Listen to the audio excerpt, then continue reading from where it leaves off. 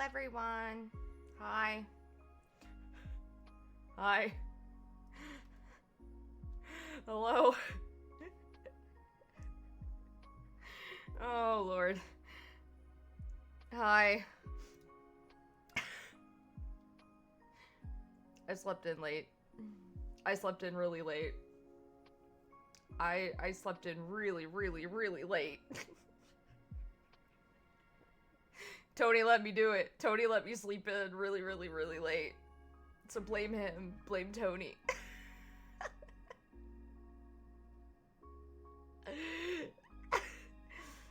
Oh, yeah, I slept in really, really, really, really late.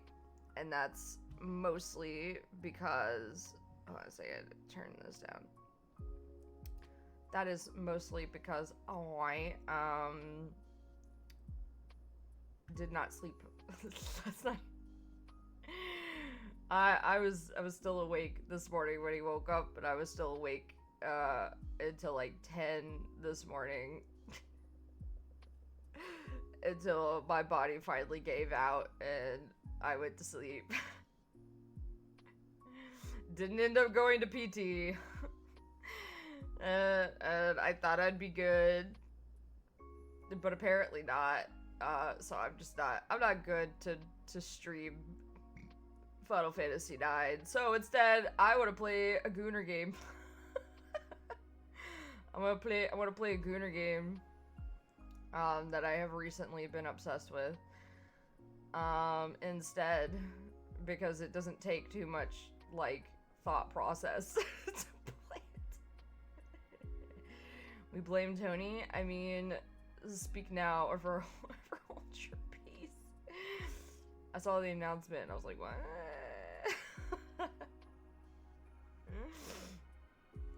Yeah, so it's like a female Gooner game. Just Blebby, thank you for the head pats. Hold on a minute while my fucking shit. There we go. Thank you, just Blebby, for the head pats. But yeah, I'll go play Gooner game. I'm gonna play female Gooner game, guys. I'm gonna goon to some hot guys, but there's only one hot guy for me. And you'll find out who it is. I feel like if you know me best, you'll know who it is. But if you don't, you'll find out. As someone making one, you get no judgment from me. Okay, good. No judgment. Oh, I was going to say Dante. I mean, close but no cigar. Well, we'll get into the Gooner game. Hold on a minute. I gotta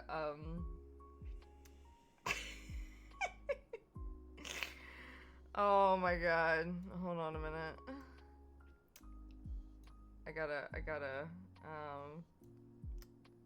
let's just go ahead and hop into the Gooner game.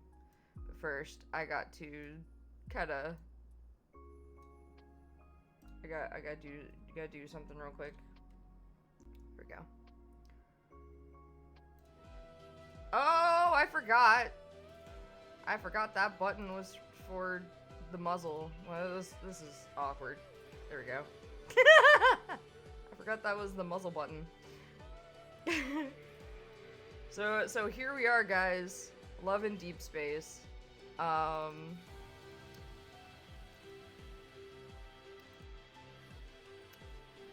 Love&Deepspace, guys. Love&Deepspace. Oh, look at these hot guys. These very hot guys. Just by the opener, I wonder if you guys could could pick the guy that I'm into. just by the opener. Let's see if you guys could pick it. Did you find him, or are you sure? Are you sure you found him? Are you sure? Because there's 5 of them. There's 5 guys. Are you sure you found him?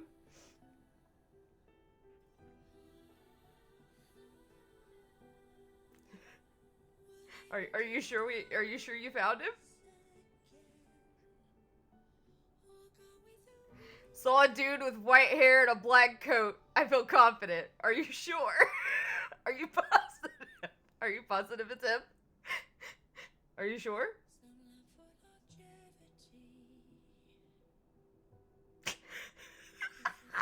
Are you sure? Are you sure it's him?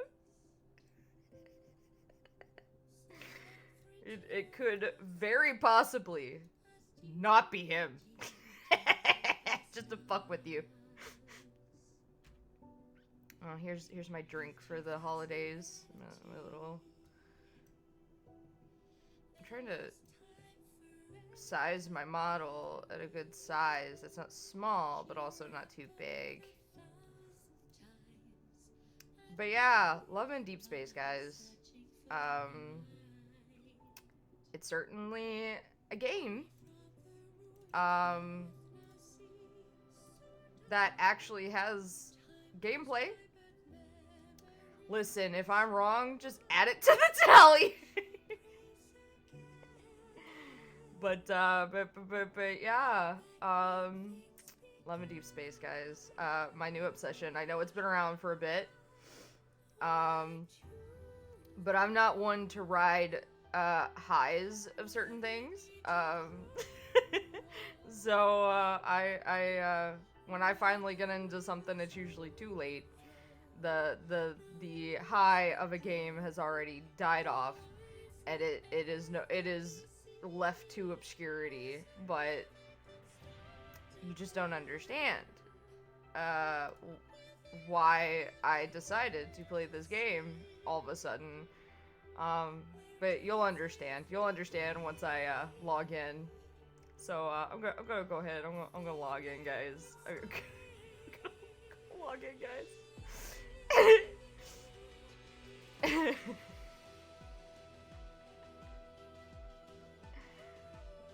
I'm guessing abs? Nope. Nope. Nope.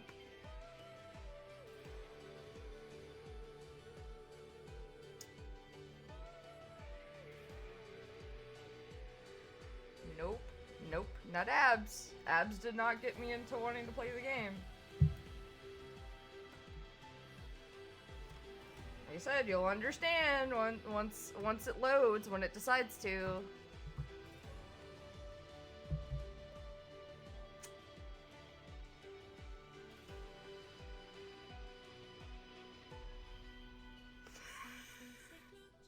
Drinking coffee by the beach isn't any different from drinking coffee at another place.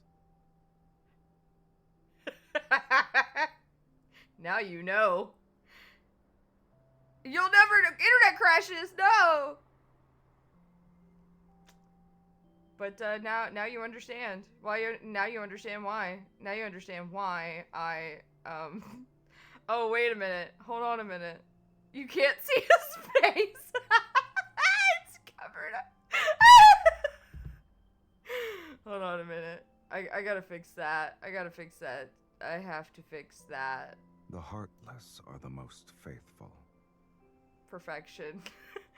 I have to fix that. I'm gonna get rid of some of my Christmas decorations for now.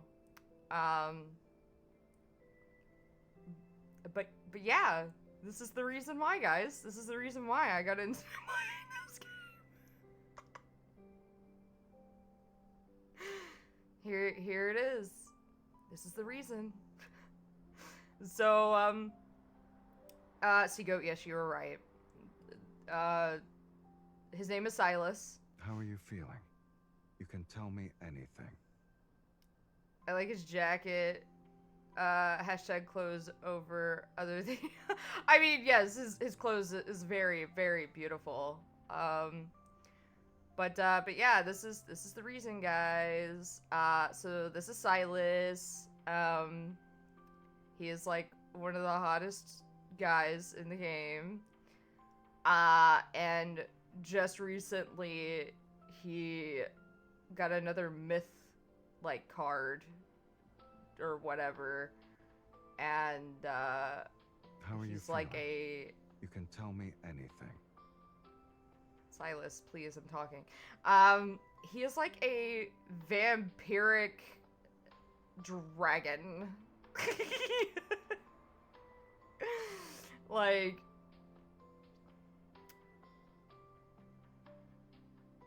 but I saw that and I was like, I have to play. I have to have this. I have to have him. So I started playing, started pooling, and was able to get both of his No need to be scared. I'll give you a heads up before I touch you. Like right now, for instance.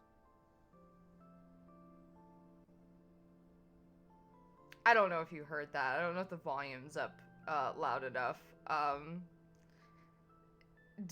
Was you able to hear that like pretty clearly? Did you hear what he said to me? He's like, I won't touch you without your permission, like right now. You hear it clearly? Okay, good.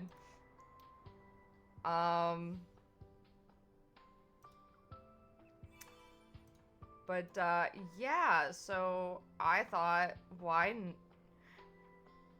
low sultry tone? Yeah, he does have a very low like sultry like voice. So but yeah, I was able to get both of his memory cards, or whatever the fuck they're called. Those. Oh, wait a minute. And, now that I have him unlocked in the story, I should be showing us him Gooner side today. Pretty much. But yeah, so I was able to pull both of his memory card thingies, for the event. Along with, like, some of the other cards you could get while doing the event. And I unlocked him in the story, finally. So I'm pretty happy. I was sad that I wasn't gonna be able to pull him, because you have to have, like, I think you have to have both of the things to, like, even do, like, the rest of the event. You have to have both of the memory, like these two. You have to have both of these to even, like, do the rest of the, like, the event, to get, like, the rest of the cards.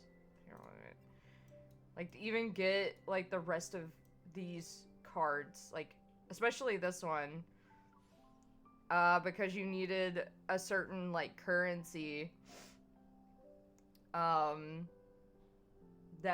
I think you could only get if you have both of the memory cards, to do the rest of, like, the little event. Same goes with this one. Like, this was, like, locked behind a thing. And this was locked behind a thing. And, like, these two cards, these two 4 stars right here are connected together, like they're a pair. Like they're a memory pair.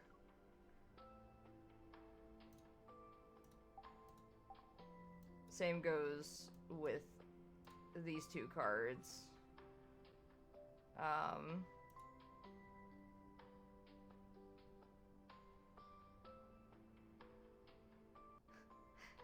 I should be showing him Gooner side today. Yup. For sure. Glad your luck was good for it. Normally gacha style feels so rigged. Looking at you where wins meet. Well, damn. Yeah, I did get lucky. Because it took 98 pulls. I think it was 98. It was either 98 or 89 pulls to get both cards. So, yeah. So,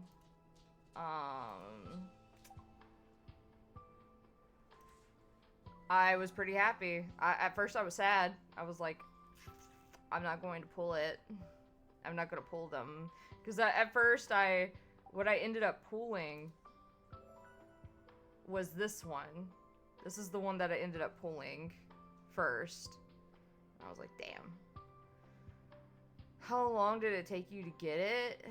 Well, the event ran, from, trying to remember. It ended today.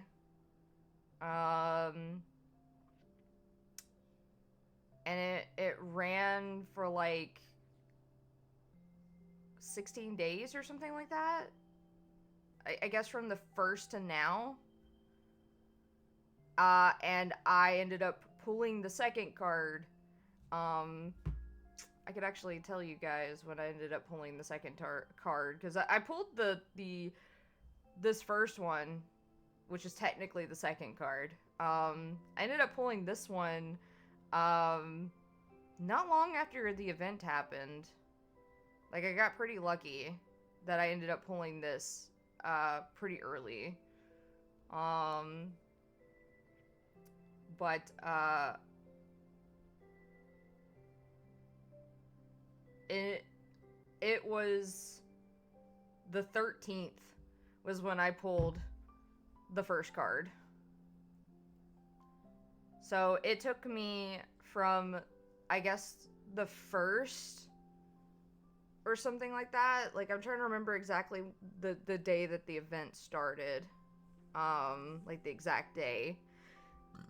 So, I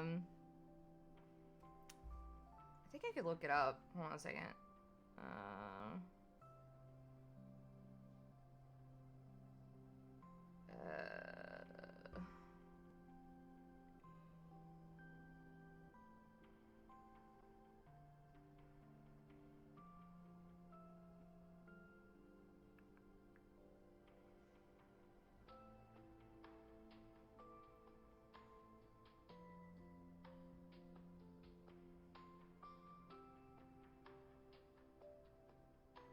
Oh my god, it's not giving me an actual date, but I think it was like at the start, like literally the first, like the 1st of December, either the 1st or 2nd is when the events start, and I ended up drawing this literally like at like pretty much the beginning of the event, and it the 13th is when I finally pulled this one, so that I could have the pair. So that I could even do the rest of the event. So that's how long it took me, and it took me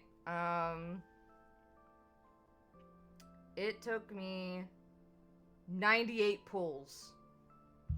98 pulls to get, well, I think I got this in like 30 pulls or something like that. Like I said, it was pretty fucking early. And so it took me like, what, 60 something pulls just to get the other card. Nice. So how much love is there in Deep Space? I don't know. I'm still pretty early on in this game. So I can't tell you how much love there is in this Deep Space. But I can tell you how much love is in me. There's a lot of love in me for Silas. And he's not even the only white-haired dude in... He's not even the only white-haired dude.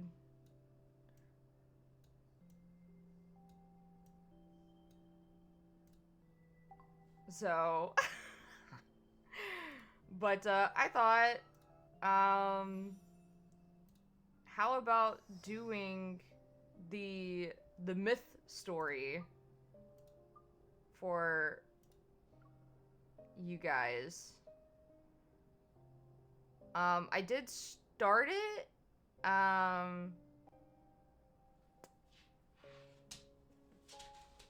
like, but I'm only on like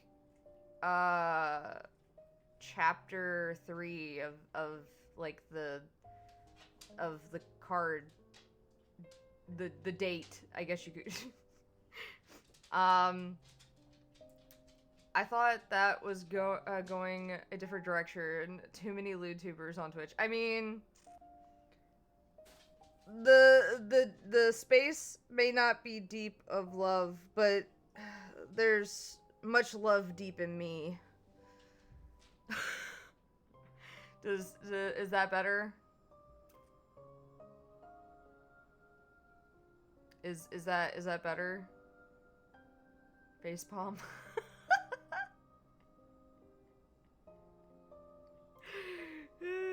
Let's move the bits. Hey Pat, did I do good? Did I do good, Dad? Did I do good? So yeah, I can just start it from the beginning. Like I said, because I'm not too deep into it. See, like I'm literally just on chapter 3. So, I'll just start it from the beginning. I play Lads. I just started playing Lads.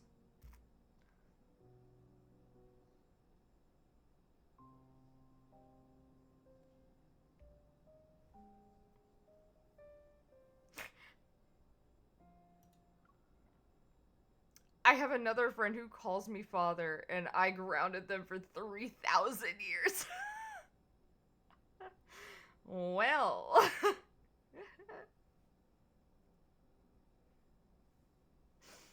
Oh my god. But yeah, I just started playing Lads because of Silas's new myth cards. So yeah. I've known about it for a while. I just didn't have much of a like, I didn't have much of a need to play it until that myth card came out, and I was like, dude, you can't do this to me. You just can't make Silas like a vampiric like dragon dude. You just can't do that. So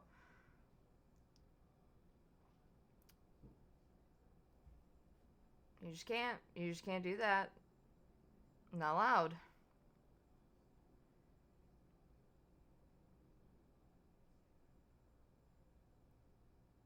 So, although the best reply to "Are you disappointed?" I've given was no. To be disappointed, I would have to have an expectation for. Ah! Are you disappointed, Dad? Are you disappointed in me?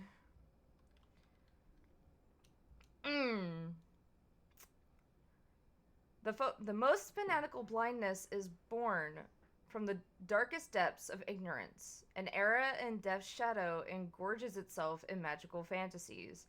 Mages represent the mortal world's hope and faith. Fiends rendered in verse whisper their way through the aristocrats' banquets. Masses worship magic's radiance, and mages yearn for the sacred core's mercy. In a world of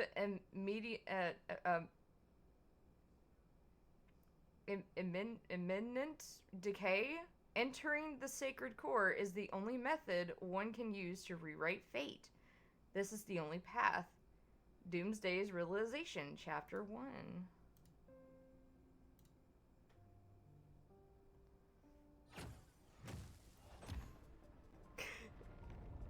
Like I said, he's not the only... We know what this book can summon.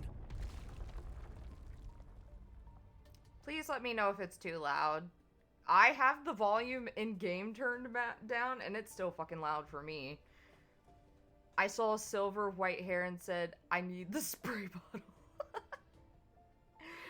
Like I said, there's another white-haired character, Xavier. So, like, you could have been wrong. Xavier could have been my guy. But no, you're right, it was Silas. A mere mage shouldn't use it.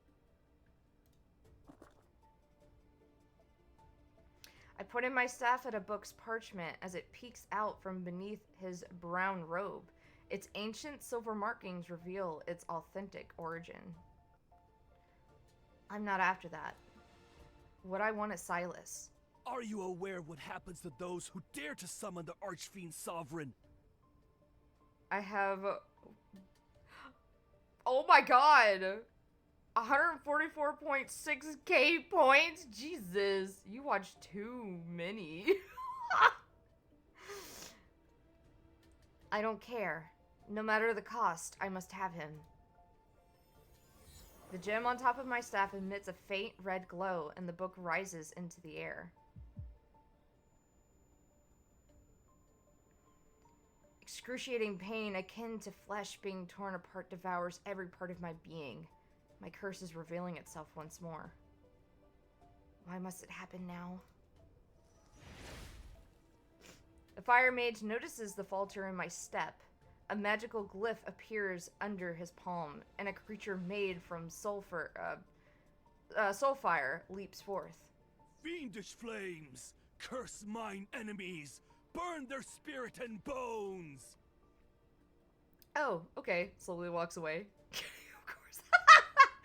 I mean, you know, if you don't want to watch, you don't have to. I'm not forcing you to be here or anything. I've never had goat soup, so what's goat soup like? The creature spews out black flames, and thick serpentine smoke slithers towards me. I summon a defensive glyph under my feet. However, the pain slows me, and the burning claws tear into my shoulder. Incinerate their body and obliterate their essence! I can't see. He conceals himself into a thick smoke and attacks with his familiar. The black flames engulf Who me. are you? Red crystals rise from the glyph and pierce the creature. They also impale the fire mage's limbs. Ugh. I emerge from the black flames, the blood from my shoulder dripping onto the scorched hem of my clothes. A body that cannot die. A monster such as herself wishes to summon a fiend to enter the sacred core. I stay silent, merely pointing my staff at the book he holds. The bloodstained tome flies into my hands. You're already immortal. Why would you rewrite your fate?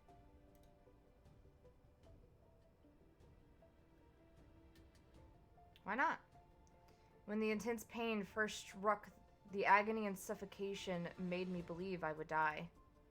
But I quickly discovered that I was immortal. Immortality only means being repeatedly tortured while on death's doorstep, but none of it will truly kill me. I want to save myself. Thus, for hundreds of years, I ceaselessly search for something to end my torment. I submitted to being studied, willingly becoming a test subject, and traveled from one dynasty to the next. Nobles, political leaders, religious figures, and arcane houses who once viewed my immortality as a miracle branded me as a heretic, an evil spirit when they failed to unlock the secret of my condition. People yearn for immortality, and yet those fools fear it. I never trusted humans ever again. I could only rely on myself.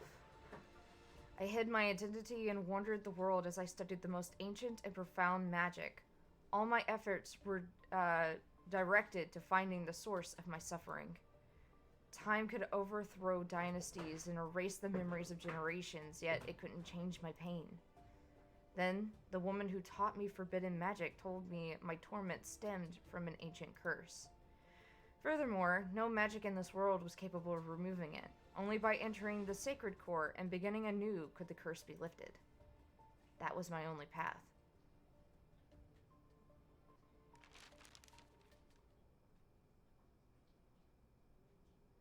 I exit the tower, the blood-red twilight illuminating the warm text Worn text on the parchment, the Fallen's Pact. Akin to the shadow that's always present. Oh my god, I hate it when it does that. The searing pain tears through my body. This curse is beyond my memories, and yet, at this very moment, I sense a strange lightness. I've lost count of how many. I've lost count on how long it's been and how many mages I've confronted for this tome. For a mortal, time and memory are destined to fade. Silas. I turn the tattered pages with my blood-stained fingertips, and dark ink rises. That name seems to awaken from its slumber.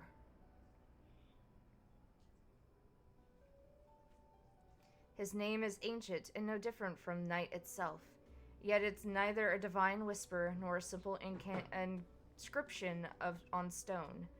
Depraved, he descends into 7 shadows. In that realm, light has never bowed its head.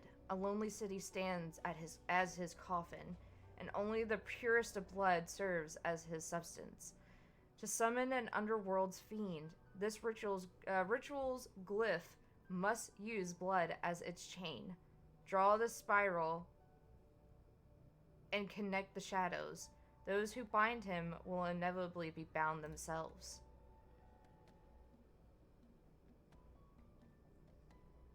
The underworld is where fiends exist, and it's a place humans cannot enter. However, powerful mages can summon fiends to serve them. And Silas, a name whispered amongst mages for centuries, is the underworld's uncrowned sovereign. The pain inside my body temporarily subsides. Before the searing agony tears through me again, I must summon Silas. I can only enter the sacred core with his immense power. I find an abandoned sanctum. Following the book's instructions, I use my energy to draw the summoning glyph. The wind rises as gathering clouds slowly devour the full moon's light. Silas. Oh, my nose itches.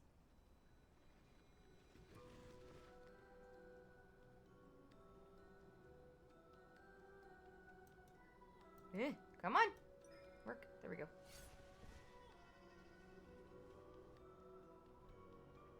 Tap to chant incantation. Okay.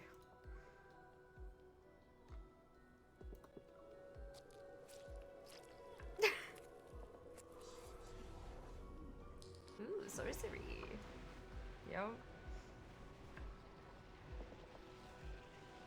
There he is, guys. You used your blood as bait. I hope you're prepared to become my feast.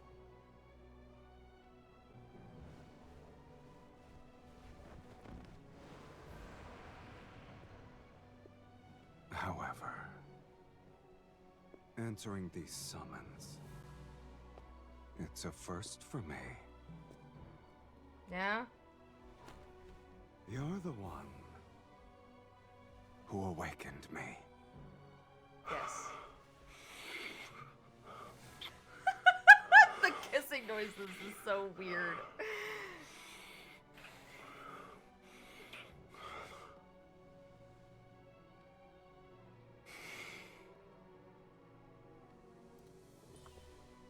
He actually wants to drain me of my blood. Shall I give him you a chance to it's resist? him, right?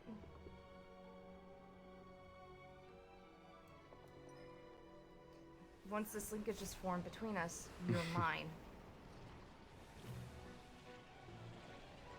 An amateur's trick.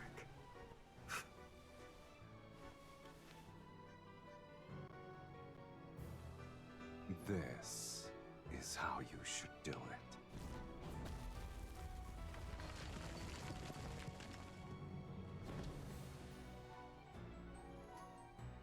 Ah! Every time! My mouse just fucking pretends it's not there. An immortal. You have some worth.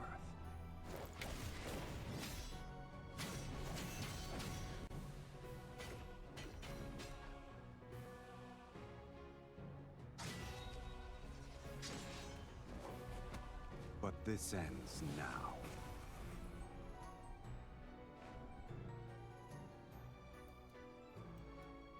Yeah, come on. There we go. When the leak, the leakage. Oh my god, I couldn't read it fast enough.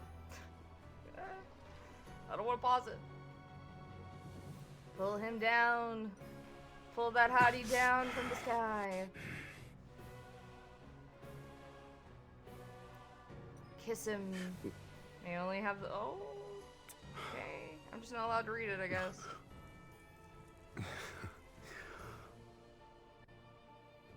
So this is how packs are made, guys.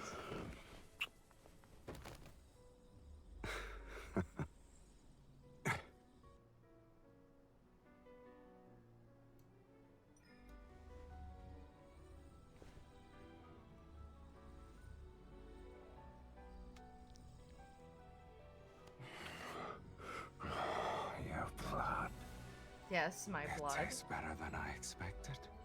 All right, you can command me until your blood and power fulfill my desire. Yeah. That explains some things, actually.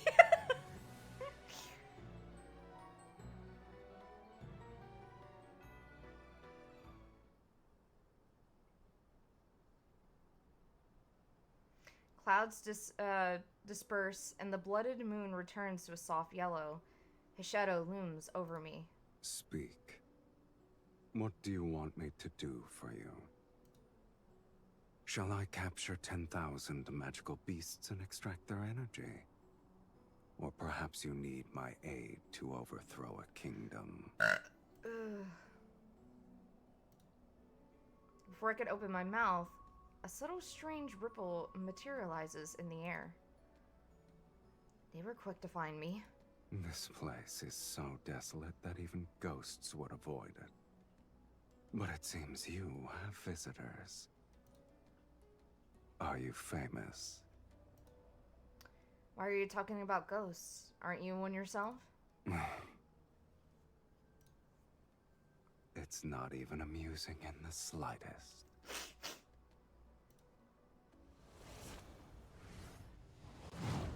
Several shadows materialize in the air before surrounding me and Silas. Wearing a robe, the man acted as their leader points at me. You're the one who killed the fire mage? I turn to Silas. Kill them, Silas. Are you insane? Sneering, he taps his staff on the ground. You put on a spectacle to summon me. Also, you could order me to crush some insects. How ridiculous. You said I could command you. Yes, I did. Please allow me to finish that sentence. You can command me. Though, whether or not I obey depends on my mood. What a coot. I love him. He leans against a stone pillar and idly twirls his staff to amuse himself. I expected Silas to be more impressive. I guess the Fallen's Pact is nothing more than a nonsensical legend. Oh, you want me to hydrate? Okay, hold on a second. Ah.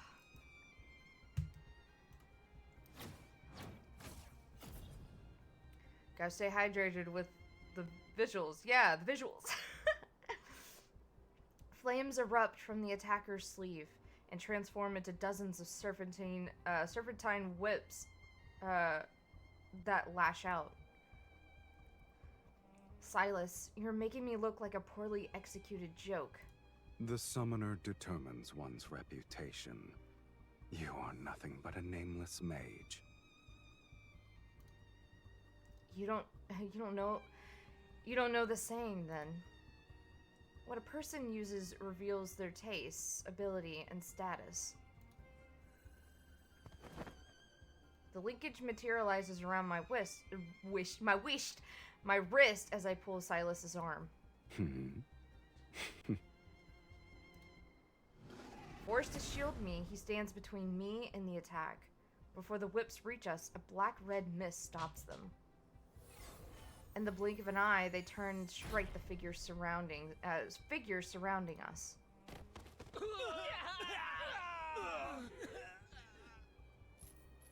I dismiss the linkage and dust off my sleeves in Silas's direction. It doesn't matter if I'm a renowned mage or not. You're Silas.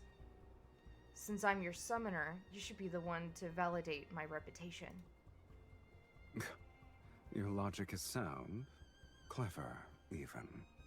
The stars have shifted, and the most powerful mages across Philos have gathered in Velmir. They're waiting for the sacred core to manifest. Accompanied by a fiend, you shall be a target everyone will fight against. And you still hope to enter the sacred core to rewrite fate? Your dreams are...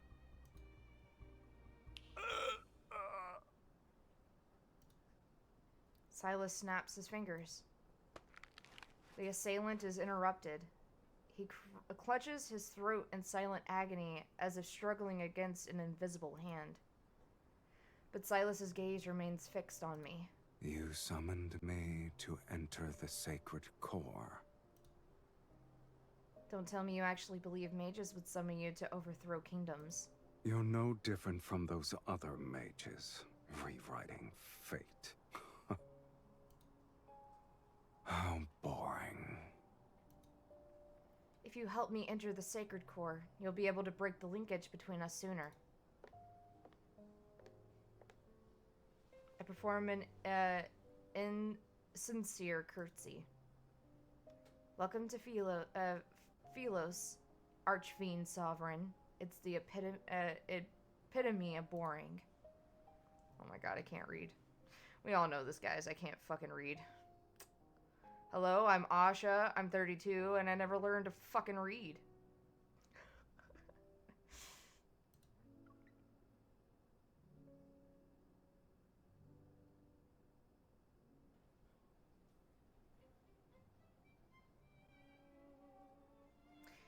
We're still some distance away from Velmir. I'm impatient, but this fiend is unhurried. I'm tired. I need to rest. I know too many people who can't read or speak. Yeah. But usually they're like either blind or mute. I can read, just poorly. I look at the red and gold crystal chandeliers, the carpet with blue silver patterns, and the polished oak staircase. You led me to various places to find the most luxurious inn in the city. We have the most expensive room. Don't tell me you actually think the Underworld's fiends have miserable, wretched lives. Only humans tolerate suffering. Fiends don't have the appetite for it. They work at a casino, they could do math, they just have problems. Me too, I have problems as well.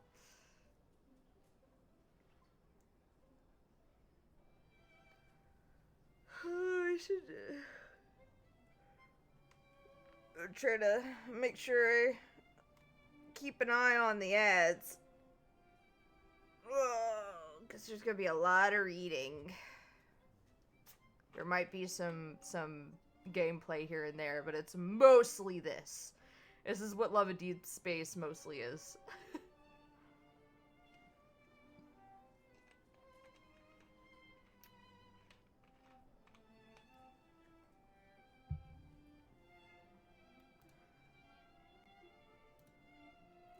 I need him. He's useful to me. You're wearing your thoughts on your face, my lady. No wonder you lost to other mages. This is how I'm proving my faith in you. Then I hope you'll treat me well. Gasp, a game with game? Outrageous. I mean, to be fair, this is mostly like a visual novel. Like, Love&Deepspace is mostly just visual novel with some gameplay elements. Then I hope you treat me. Oh, well, was that me or him? I wasn't paying attention. Silas turns to look at the attendant by the door. Bring us your most expensive wines and dishes. All of them. Yes, sir. He wants all the expensive dishes. All the expensive drink. The enormous table is filled with exquisite dishes, separated by a dazzling array of silver platters and candelabras. Silas and I sit at opposite ends. I viciously hack at the steak on my plate while staring at him from across the table. He swirls his wine glass. Books say fiends feed on blood. I didn't expect your appetite to be enormous and diverse. Your tomes are correct about the blood part. Then why did you order so much food? I have to make it special.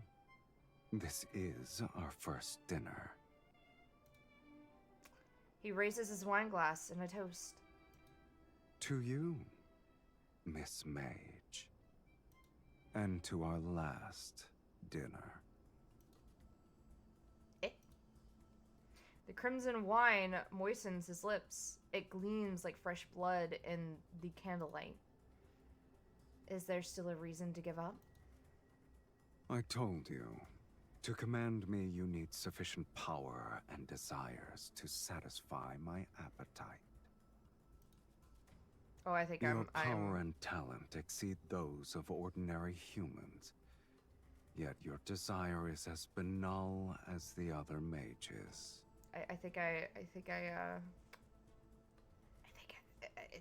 have what it takes. A crimson light flashes across his right eye. Then he narrows his eyes and hides his gleaming pupils beneath the shadows of his eyelashes. The desire to enter the sacred core can't even provide a modicum to satisfy me. The underworld has plenty of fiends you could summon. I've defeated those weaklings, but they're sufficient for dealing with mages. Shall I create a list for you? I pulled the knife from my steak and pointed at Silas. You only took one sip, and yet your words are akin to a drunkard's. Do you need me to use our linkage to pull you here so I can kiss you again? You might become sober. Go ahead. Let us see who's This the isn't hooligan AI! here.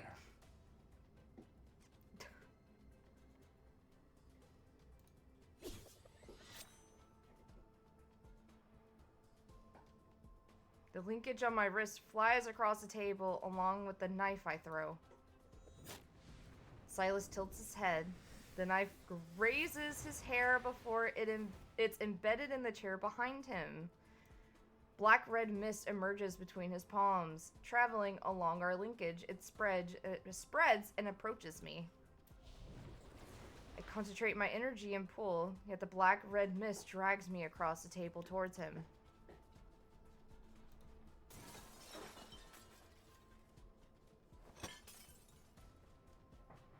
His staff is pressed against my throat. I'm pinned down on the table amidst the chaotic mess of dishes. Didn't you want me to be sober? One kiss isn't enough. I grab a wine bottle from the table and swing it at him, but he swiftly blocks it.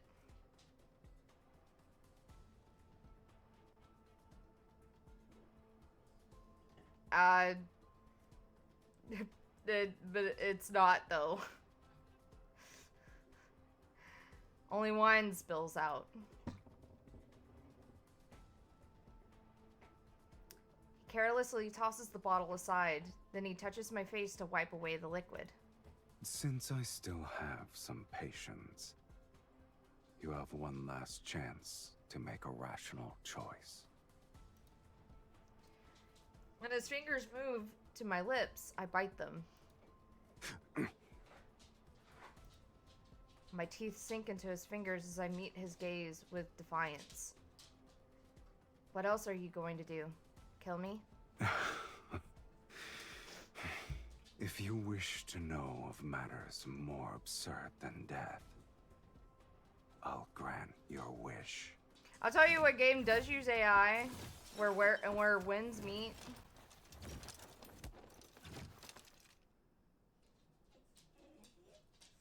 What? What do you want? Sir, miss, it's getting late. Other guests need to rest. Hold on a minute.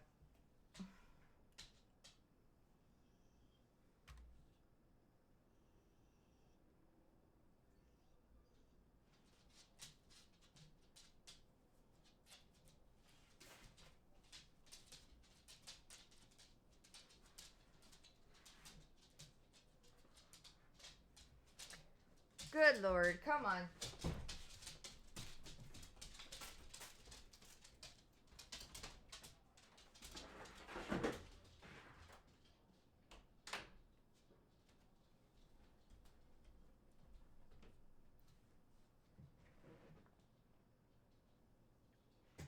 I just noticed you're a red-nosed reindeer. Dude, I had this on my last stream. What do you mean? Whispers as best as goat can.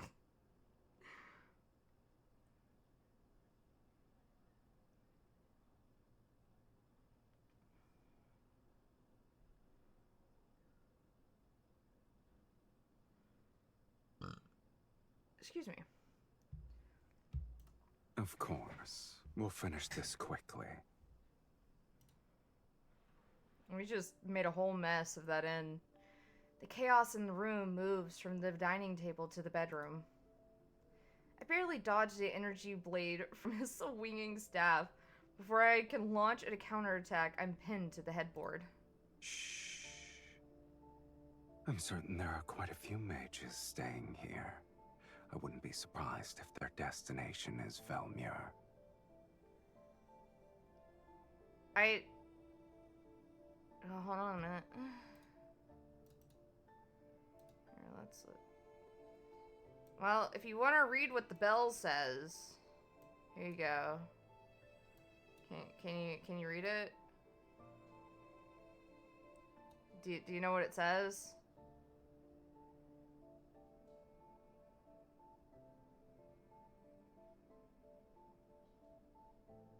It says Santa's Vtuber. I'm Santa's Vtuber.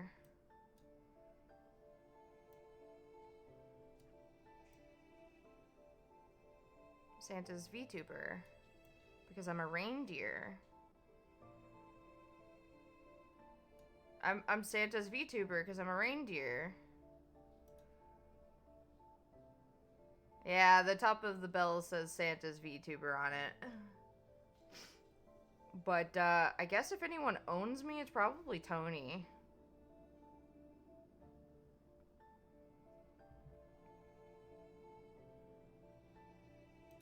Unless you want to expose yourself at this very moment. Perfect. They could help me defeat a fiend such as yourself.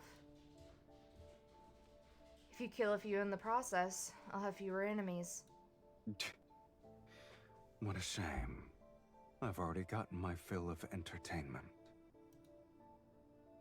This is entertainment? Did you honestly believe this meager linkage magic could restrain me? I wonder why you didn't think about the fate of that tome's author. I was going to say, although I know the rules, snitches and stitches, I don't want to be goats. What? Of Tony owning me? I mean... But it's kind of true, though.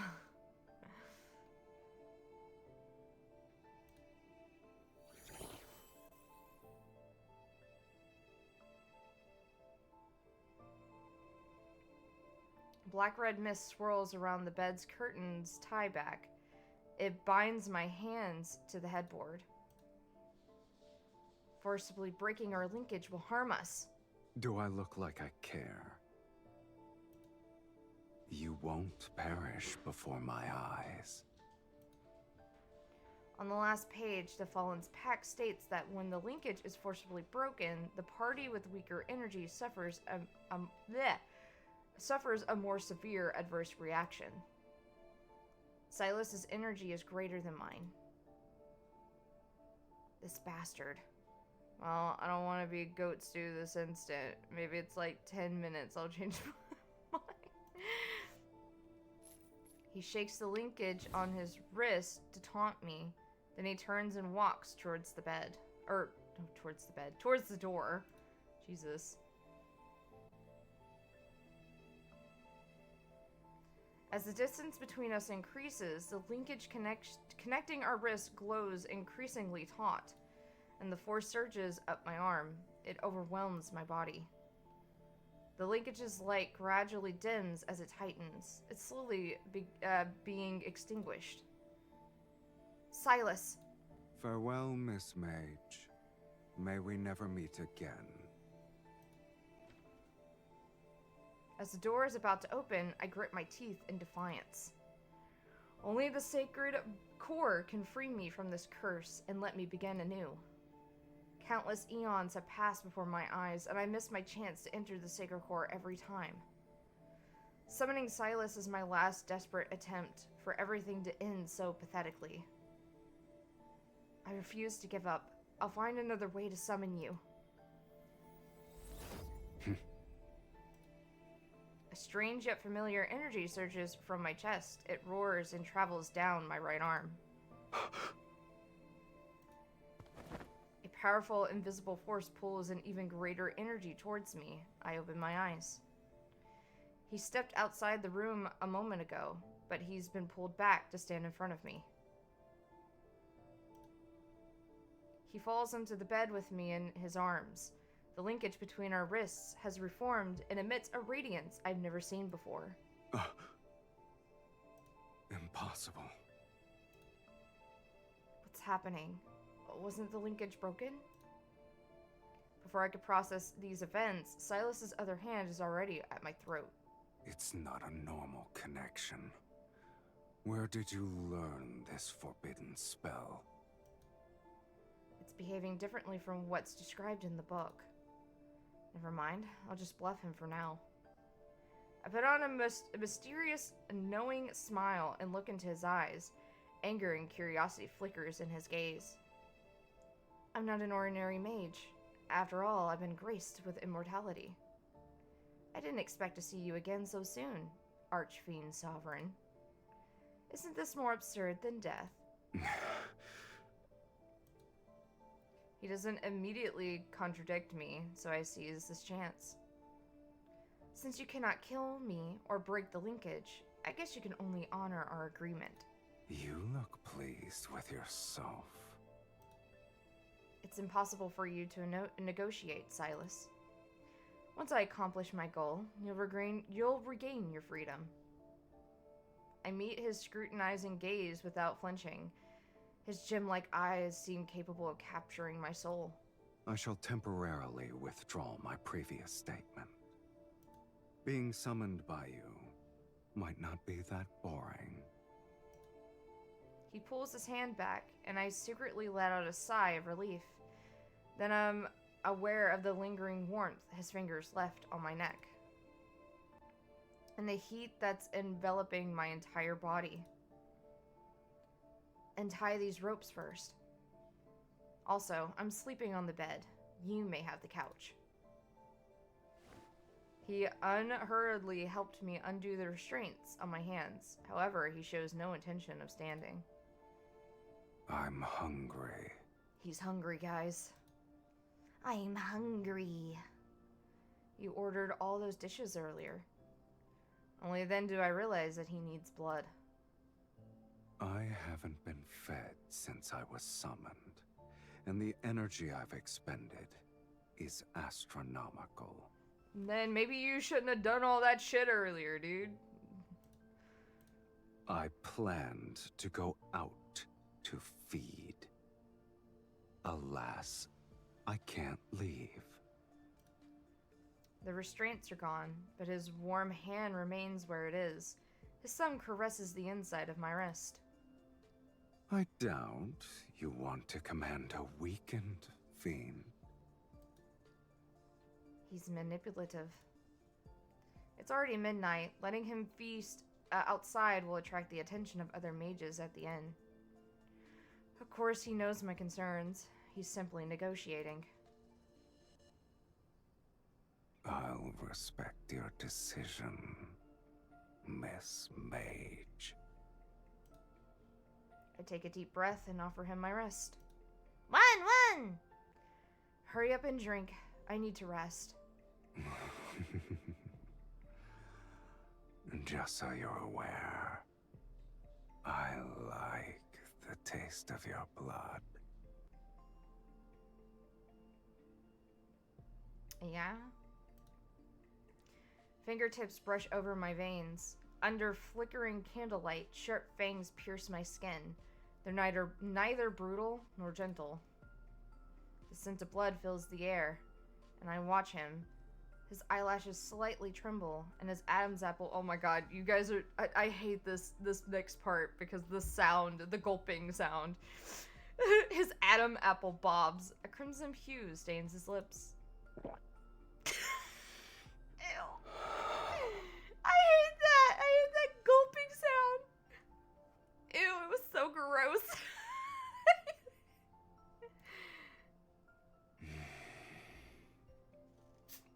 It's been so long since I've tasted blood that satisfied me this much.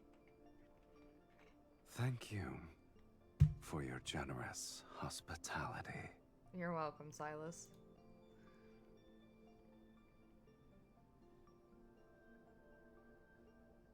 You're welcome. After his meal, Silas lies down on the sofa. He had his fill. The night is quiet. Moonlight pours in through the gaps between the curtains and shines on my wounded wrist. The blood has crusted over, and my injury shall heal. Soon, nothing will remain but a faint streak of dried blood. You just leave that out in the open like that? Damn. This is the immortal body everyone yearns for. When Silas helps me enter the sacred core to rewrite my fate, I'll become an ordinary human, one that dies after their blood is drank. Or drunk. After their blood is drunk.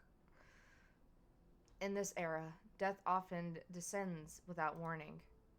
Age, health, wealth, status, nothing can stop death's sudden arrival. This is the world living in death's shadow.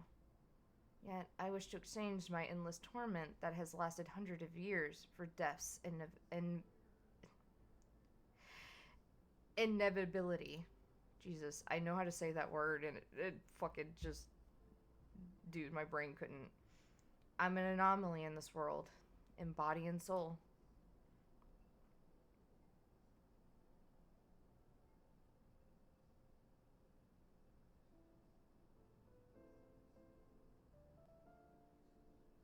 After that night, Silas and I agreed to a temporary truce. Our long journey ends, and we arrive at Valmir. Worn and weary, I led him to an estate perched on the city's highlands. At last, I have the honor of meeting you. Welcome home, Countess. Before departing for Valmir, I hired a reputable housekeeper to prepare the manor for my arrival. As per the instructions in your letter, I hired servants to clean the premises and buy the necessary provisions. It's a shame this magnificent manor was empty for a long time. It's wonderful that you've decided to claim your inheritance, my lady. Portraits displaying generations of refined women hang along one side of the wall. The housekeeper gazes at them with an expression that reveals reverent admiration. This is my great-grandmother. Here's my grandmother, and this is my mother. I point to each portrait as I introduce them to the housekeeper. Your lineage is unmistakable, my lady. You're the spitting image of your mother and grandmother.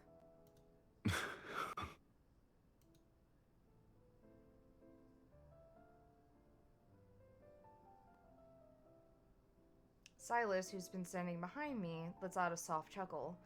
He leans down to whisper into my ear. You're pretending to be your entire lineage by yourself? You've outdone yourself. I resist the urge to turn around and glare at him. Instead, I maintain the proper decorum that's expected of nobility. Please forgive my negligence. May I ask who this gentleman is? He's my I'm her husband. My husband. Yes, we're married. You may address me as Count Cyrus. My apologies, my lady. You didn't mention your marriage in your letter. I thought... I shall prepare the necessities for the Count at once.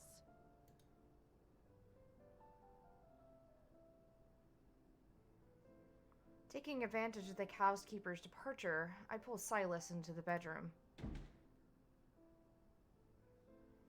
What are you planning? I only said one sentence. You're supposed to follow my orders. Who gave you permission to define our relationship? You were going to say that I was your fiancé, yes? He raises his staff to point at the bedroom door. Then he lifts his left wrist. What sort of noble woman allows her fiancé to stay in her bedroom from sunrise to moonset? Velmir won't stop speaking of your name before sundown.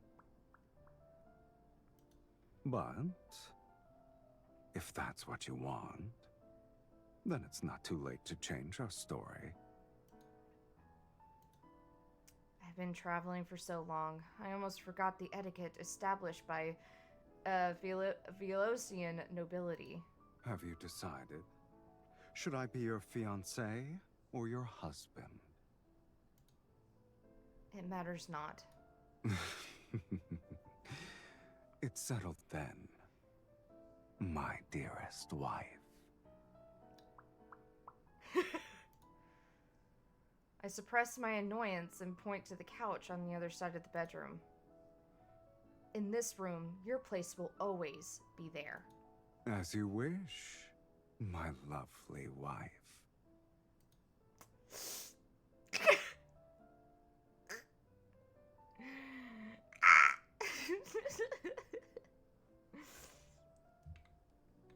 My wife.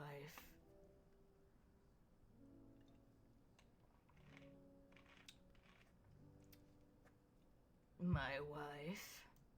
My wife.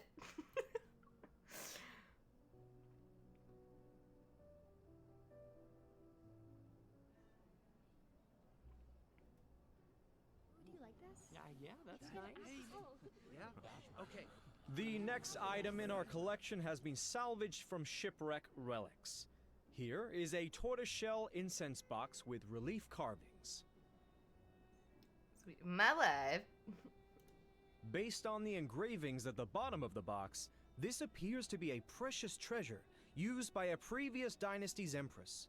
Remarkably, it still retains traces of its original fragrance. Yeah? Ladies and gentlemen, which one of you would like to acquire this? The starting price is 8,000 silver. Please place your bids. Don't forget, the distinguished guest who acquires an item may invite their partner to lead the next dance. For Daria, my beautiful daughter, I'm willing to offer 10,000 silver. 15,000 silver! It's for my beloved Miss Ariella. I yawn listlessly from my corner at the banquet hall. When will they reveal that fragrant of night's whispers? I didn't Fragment, expect not there to fragrant. be this many mages present at a ball. We all have the same goal. I thought she was also wanting a fragrant. No, it was a fragment.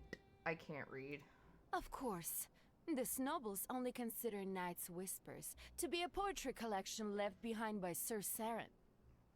They forgot that he was the greatest archmage in Phyllis's history. He was the last one who... Shh. Lower your voice. Mages are already competitive enough as it is. We don't need nobles to increase the price because of their obsession with being refined, cultured individuals. Okay. So, that's why you're enduring a boring social gathering. What does the poetry collection say about the sacred core? You should learn the virtue of silence. It's a shame I'm not a fiend you summoned to blindly follow orders. If you won't tell me, I'll find out through socializing. Silas glances meaningfully at the group of nobles whispering around us. Around us! Jeez. Perfect. The nobles here believe a count and countess who have returned from foreign lands are intriguing. Bastard. One must be evil to know another villain. Under the curious glances of those around us, I pretend to affectionately take Silas's arm. Then I lean towards his ear. Saharine was the last mage to enter the sacred core, but that was decades ago. Oh? I'm assuming you met him then. Did you lose to him? Is that why you missed your chance to enter the sacred core?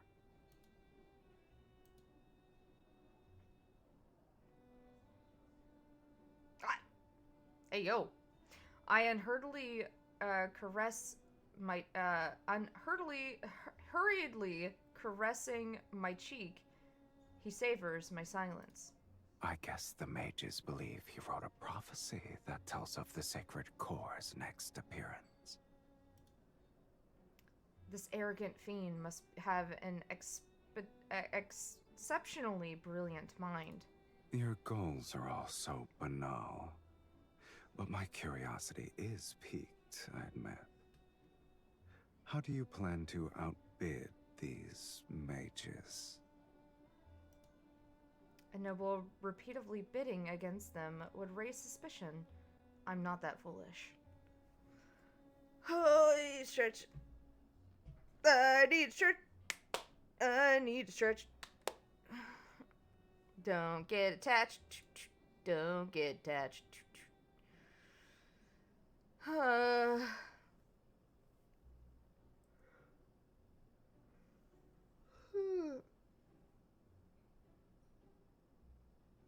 Oh, goodness.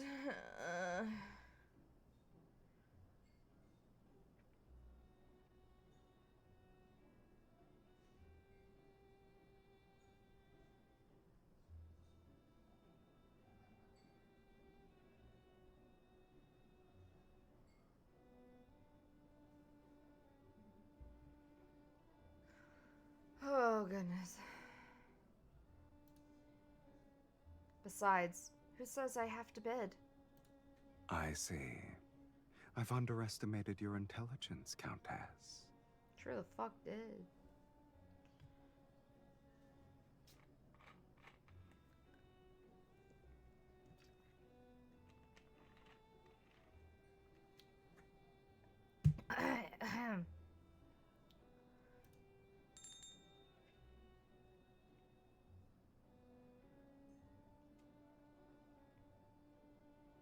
An attendant carrying a silver case steps onto the platform, and the Marquise speaks again.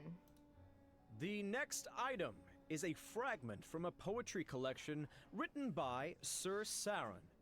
It's called Night's Whispers. The nobles show little interest, which makes it easy to identify the mages as they reveal eager gazes. He was more famous as a mage. Several of his poems circulated in a royal court. Here's my chance. Holding a wine glass, I stand up with my back to the crowd. With the slightest movement of my fingers, the barely perceivable traces of a spell form a tiny glyph in the air. The starting price is 1,000 silver. Please place your bids. In a spot that no one has bothered to glance in, an invisible rift appears. It leads directly to the silver case. 5,000 silver. 10,000 silver! I am willing to offer 20,000 silver! I channel my energy into a folded space woven by the glyph. I'm ready to silently extract the poetry collection. I wonder which poor soul will end up paying for this empty case. Just as the text is about to pass through the rift, the spiral boundary suddenly falters. This isn't my spell. Is someone tracing my magics? I hold my breath and add a barrier to the glyph so I can accelerate the flow of energy. If I can complete the transfer before they track me. The rhythmic chorus of competing bids come to an abrupt halt. Suspicious gazes discreetly fall. Some are directed at me, while others observe the subtle ripple in the air. I didn't expect so many to have a great interest in a poetry collection. The latest bid was 60,000 silver. Would anyone like to place a higher bid? A stream of magical power from the center of the hall surges through the rift. It's attempting to clamp down on my energy. It's suffocating. I can hardly breathe. I pretend to be a delicate noble woman. I press my hand against my forehead as if I'm about to faint. Then I strategically wave the feather fan in my hand. A few feathers silently detach themselves and transform into semi-transparent threads that dance through the air. They trace an invisible glyph. Beams of light begin to warp. Ripples appear on wine. The edges of the carpet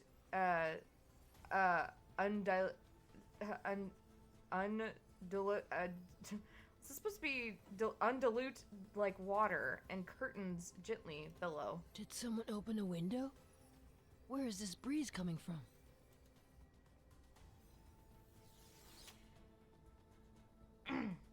The tracking glyph has been destroyed. I continue my performance as a dizzy noblewoman and slightly sway. Someone steadies me from behind. My lady, why don't you tell me when something catches your fancy? You wouldn't need to be so stressed.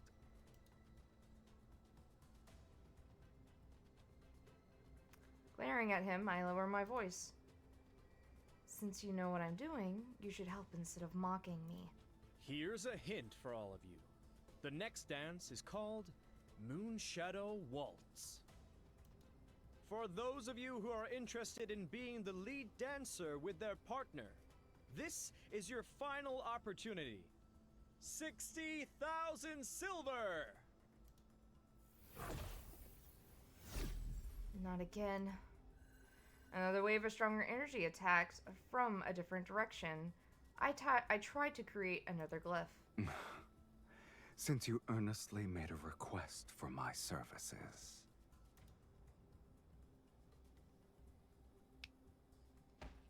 Silas snaps his fingers behind me. On one side of the banquet hall, an elderly man suddenly collapses. Sir, what's wrong? What's happening? Someone has fainted? Quick! Call for a physician! I shall abide by your wishes. You're causing trouble. Do we need to draw more attention? You asked for my assistance, yet you're unhappy with my methods. What an asshole. I didn't kill him. That's already being discreet. Sir Saren's poetry collection for 60,000 silver. 60,000 silver going once, going twice. 100,000 silver. Yeah? Did you say 100,000 silver? Sir... I'm Count Cyrus, and I am willing to pay 100,000 silver. After speaking calmly, he looks at me with an anemic, oh my god,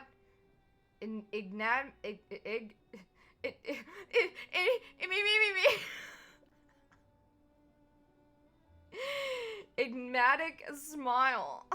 God. Since you've been compromised, I might as well buy it legitimately.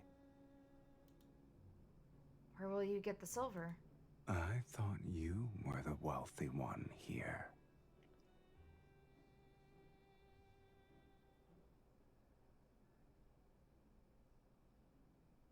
This dude just straight up like stole my money.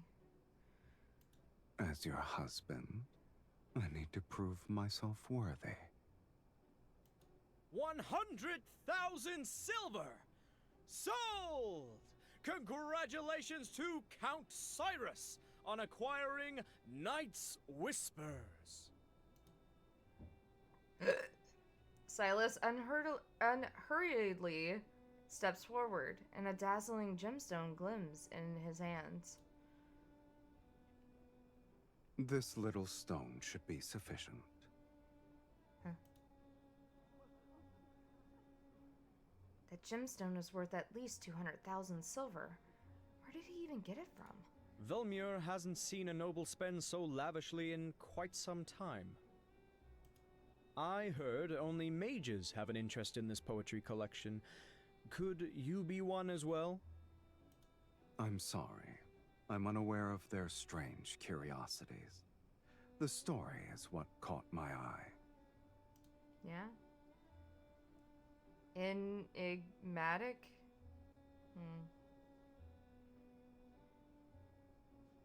Well, thank you for helping me out there. He takes the silver case from the attendant's hand, opens it, and removes removes a worn, unremarkable book. Supposedly, this archmage witnessed the death of his lover in his youth. Thank you. And Thank you she for was the a head poet. pats. Before she died, she left behind a blank page in her manuscript and asked him to complete it for her. Thus, on that same night every year, he used forbidden magic to send a newly written page of poetry to his lover, until they formed a complete collection.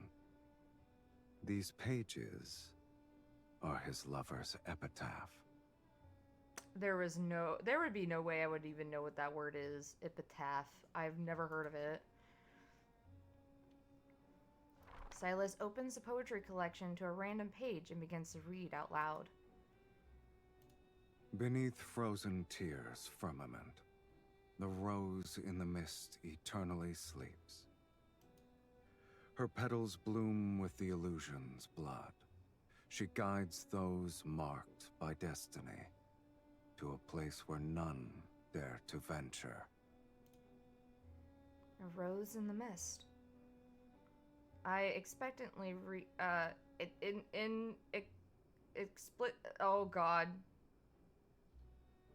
inexplicably react to these words. In the depths of my heart, something troubles. I didn't know the poetry collection concealed a beautiful tragedy. It's the first time I've heard of it. Hey, Jojo. Thank you for the hydrate stretcher posture.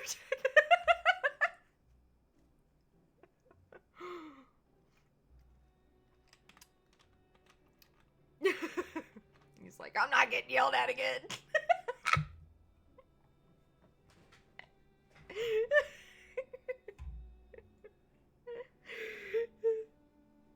Just know I I do it out of love. I bust his balls out of love.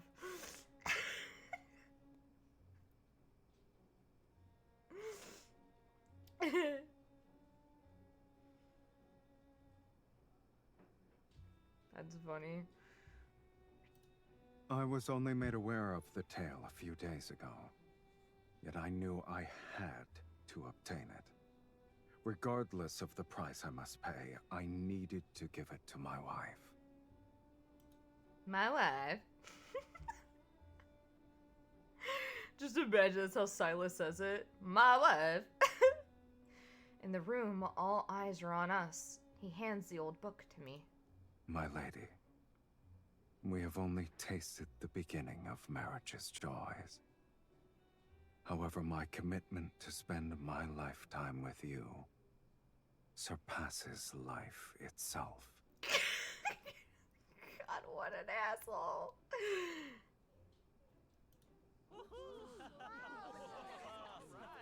I believe the Count wishes to extend an invitation to his wife for the next dance.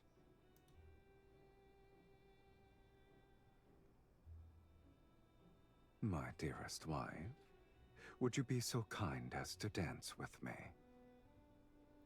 Sure. Everyone is watching our every move. I have no choice but to put on a blissful smile and place my hand in his.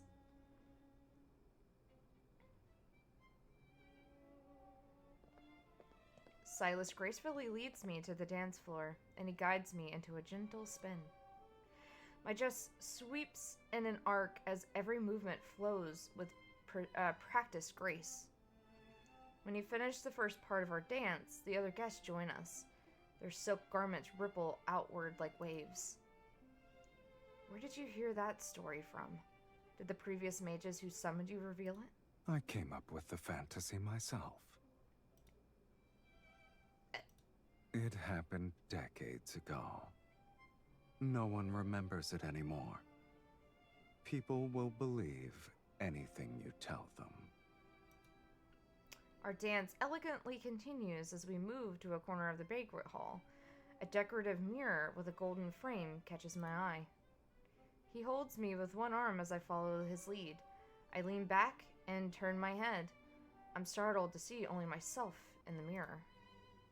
My dress twirls and I raise my arms. I feel his grip on my waist, yet the mirror only shows me dancing alone. Mirrors in this world cannot reflect beings from the underworld. For some reason, his nonchalant tone stirs a certain emotion. I hesitate before using our dance to lead him elsewhere. Are you afraid they'll discover my existence? To these people, I shouldn't exist. To them, neither of us should exist. So, we're the same. Curious. A mage compared herself to a fiend. Well, I mean, I've been living for like fucking ever, so like at this point, might as well be one, right? Our dance concludes. Since today's objective has been achieved, I take Silas's arm and make an excuse to leave the ballroom. I'm still perplexed. If that person didn't trace my spell in the beginning, none of the other mages would have noticed me. That ripple was quick and precise. I have no idea how they managed to detect me. As I speak, I'm recreating the scene in my mind. The first ripple didn't spread from where the mages were gathered. It was within 3 meters of me. My heart almost jumps out of my chest as I look at him. Was it you? Don't let your mood be so easily affected. Remember, we're still in someone else's mansion. He's an Our asshole. actions at this ball will become the gossip passed between guests. Is fighting your husband who gave you a precious item a wise choice? What an asshole. I grit my teeth before forcing myself to smile for the Marquis Swain as he comes to bid us farewell. By tomorrow morning, The tale Or of your Marquez. loving devotion will be known throughout Velmure. Today's ball was truly memorable. Once we're home, we'll savor it for a long time. Huh? What do you mean by that? Get home. Where your clothes at? Wouldn't you agree, my beloved? Thank you for your hospitality, Marquez. This evening has been delightful.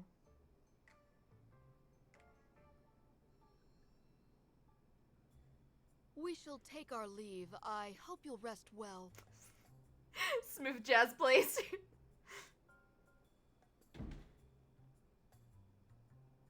As soon as we returned to our residence, I ordered the servants to retire to the East Annex. Only Silas and I remain in the main building. Go on. Reveal the reasons for your betrayal. Me? A traitor? I wouldn't refer to it as a betrayal, let alone insubordination.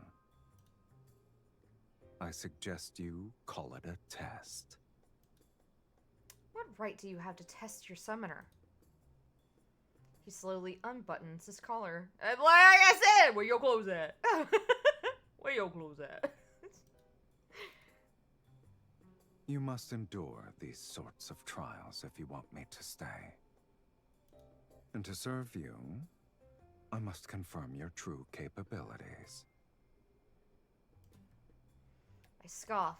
With my hand behind my back, I began to draw a glyph. Why don't we fight then? You're the one who should be tested. We attack almost simultaneously, and energy warps the air. Currents clash as rambling shakes the entire building. Yeah. Don't aim your attacks to the right. You'll hit my 300-year-old portrait. You're so cautious for a simple duel. And you desire to enter the sacred core. Let's assume you break those antique vases. Who'll provide an explanation to the housekeepers tomorrow? I could destroy all those portraits in that case. We can say your ancestors' spirits appeared at midnight for a family reunion. He's such an asshole, I love him! He laughs as he speaks. His staff sends out a stream of black-red energy orbs. Even if they did appear, they'd only remind you of your place. I steady the teetering crystal glass with one hand, while releasing a glyph with the other. I deflect his attack and force him to retreat to the staircase. Our battle moves beyond the Great Hall as we fight our way upstairs. See, this is how, this is what true marriage is all about, guys. This is just foreplay for them.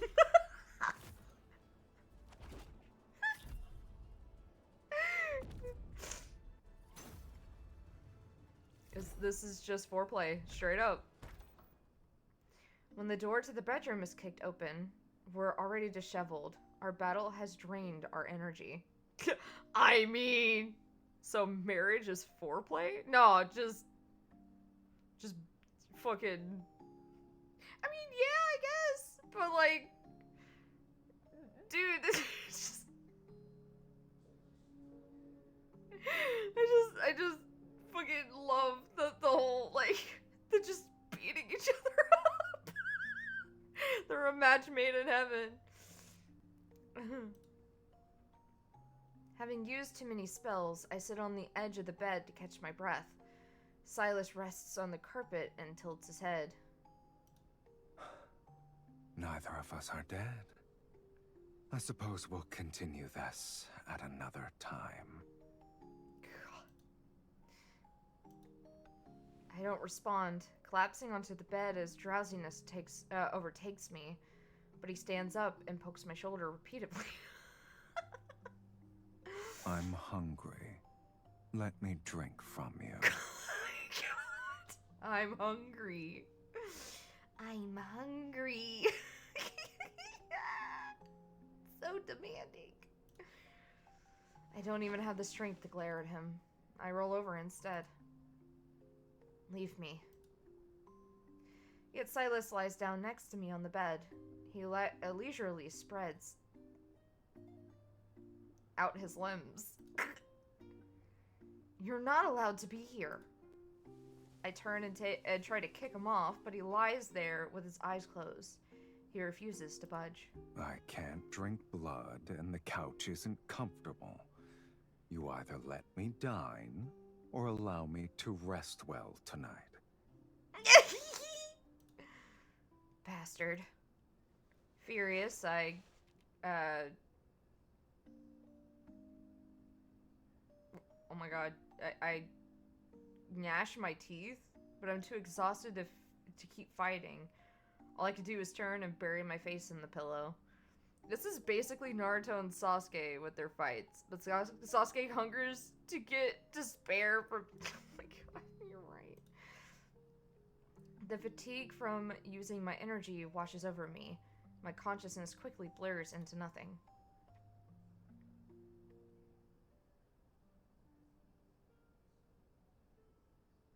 I had a dream.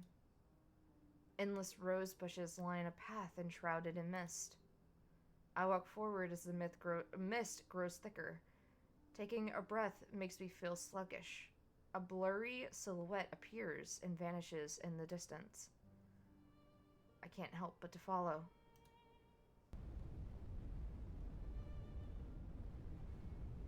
I don't know how long I've been walking until I reach the end of the path. Intense flames and blood-red mist swirls to create a sight befitting of hell. I see myself running between the blood-red mist and raging fire. I run as thick smoke erupts violently from the ground. It pursues me from every direction. Don't look back. Put down the frappe. Put down the frappe. No. A voice that's familiar yet strange falls near my ear. Yet it's seemingly from a distant place. I turn my head back. A pair of crimson eyes stare at me. They're so familiar that it makes my heart race with dread.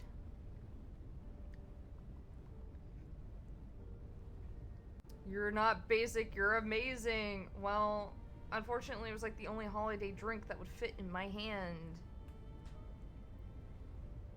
Plus, there's nothing basic about it, like a frappuccino, dude.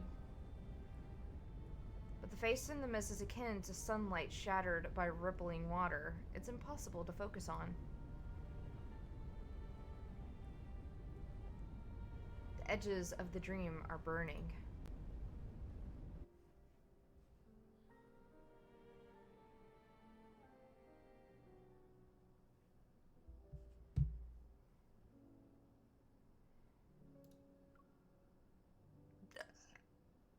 Out.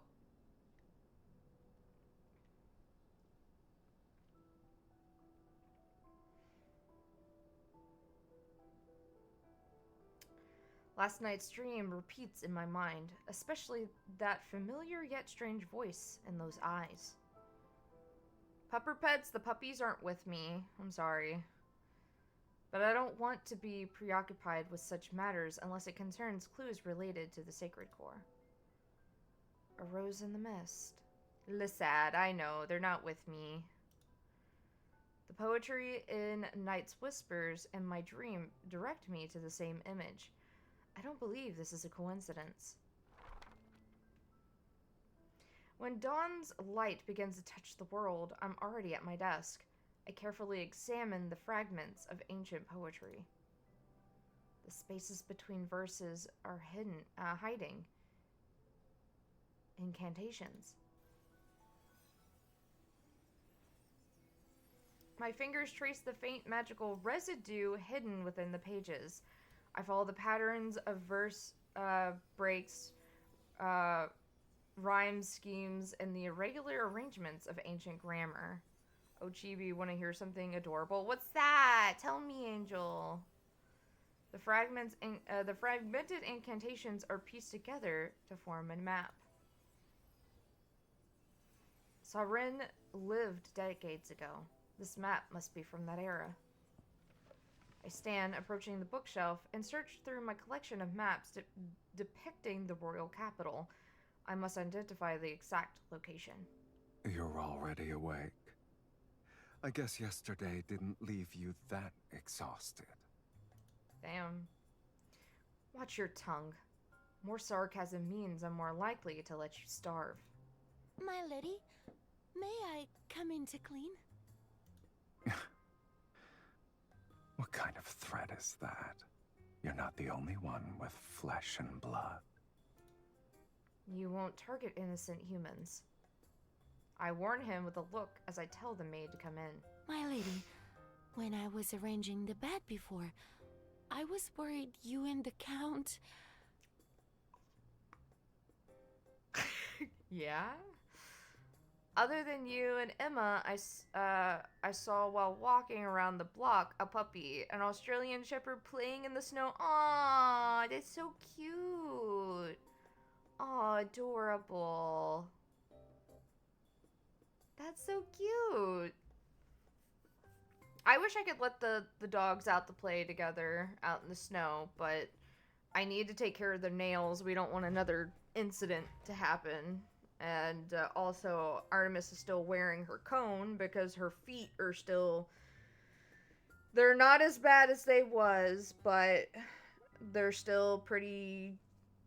You know, they kind of like go back and forth from being like, they look okay, but then like the next day they look all red and you know, and that, and just her licking them, especially at night. Like she knows she's not allowed to lick her feet, and so she won't do it like around you, but at night while we're asleep she knows she won't get yelled at, so she'll lick her feet. So we've had to keep the cone on her. Oh god. I'll go ahead and pause here for the ad that's about to start here soon. Oh my goodness, so tired, my guys. Chat, so tired.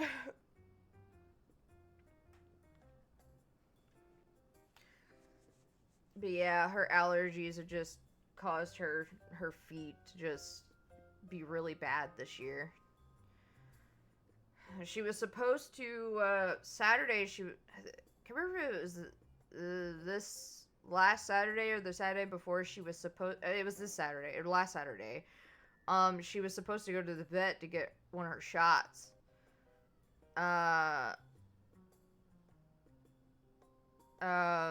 She's supposed to get the shot for her allergies. But Tony was sick, so he wasn't able to take her. I'm wondering if he has it rescheduled for this Saturday.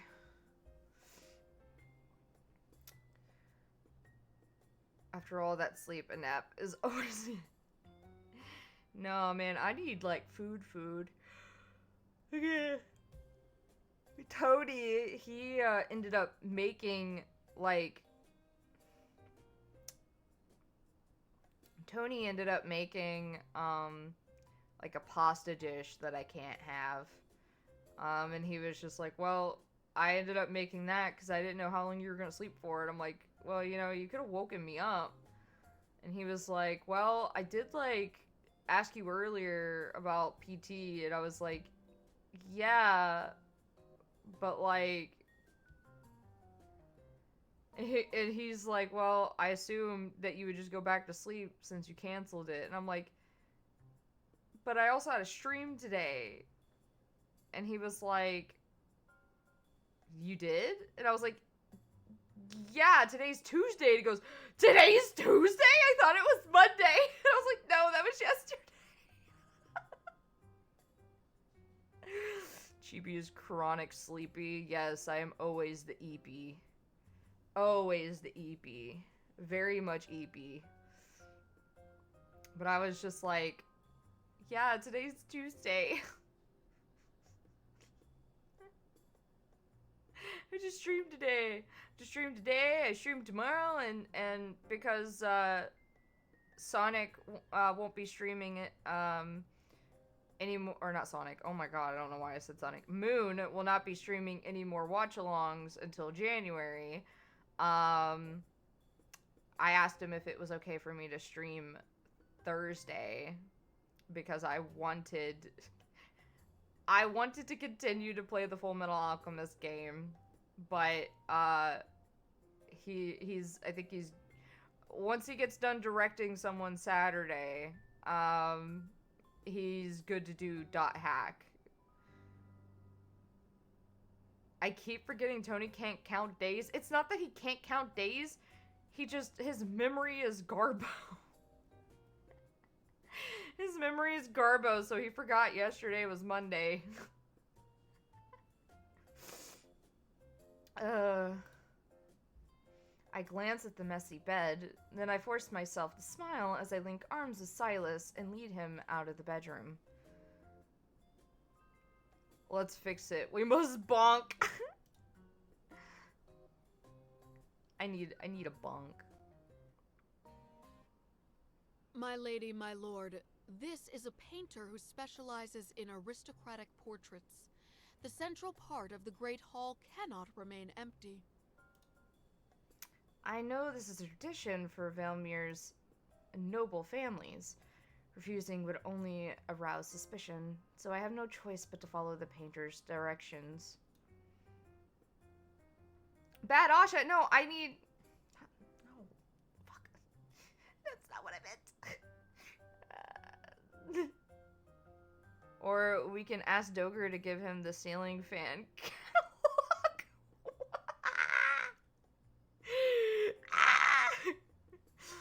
Fucking Doger, him fucking the ceiling fan.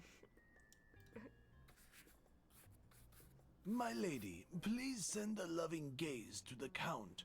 My Ow. lord, you may hold the Countess more closely. He's over here drawing fanfic, dude. He's like, I gotta draw my fanfic of you two. You gotta look more lovingly at each other and be very, very close. I need to draw my fanfic. My lady, you have my permission to lean on me if you're tired. I look at his teasing gaze and force myself to speak with a stiff smile. We should have asked the painter to use a gladiatorial arena as our background. In such a landscape, it's kill or be killed. I don't believe it suits our marriage. I know new people won't know what we're talking about, but still very fun. Yeah. We haven't mentioned Doger fucking the ceiling fan in quite some time. Oh my god. For those that don't know about that, see, Doger has this thing where, you know, he'll be like, yeah, I'll be there in a minute. Like for calls or whatever, and it'll be like 2 hours later. And so it was like, what'd you do? Get your dick stuck in a ceiling fan? So the funny part was when he came over to our place back in 2019, I was like, all right, dude, we have multiple ceiling fans in our home. You cannot fuck our ceiling fans. Not allowed to fuck our ceiling fans. Why do I have a dog whining at my door? Hold on a second. Angel, you might get those pupper pets. Hold on a second. Oh, that's not good.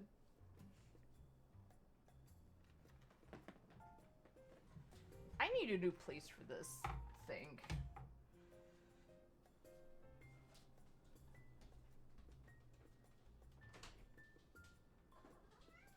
Why do I have all the animals at my door? What is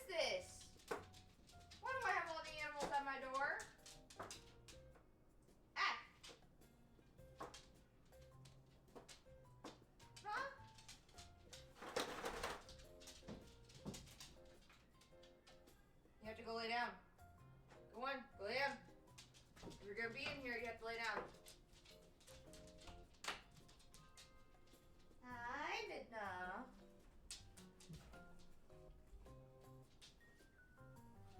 Alright, come here, Artemis.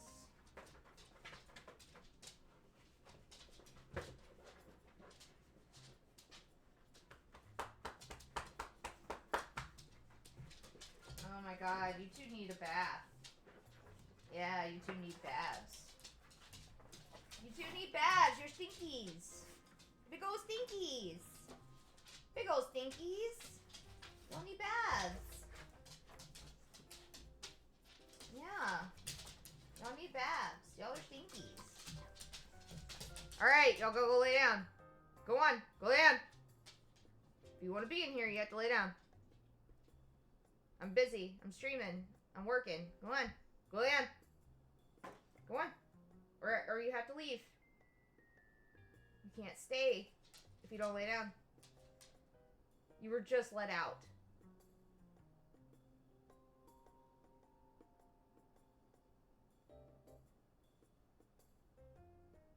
You were just let out. What do you want? Hold.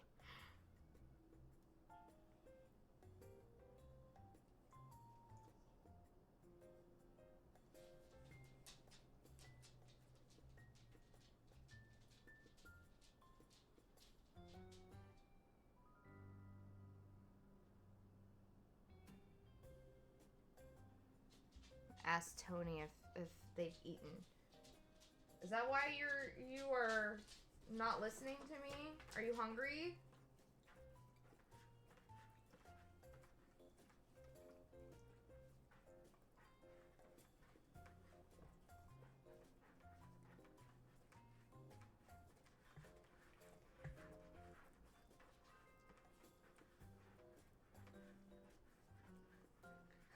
She's over here licking my hand. I don't know if you could hear it.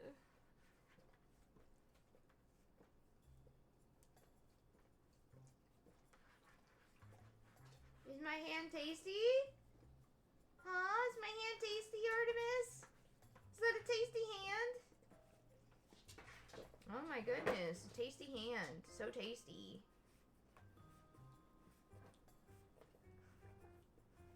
Go on, you go lay down. Come on, go lay down. I gotta get back to streaming.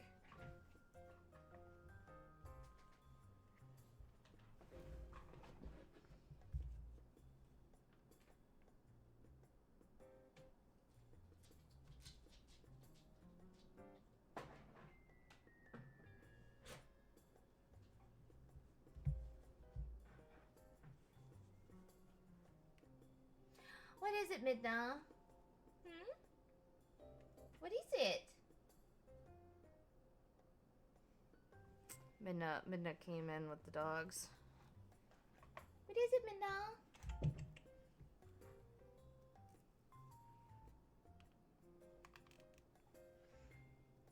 Okay. After all, not even death can sever our bond. I can feel the passion in your gaze alone. It's rare to paint a lively couple. I will ensure your portrait captures your essence perfectly.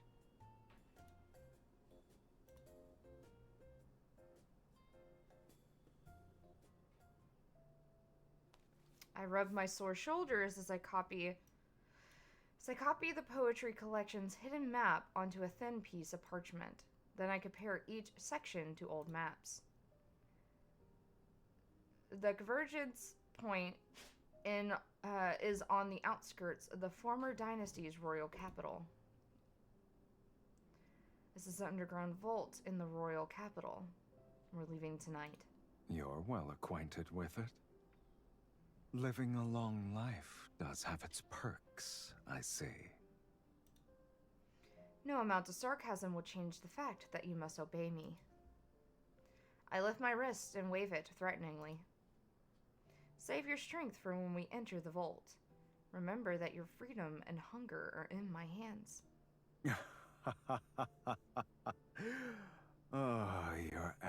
presence is second to none. He pulls me to my feet. Let's go. Between freedom and hunger, you'll have to satisfy at least one.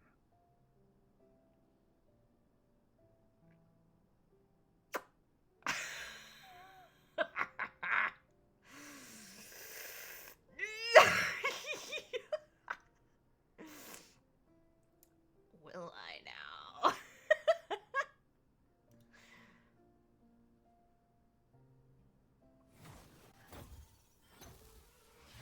What? The entrance of the ancient royal capital's vault has been sealed. Its wards are stacked upon one another to serve as an impenetrable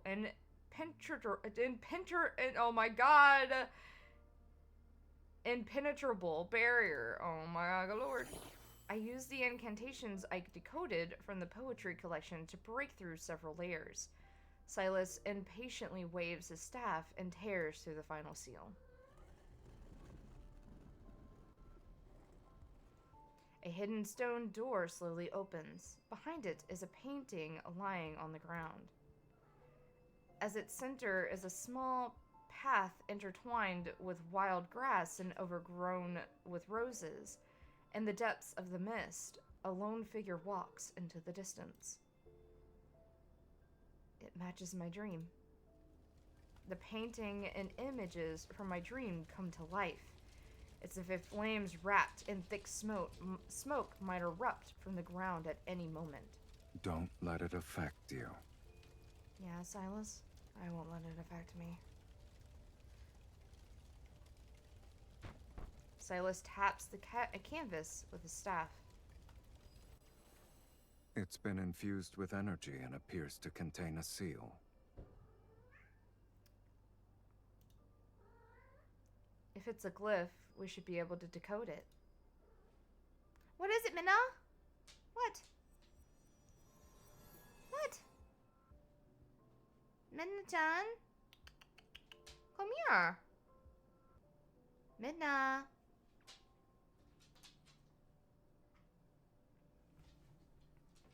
Come here.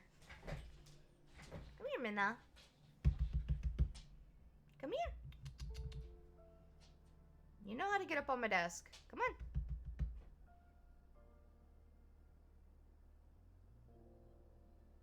Minna. Psst, psst, psst. One end of his staff begins to glow with a crimson light, and it reveals the faint outline of a glyph under the painting. Layer by layer, the glyphs appear in sequence, but just as they're about to connect, they stop. It won't open. We'll need to utilize a specific method. Why do you sound like you already know the answer?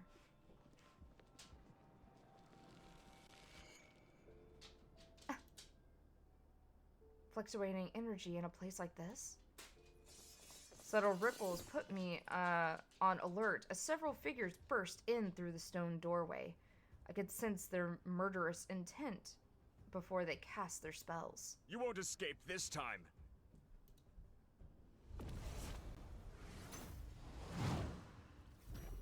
Several lightning bolts fall. The cracks on the ground are reminiscent of a spider web, and dust fills the underground vault. Strange. I made sure to cover my trail. How did they find me so quickly? I thought you'd be more secretive after succeeding at the auction. I didn't think you'd be so proud that you couldn't hide yourself properly. I recall the tracking spell Silas secretly cast on at the auction. You again.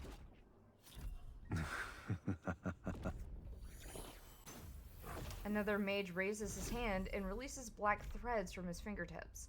I'm forced to set aside my anger to focus on the fight. Are you going to stand there and watch? I can't help myself, my lady. Your fight with them was too captivating. He twirls his staff to effortlessly block a lightning bolt, but he shows no intention of striking back. Draining my energy here won't break our linkage. We won't know until we try. He's just such an asshole. I love him. Intricate glyphs rise with incantations to conjure silver rings in the air that close in. They threaten to strangle us where we stand. Silas, you are a useless fiend in the underworld. He cleaves through one of the rings. Why don't you go down there with me and see which of us is truly useless then? I don't have time to argue with you all at this moment. Ah, so we were arguing. I dodge the rapidly spinning rings, retreat to his side, and grab his hand. If you don't help me now, don't ever think about drinking my blood again. Is that a threat or an invitation? It's an order. Eliminate them. As you wish, my dearest wife. My wife. The shadows beneath his feet begins to stretch and twist. A crimson light shines from the depths of his gaze as black-red mist surges from his staff. Amongst the mages, his movements are graceful yet ruthless. Our opponents can't cry out in surprise before they collapse between flashes of blood-red light.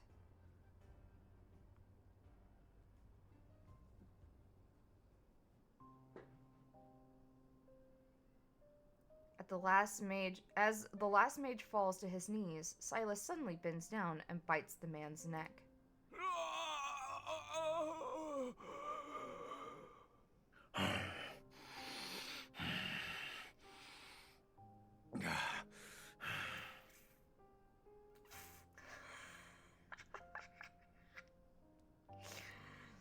Blood overflows from the wound. The man doesn't even have time to struggle before dying. Noticing my frown, he wipes the blood from the corner of his mouth with a silk handkerchief and calmly walks to the next mage. Your furrowed brow reminds me of an intricate glyph. Can you blame me, though? I haven't eaten in days. If this continued, the Archfiend Sovereign would have become the Sovereign of Hunger. What is this, Infinity Nikki? Sovereign of sexy, sovereign of cool, sovereign of cute, sovereign of fresh, sovereign of, there's another sovereign, and now sovereign of hungry. What, Minna, what? Come here. Come on. Oh my goodness. Baby. Look at the baby. Aw, look at that baby. Shots fired at Nikki. I mean, but that's what they're called. We got one, and both Love&Deepspace and Nikki are both made by Infold. So, you know.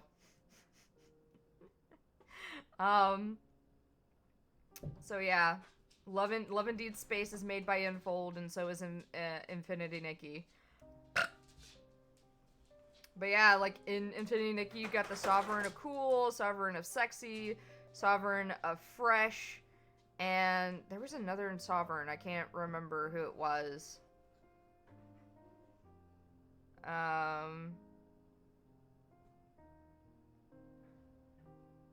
But yeah, now we have Sovereign of Hunger.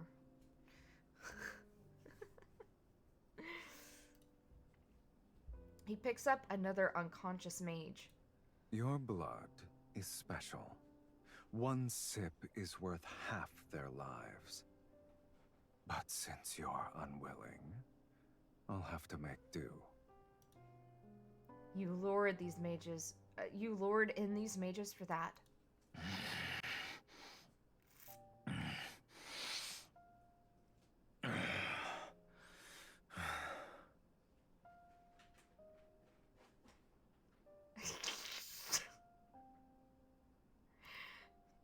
He bites the man's throat, and after taking 2 gulps, a subtle change appears in his eyes.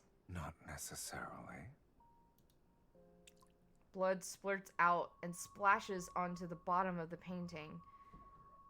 As it seeps into the edge, the glyphs flare with an intense red light. A thick, blood-red mist surges upward from the glyph and spreads out. In the mist, the stone doors slowly close. Silas, run! I dash towards the exit, but a whisper reaches my ear. You're too slow.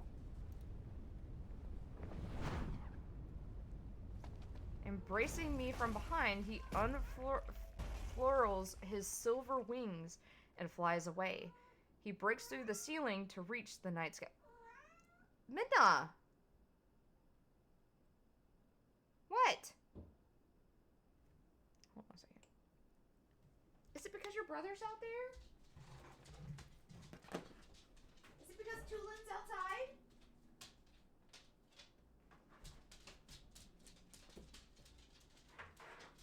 Go.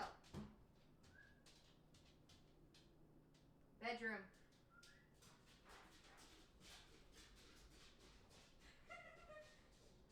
They're stupid, Anthony.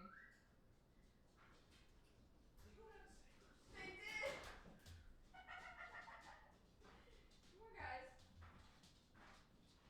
Go.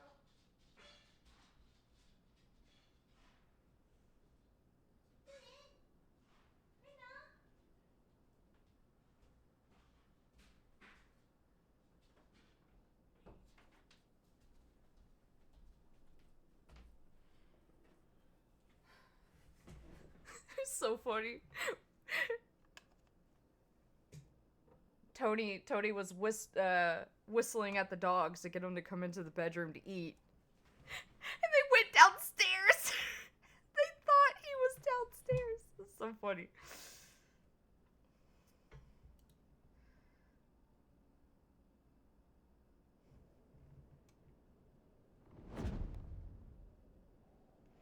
At night, Velmir sits under a cold silver. Its tiled rooftops reflecting the waning moon's light. I bet they were so confused. They were confused. They went downstairs and they were like, "Where is he?" I'm like, Anthony, they're stupid. And he's like, "Did they go downstairs?" And I said, "Yeah, they did."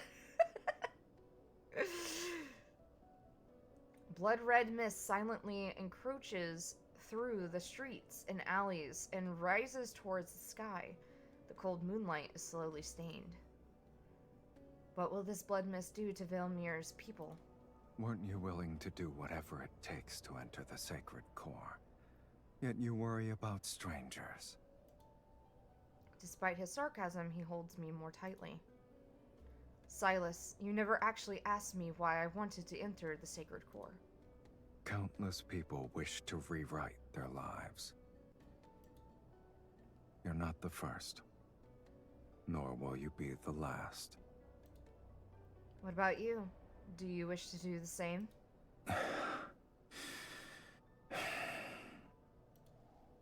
The blood mist churns in the wind, no longer a mere shadow encompassing the streets.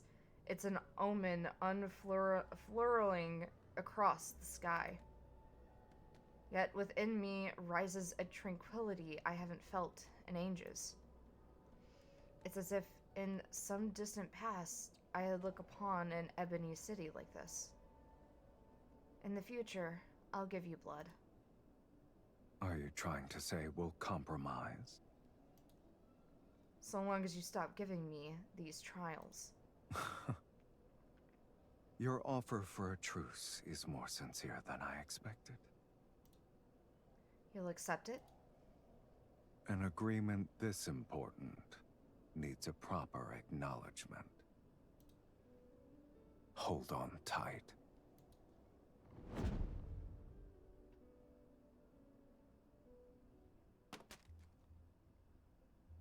Silas lands on our residence rooftop with me in his arms. The wind lifts his cloak and the hem of his clothes. I try to jump down, but he doesn't let go. Instead, he sits on the rooftop with me still in his embrace. He lowers his head to take in my scent. Has anyone ever told you that after you cast spells, you radiate a unique warmth? It corresponds to your energy. Aside from you, who else would notice? If I'm the only one, that's even better. God, don't fucking look at me like that. On a humid night under cold moonlight, he slowly licks my cheek. Oh.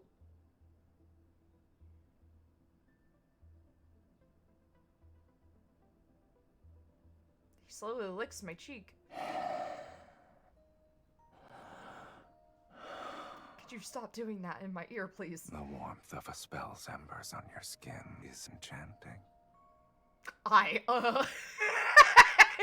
Okay then.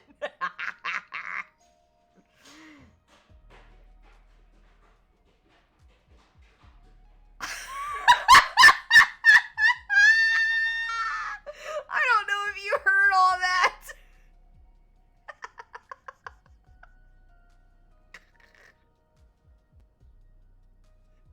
I don't know if you heard all that, but one of the kittens is on the banister, and I have their collars sitting there, but I also have the dustpan sitting there because they make the hugest mess with their litter in the cat room.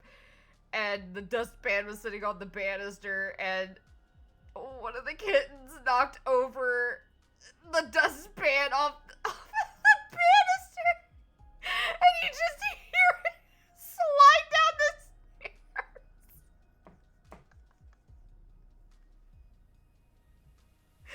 Oh my god. You just hear the fucking dustpan go down the stairs. You didn't hear it? I'm surprised. It was fucking loud, dude.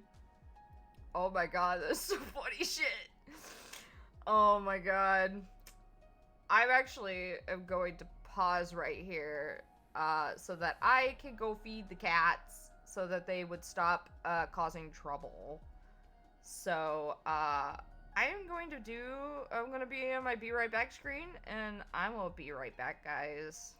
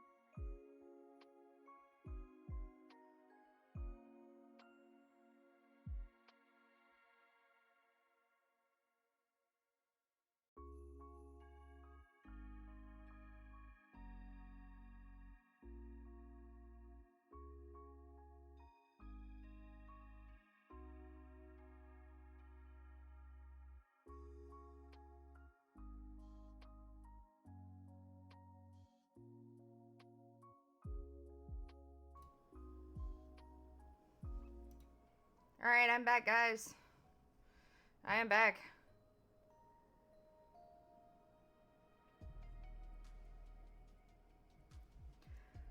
Ah. Alright. I don't remember if I read this or not. His moist breath travels down my cheek and neck. His lips brush against my wrist, and a smile forms on his face. Didn't you already? I flew across half the city while carrying you.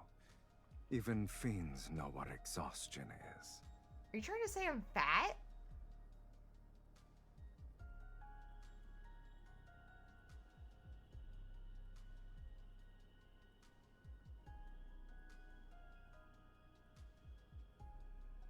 I think Silas just said I was fat. Ooh, almost had me! Exclamation bot. I don't think we have one for the exclamation marks. We have one for all caps. As we've discussed before, formal agreements require a proper acknowledgement to be finalized. What kind of acknowledgement is this supposed to be? Despite my internal skepticism, I don't pull away. Since you've agreed, let's sign it. No. We have a bot that kills people's comments when they use too much when they do too much of caps. With my power, you shall tear open fate's gates. And with your blood, I'll maintain my invincible form. His warm lips gently press against my wrist. The moonlight will be our witness on this night, at this hour. It's like we actually got married, guys.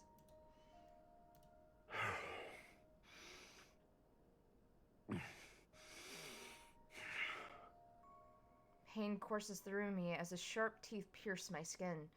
I shudder as a strange tingling sensation spreads from the wound to my fingertips. His fingers graze my palm. They move in tandem with his lips and teeth as he sucks my blood. It's meticulous and slow as he savors a rich, exquisite elixir.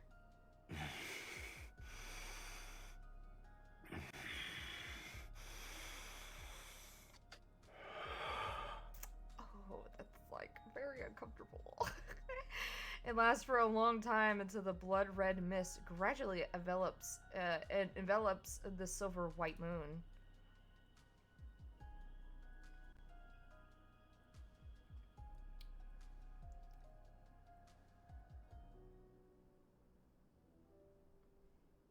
All right.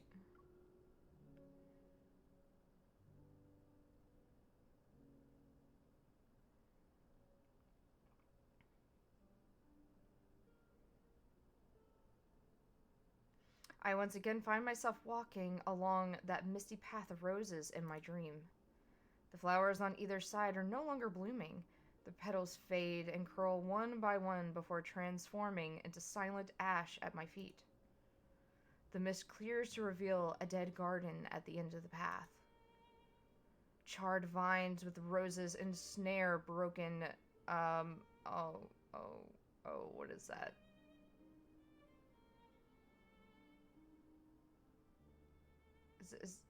I don't know what that is. I don't know what that word what is that word? Holy shit. A word I have never seen before. Hold on a second. You know, it's funny. I probably know what it is, but I've never seen it spelt out. So,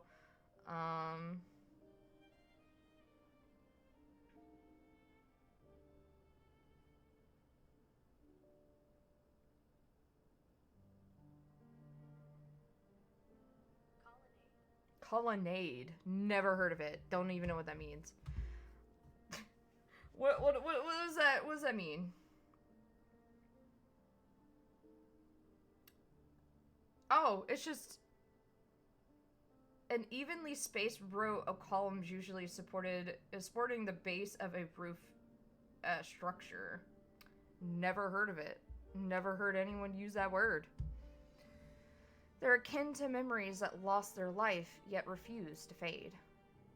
Looking up, I see Velmir. It's no different from a hanging scroll slowly peeling away, its colors fading layer by layer until everything dissolves into gray mist. When the roses bloom again, will you remember who I am now?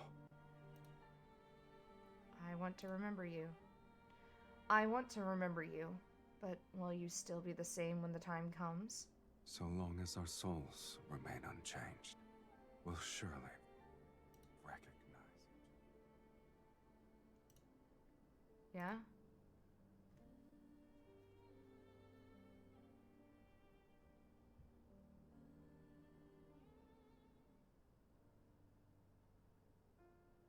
I open my eyes to find blood red sunlight filtering through the gaps in the curtains. There's a thin layer of eerie mist in the bedroom. Was that a dream? You're awake? I try to sit up, but the arms around my waist tighten. I'm pulled back against a firm chest. Oh my god, the fucking sexy music that's playing right now. You! Release me! Who said you could sleep here? Ah! It's a fucking half-naked man jump scare!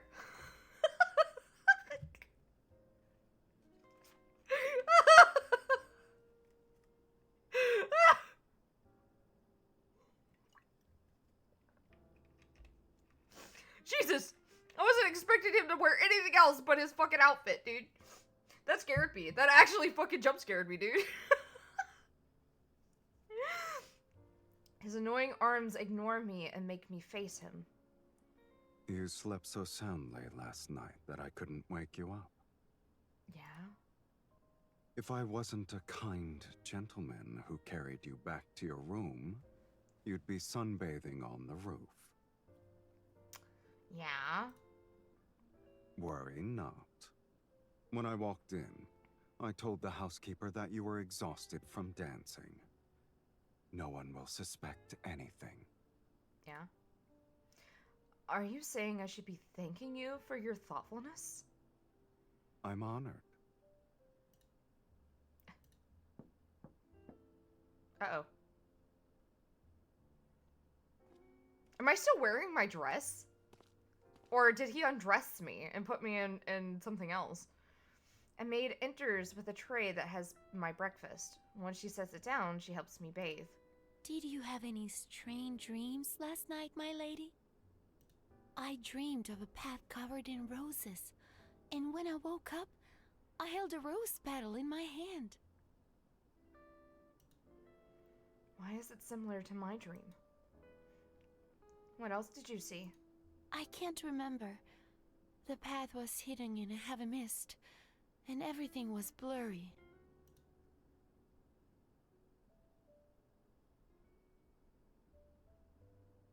I question all the servants, and they say they experience similar dreams.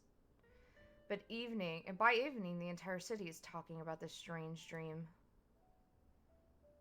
In a world where death can strike at any moment, people believe this is an ill omen. Panic spreads.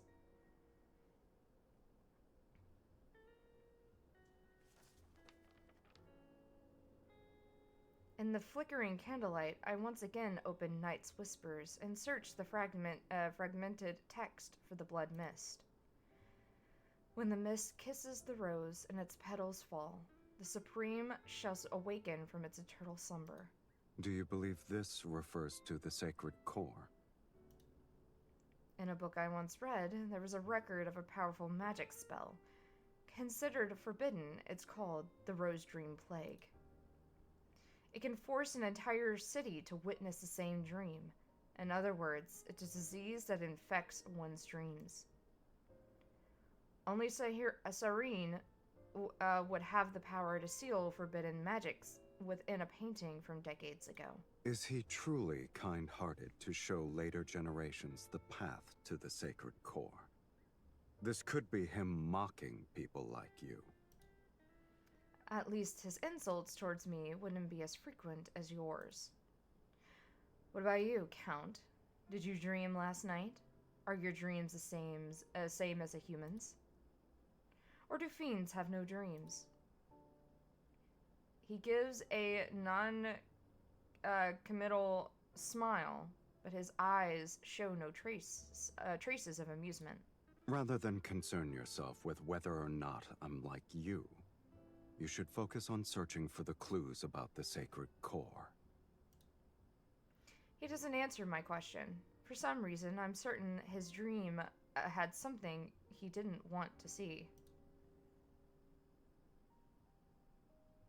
Are you fucking my ass with the whole ad break?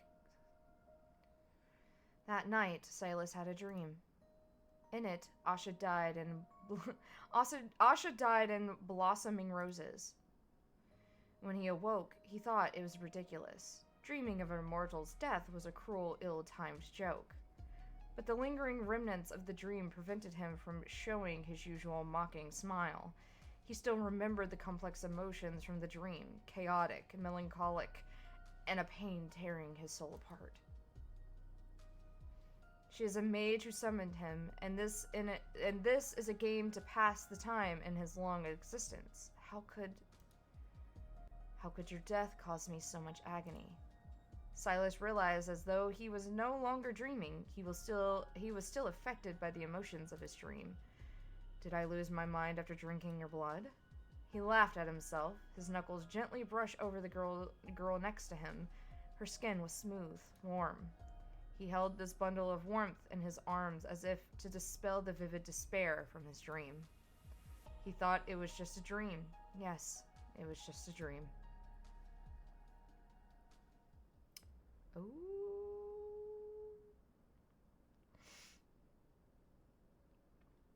Blood-red mist hangs over Velmir, stubbornly refusing to disperse. It becomes a veil that enshrouds the city day and night.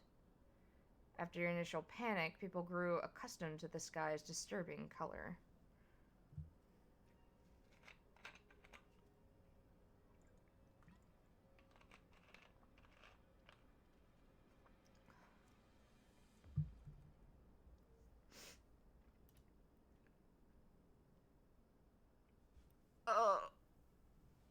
Just stretch. I'm gonna try to do all of the segments in this. That's what I'm going to try to do for the stream tonight, is just do all the segments of this card, of this date. Excuse me. God, I wish I had, like, food. Oh my god. I need some protein, man.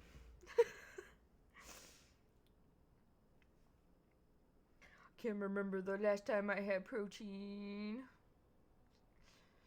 It sucks having this, like, dietary, like, restriction because of the gallbladder issue.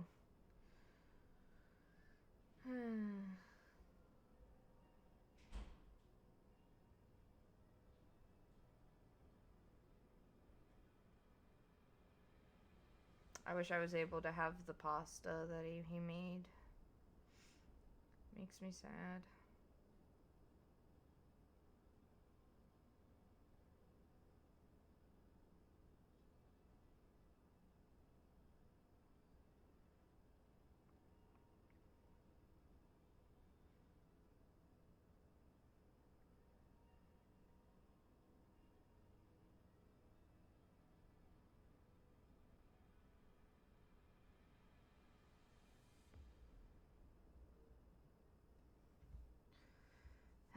Alright.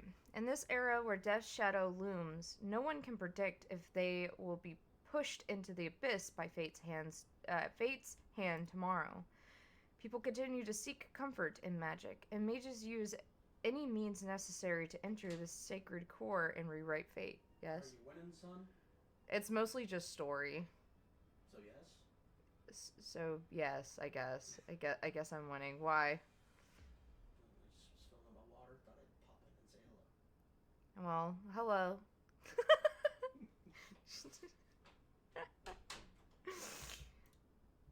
Silas and I follow the the trail of clues intertwined with dreams, poetry, and the blood mist. Velmir is a painting slowly eroded by time. Despite our extensive travels, useful information remains scarce.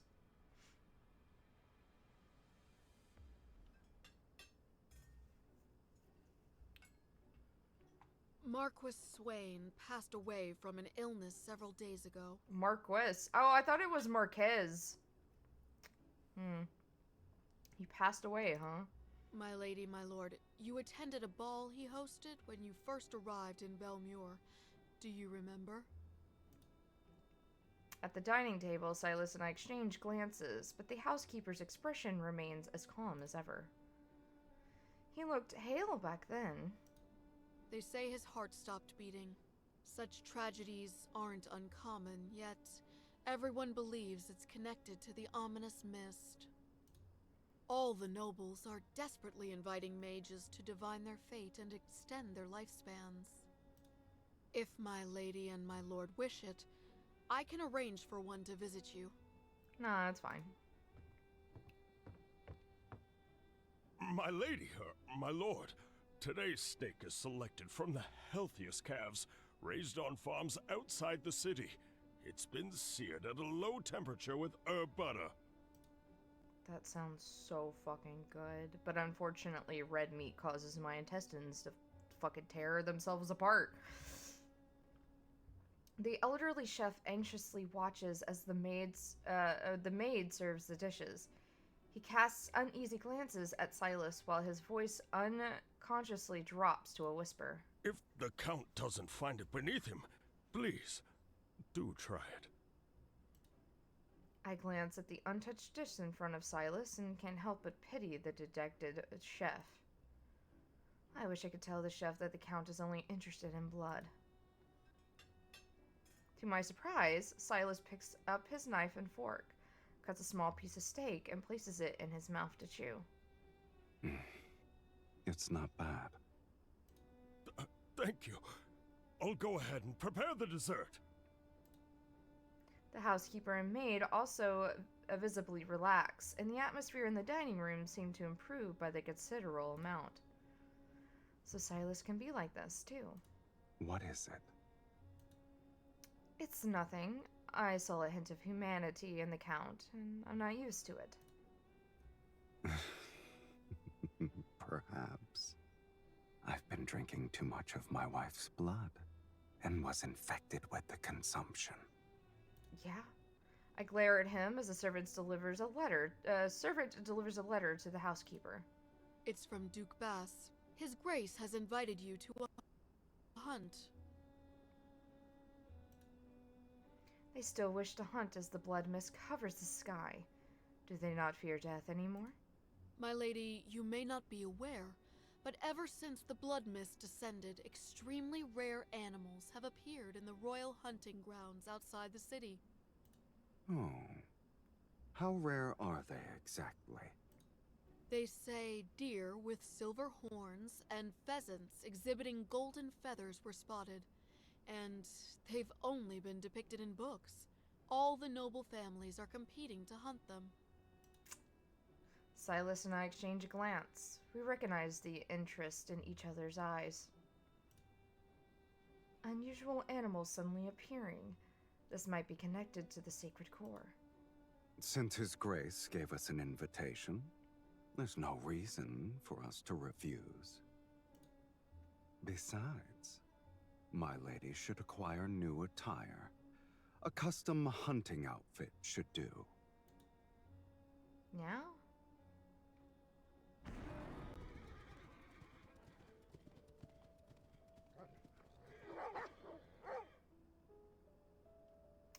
Sunlight pierces through the crimson mist and cascades over the forest located in the royal hunting grounds. Every leaf is coated with the blood-red light.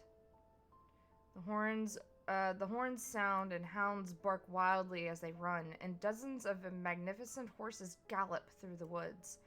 They temporarily disperse the eerie atmosphere that looms over the forest.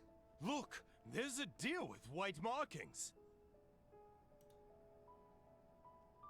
In the distance, a herd of startled deer races into the forest steps.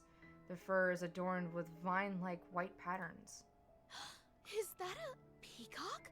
There are wild peacocks here? On the other side, a silver peacock stands on a large rock while displaying its tail. Its feathers shimmer with an almost surreal quality.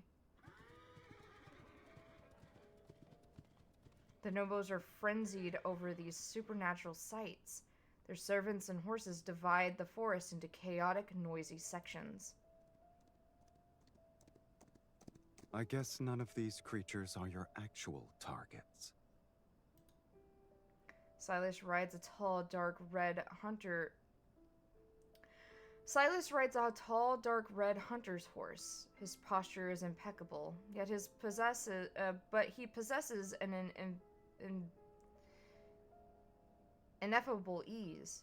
I could almost believe he's going for a casual stroll. According to the books I've read, when the sacred core is about to manifest, living creatures are transformed by powerful magic. They become incredibly beautiful. Are there any tomes you haven't read? You're a walking sacred core encyclopedia. Well, she's been around for a while, so I guess the only thing there is to do is read. Encyclopedias are thick. Those who can only make nasty remarks should be careful, lest their skulls be crushed by one.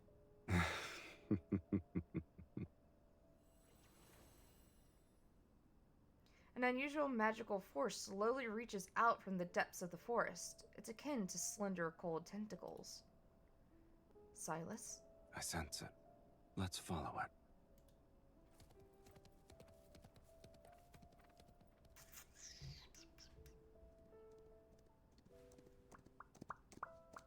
We avoid the groups and trek that magical force into the dense forest.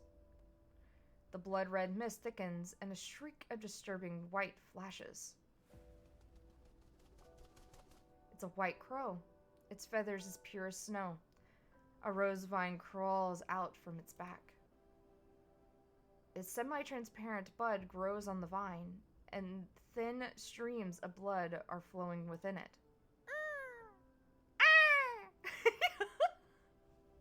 Who did the voice acting for that?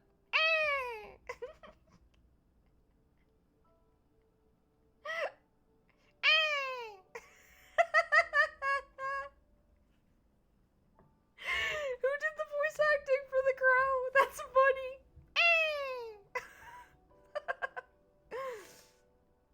It's a magical creature.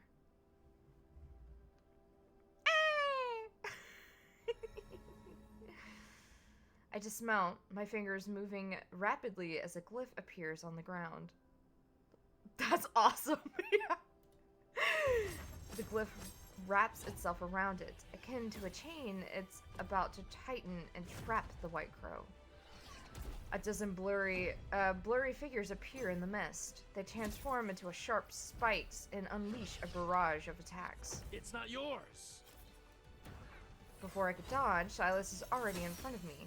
He twirls his staff to block the spikes. You'll be unable to obtain anything with this speed. Silas, these are illusions. I already knew that. The real spellcaster is hiding amongst them. Attack with me. I swing my staff with him. Crystals expand to a glyph and pierce the illusions in the mist. These people severely underestimated the connection between a husband and wife. What do you say, my lady? What do you say, my lady?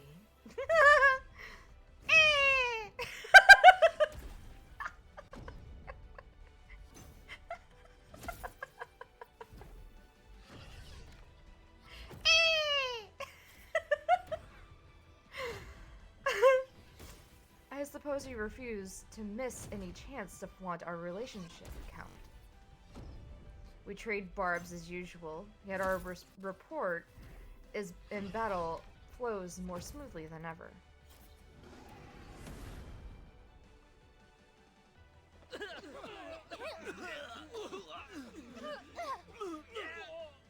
Okay, that was a little too much. The mages who want to take the White Crow are forced to retreat.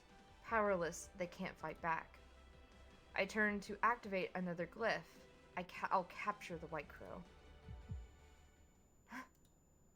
A familiar, nauseating agony explodes in my chest. My breath is almost cut off.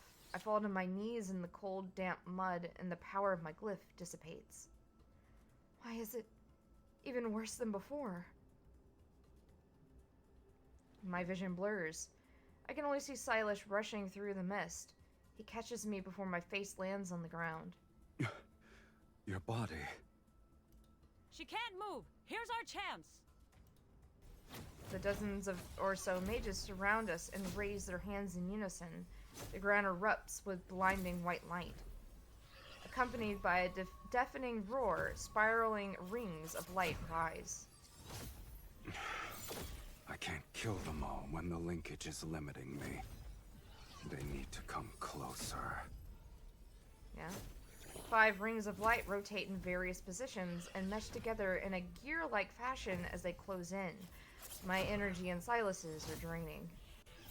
Several impatient mages move, hoping to seize the opportunity to capture the White Crow. At last.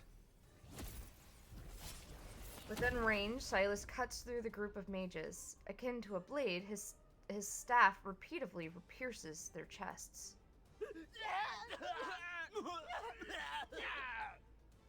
That is unneeded. You want to drain my energy? Pay for it with your blood. Fiend! It's a fiend who drinks blood! Nobles drawn in by the commotion hide. Keeping their distance, their faces turn ashen as they witness Silas furiously drink the mage's blood.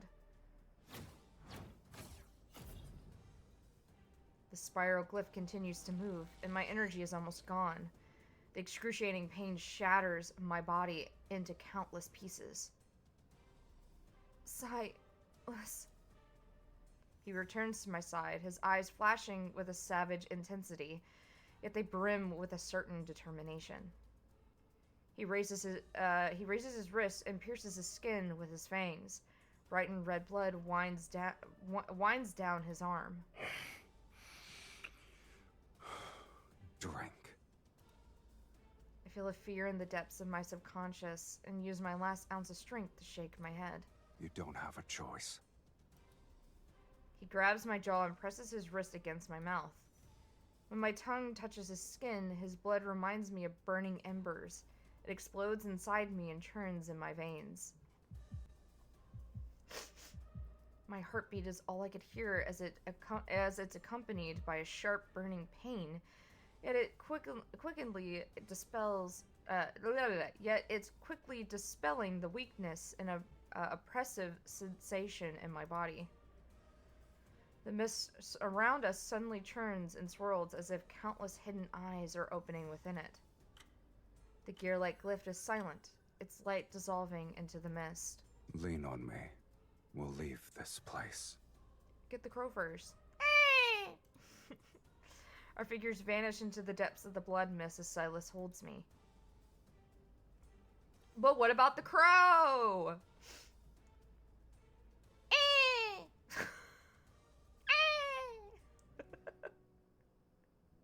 I think that will stay with me for fucking ever, dude.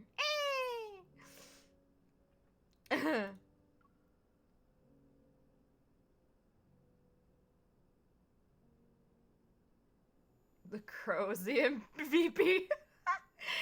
In my hazy consciousness, I can only feel a warm, thick, strange yet intoxicating liquid between my lips.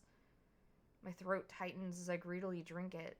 I'm savoring the sweetest poison drawn from darkness itself. A little more.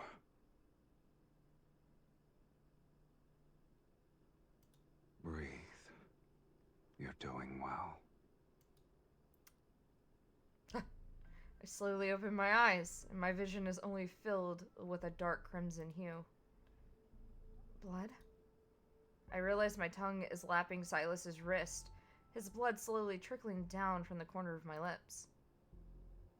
I quickly move back and sit up, only to discover that I'm laying in a stone coffin. It's adorned with intricate carvings. Welcome home, Countess. Where am I? My home doesn't have anything like this. I look around. This place resembles an underground vault with walls made of dark stone. Candlelight cast shadows that stretch into monstrous shapes. Of course. This is my home. I could use another descriptor. Welcome to the underworld, Miss Mage. Oh. The underworld? How could a human possibly enter this place? They would have to drink my blood. The metallic taste of blood lingers in my mouth, but I'm not repulsed by it. How strange. The suffocating feeling from before had subsided without me noticing, but the pain inside my body still reminds me of everything that happened. The White Crow. The clues to Sacred Core must be on it. I forced myself to climb out of the stone coffin, but when my feet touched the ground, I collapsed from excruciating agony.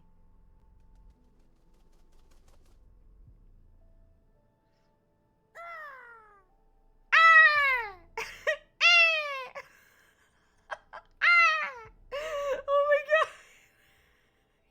Who did the voice acting for the crow? They couldn't just have, like, used a fucking crow sound effect. They literally got someone to voice the crow.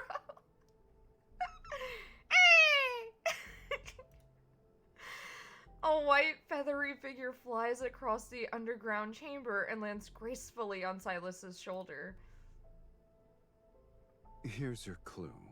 In your current pitiful state, you shouldn't be running around willy-nilly. This magical creature can enter the underworld too? Since it was prey that caught your interest, my lady, I naturally couldn't let it escape. I'll admit, it's peculiar. I've never seen a magical creature that can freely travel between the human world and the underworld before. Silas helps me stand. The white crow shows no intention of flying away. Instead, it tilts its head as it watches me. The vine on its back sways gently with each breath, its bud remaining tightly closed as if it's hiding secrets. I wonder how long it'll take for the flower to bloom. When it happens, what you're looking for might reveal itself. But your weakness has been exposed. Those mages won't give you a moment to breathe anymore.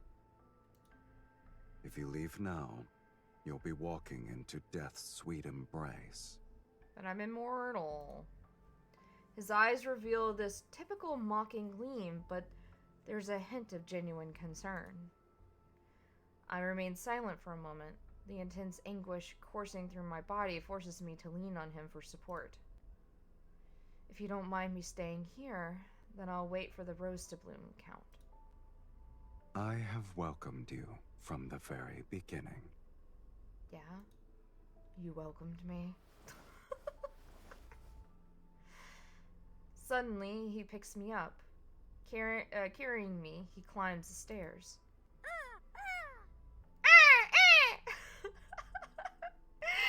I had an early night, so I just slept a bunch. Hell yeah, dude.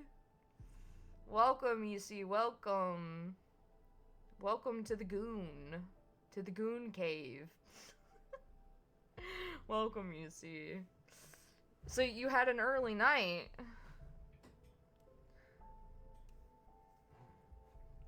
Oh, God. Stretch. Ugh. The fucking crow, dude. Who did the voice acting for the crow? I need to know. I need to know them. I need to know the person who did the voice acting for the crow. They're great. I love them. Now that you're staying, let's help you become acquainted with our home, my lady. Hello, hello, yeah, I was absolutely shattered from work. Long ass day. I fucking bet, dude. I didn't sleep last night. My body didn't finally decide to go to bed until like 10 in the morning. And I slept until past 6 o'clock. So, I decided no Final Fantasy IX, I'm just going to Goon instead.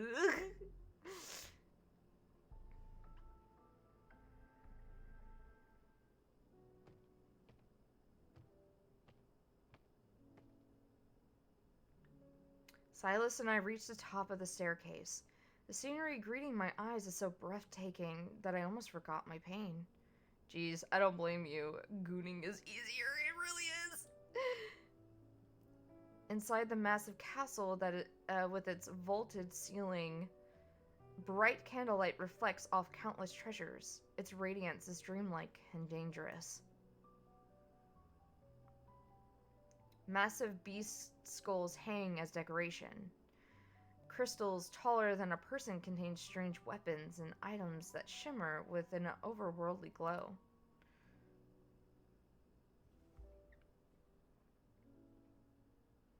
Is this how you live in the underworld? No wonder you hate being summoned. They're nothing more than trophies. Opponents I've defeated here, mages who tried to summon me only to die. I always keep one item from each of them as a souvenir. Yeah?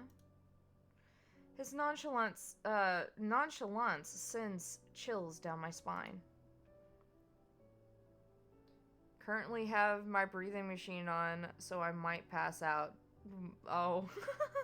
Well, hope you have a good sleeps.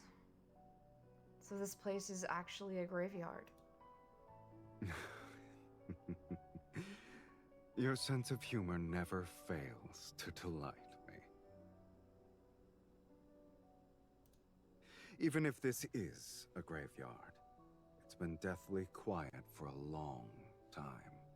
That's usually how graveyards are. I've run out of rivals in the underworld. There are no fiends who dare to challenge me. And I can count the mages who survived long enough to complete the summoning ritual on one hand in the past century. So, I'm bored. He's bored, guys! Our husband's bored. I'm also a mage who summoned you. Are you planning to take a souvenir from me? He glances at me. We'll discuss that after you're dead. So you also have a sense of humor? It's a pity that the underworld and the human world lack individuals like you who appreciate it.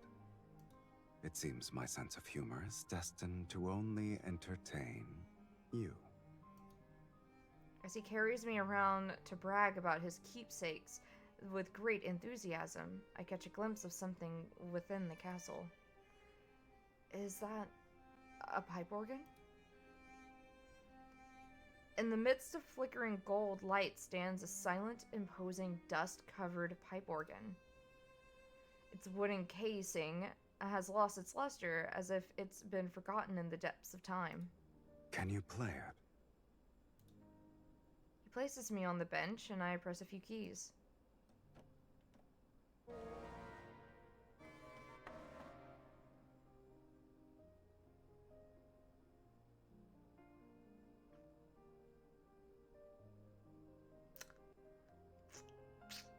Wow, that was not great. Well, if he's bored, is there an option for mouth present? I mean, we've kissed a few times. He's drank my blood a lot. Unsurprisingly, some are out of tune. Others don't produce any sound. That's normal. No one has ever played it.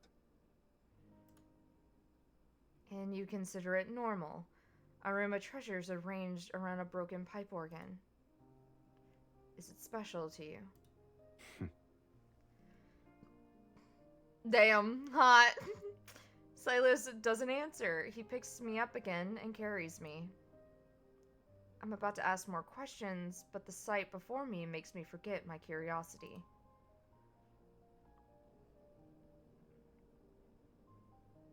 On the balcony, the wind is as cold as a knife's edge. The underworld sky doesn't resemble daytime or nighttime. It remains an unchanging gray. The world before me is distorted and fragmented. Buildings of various architectural styles are present as far as the eye can see. It's as if they've been violently pieced together. In the distance, a crimson barren mountain rises.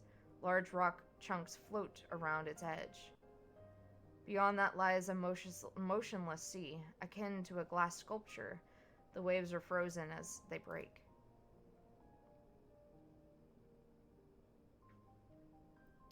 The underworld describes its various books as the underworld described in various books is nothing like this.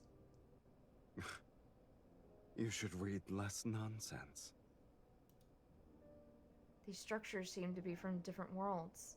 What exactly is this realm? A graveyard. An indescribable shudder spreads through the depths of my heart. I don't understand. He slightly turns his head, his gaze pressing me like the wind. Or passing me, not pressing me. You're not the only one who wants to rewrite fate. And there are other timelines with people such as yourself.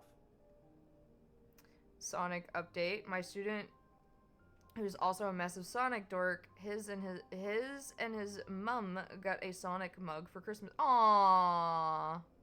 That's cute. That's adorable. I love that. Makes me think of my Sonic shot glasses that I have. Though, like I said, a lot of the design on them are gone because I didn't know you're not supposed to put them through the dishwasher. Yep, there it is. The Sonic discussion for the stream. Yeah, so I now have a work mug. That's so cute. I love that. Like, is it of Sonic or, like, what does the mug have on it? I would love to see. The work mug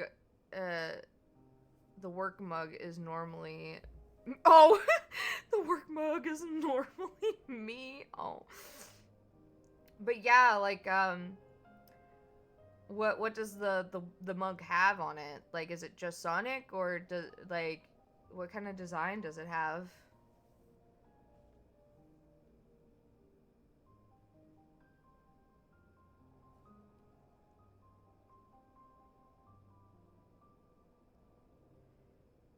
Aw, that's cute. I love that.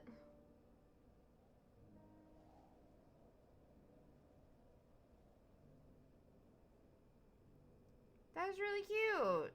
That was really nice of them to gift you a Sonic mug. That was really nice. Have you ever wondered where those discarded fates go? Established cause and effect cannot vanish into thin air. A place must receive these fragments erased from various timelines. When enough fragments accumulate, they form ruins. The underworld is a fate's graveyard.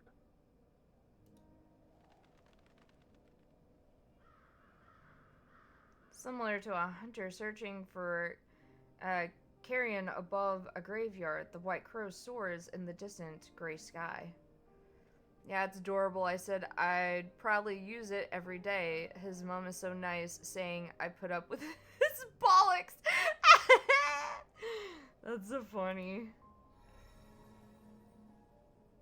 I don't know if I'm stunned by Silas's words or affected by the countless energies surrounding me. A ringing noise floods my ears, and my limbs weaken. The magnetic field here is too chaotic. Your body isn't strong enough to stay outside for too long. Without saying another word, Silas lifts me into his arms and carries me back. Blood-red mist flows out to seal the door and windows behind us.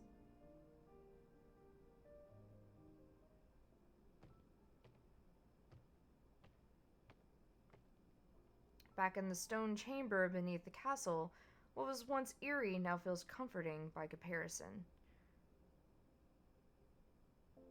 No, we are not a crow. There was a white crow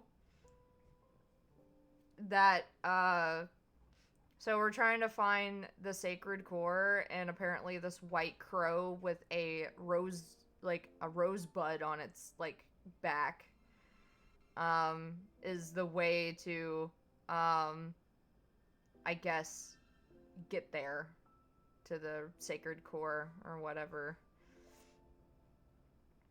Oh, good. Smash away. It's suddenly quiet in here. The stone chamber shields me from the chaos outside, and even my breathing becomes steady again. Only being quiet isn't enough. He places me back into the ornate stone coffin. Noticing my look of protest, he pats my hand to reassure me. You'll recover faster here. No wonder you use the stone coffin as a bed. However, humans need plenty of food to recover. We can't just rest. You only require blood now. There's no need for regular meals anymore. Huh. Dauntless, I grab his hand. I've been eating human food for hundreds of years. I can't quit. Even if my body doesn't need it, I still need food to sustain my mind. Otherwise, I'll keep pestering you. How troublesome. Yeah.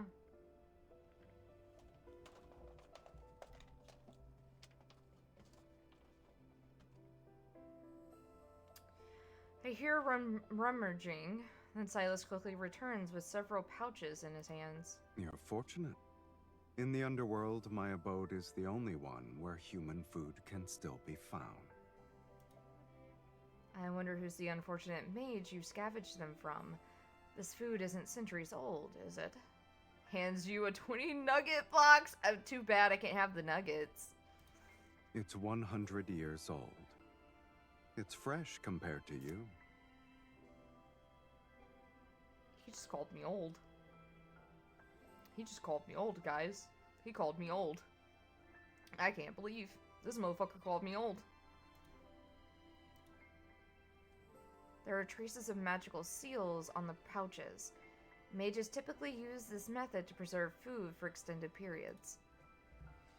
But no mage expects their food to last 100 years. Are you going to eat it or not? I'll try.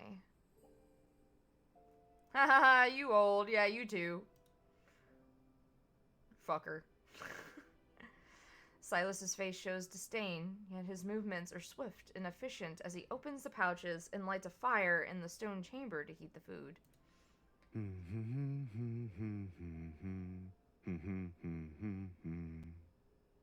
Hearing him hum like that is very... I don't know. I look at the cold, gloomy stone chamber and the coffin I'm laying in. Then my gaze lands on his busy, happy figure. Silas, were you this elated when you were alone here? Your birthday is this weekend? Yep, old. Grandpa. He pours the heated, sticky mass of food onto a metal plate and hands it to me. That sounds disgusting. No. It's because I'm giving you this meal, so I can feast properly later. Then I must be the first dish that makes you happy. A gourmet delicacy. You're confident about your status. I taste the steaming substance. Although I'm not actually hungry, its aroma still brings me comfort and helps me relax. This isn't my first time lying in a coffin. I was suffocating, and the people around me thought I was dead. I was suffocating, and the people around me thought I had died. They hastily buried me in a coffin. Once enough time had passed, I woke up to find myself buried alive. I stared absently at the thick liquid on my plate, but my voice remains steadfast. I struggled to crawl out of the coffin. I bet that place still tells ghost stories about me. I am also a gourmet delicacy. But this happened ages ago. After several eons, I doubt anyone remembers. Silas listens quietly. Surprisingly, his mocking expression is nowhere to be seen. Is that why you wish to enter the sacred core? Yes. I lower my gaze. It's the first time I've told anyone my real reason for seeking the sacred core. My suffering stems from a curse. I lost my most crucial memories and only vaguely remember that because of this curse. Only a certain person can grant me a truth's death. Oh my god. Only a certain person can grant me a true death.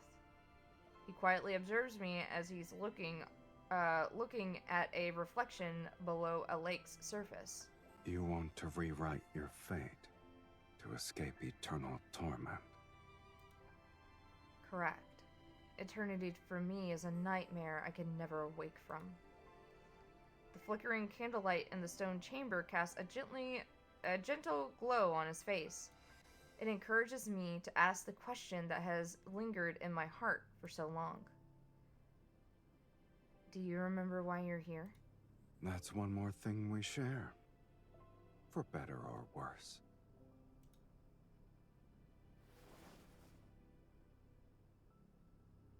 He sits down and leans against the stone coffin. I don't remember how I arrived here. Torment me, please! Yes, torment me. Sometimes, I think the underworld's fiends are simply people abandoned by fate. Since they're not embraced by it, they're free from the mortal world's moral constraints. They only live for their desires. But you said you weren't happy before. I suppose when I defeated a fiend, I'd momentarily feel the zenith of pleasure. That's why I spent most of my time becoming the ruler of the underworld. But pleasure has always been fleeting. After the rapture passes, all that remains is longer periods of emptiness. He speaks as his distant past is in a detached tone.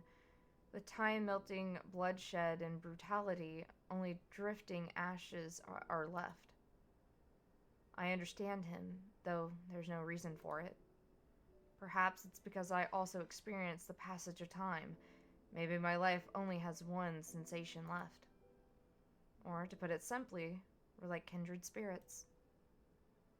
You must have traveled through many fragmented space-times before. Why did you stay at this castle? He glances at me, his tone making it impossible to tell if he is being genuine. Must there be a reason? This might be the only place where I've seen a pipe organ. Is that so? It's the only object that feels familiar to me. My heart races for no apparent reason. An inexplicable thought appears in my mind. This castle doesn't have to be so deathly silent. After all, its owner isn't cold-hearted. Aww.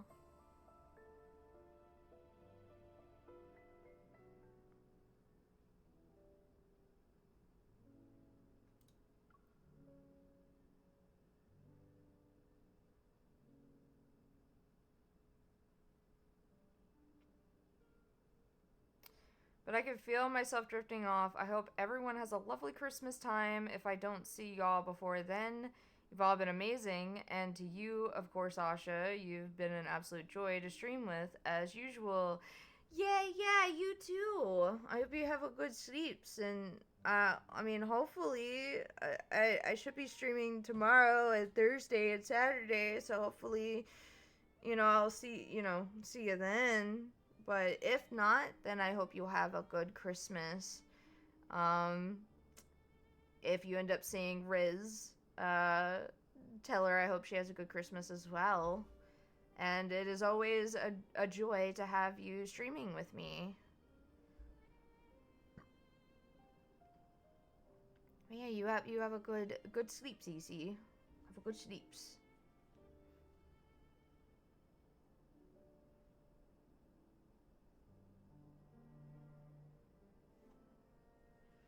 Several days later, the torment inside my body had slightly subsided. I can now leave the stone coffin and walk around the castle. Yeah, I'll be around. I will do. See you later. See ya, Yusi. Good night. Living alone in a large building must be boring. Ah! Grayish light pours through the castle's windows as the white crow dives. It's carrying something in its beak. It lands on the railing beside me and opens its beak.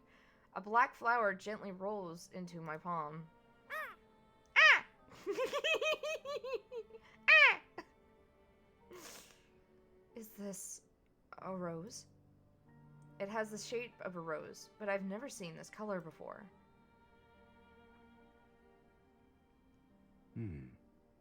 When did it bloom? I haven't seen the Underworld's gardens yet. I grabbed Silas's wrist. Should we follow it and take a look? You've barely recovered. And yet you've already forgotten what happens when outside energies affect you. I've been stuck here for days. Besides, you could protect me. This is an order. Are you certain your orders still work in my territory? Well, we'll find out, I guess. Several wisps of black-red mist faintly swirl around me as if to shield my body. In this place, I'll only abide by them once.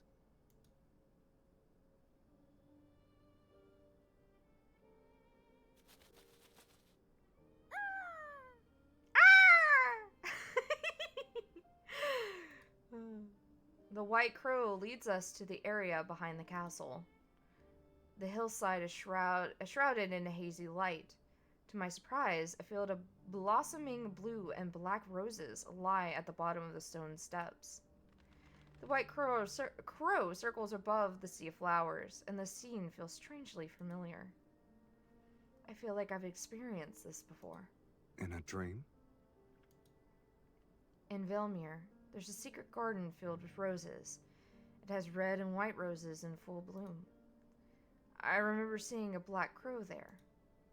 It feels similar to what we're seeing now. It's almost like... a mirror image. I pick a few roses. Their rich fragrance is exactly like the scent one can find in the human world. It adds a touch of vitality to this cold realm. Perhaps the human world and the underworld aren't completely separated. How else could this white crow travel between them? And it carries clues about the sacred core. It could be considered a messenger. The sacred core's messenger is similar to an ominous sign. It deserves a fiend's name.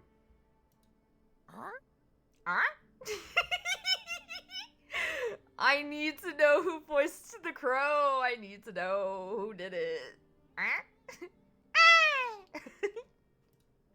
We'll call him Mephisto. Oh, well.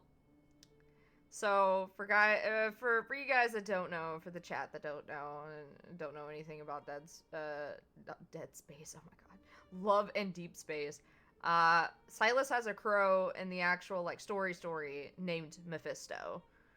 It's a black crow. So, it's kind of funny that they're naming this crow Mephisto.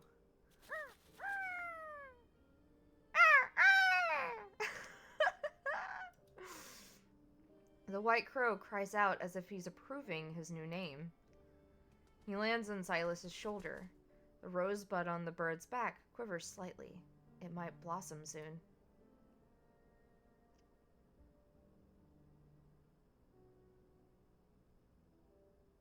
I gather blue and black roses and bring them back to the castle. I arrange them at the bottom of the stone coffin. That could be a redeem. Oh. The crow noise could be a redeem? Or just having me do the crow noise. Ah! Like...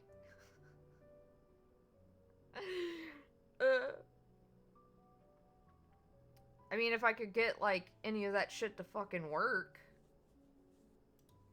You're bringing an invasive plant species into my territory. The stone coffin is cold, hard, and deathly gloomy.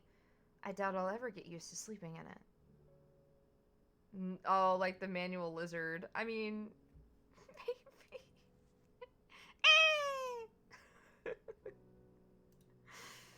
I lie down in the coffin. The fragrance of flowers envelops me, and it carries a warm sweetness. The roses here smell similar to the ones in the human world. Falling asleep surrounded by this fragrance might give me better dreams. Do you want to try it? Since when did you start believing in these things? I once fell asleep amongst flowers. To be exact, it was in the secret garden I told you about. And you had a beautiful dream. Yes, I still remember it to this day. Tell me about it. Perhaps I might also start believing. After you have your own sweet dream, we can exchange stories. I take Silas's hand. He doesn't refuse, and he moves closer as I pull him into the small sea of flowers. Close your eyes and breathe. Doesn't it feel like you're lying in a bed of flowers? I can believe I'm basking in the sun. His tone reminds me of his tone remains as teasing as ever, but there's a subtle joy in his voice. He has yet to let go of my hand. I close my eyes and sense the floral fragrance intensify in the darkness. I become more aware of his warmth that I'm holding. Silas? When we return to Velmir, I'll take you to that secret garden and show you those roses. All right. Aww. Holding hands, we sleep while surrounded by the fragrance of roses.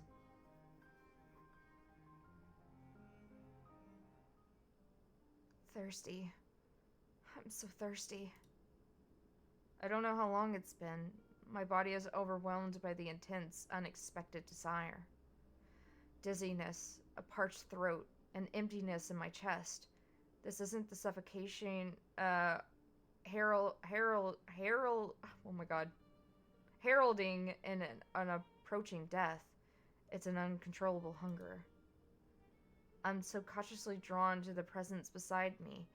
I don't want the scent of flowers, but this intense burning essence.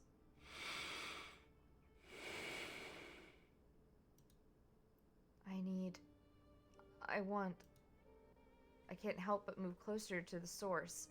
Seemingly in a deep slumber, Silas's eyes are closed. I lower my head towards his chest and inhale his scent.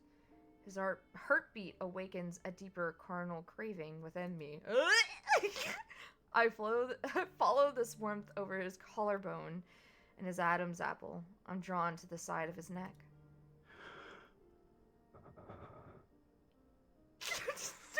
Don't make that noise!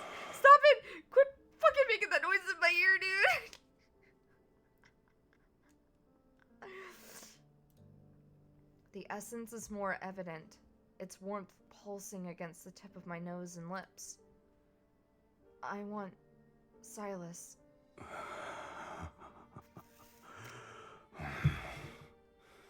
You don't need to restrain yourself.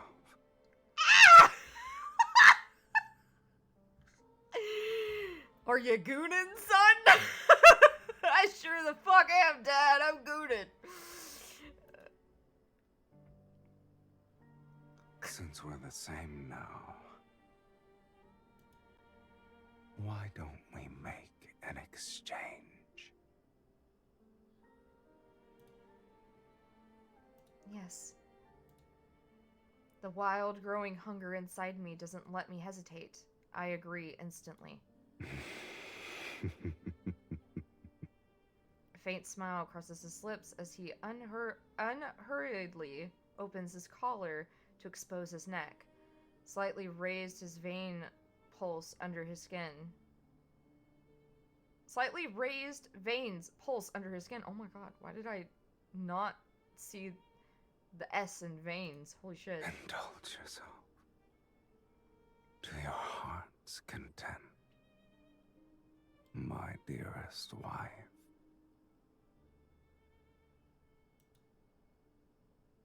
I lean forward, my fangs piercing his skin. Warm, thick liquid floods my mouth. Please stop making the noise in my ear! The taste in my mouth is rich, cloying. It carries an intoxicating power that makes me dizzy. I feel as though I'm drinking the night's darkness that's been brought to a boil.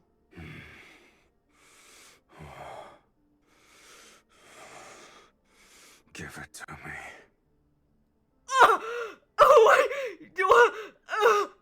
You can't say that!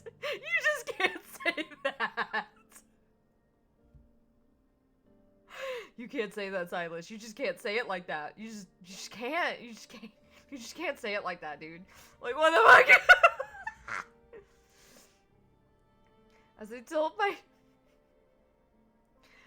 tilt my head back to catch my breath, Silas turns his head, opens my collar, and sinks his fangs into the crook of my neck. We're just drinking each other's blood. Jesus. Quit making those noises in my ear, please. Dude, it makes me slightly uncomfortable hearing those noises in my ear. Like...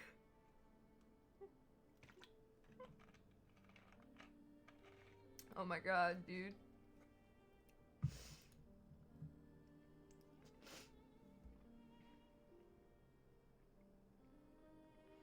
Pain and pleasure overlap and surge as our breaths quicken and intertwine. Blood and skin press against lips and teeth. The scent of flowers and blood merge, and our heartbeats gradually synchronize beneath our skin. Please stop. Please. Oh my god! Please stop! Please stop making those noises in my ear! It makes me so uncomfortable. I don't know why. It just does. Oh my god.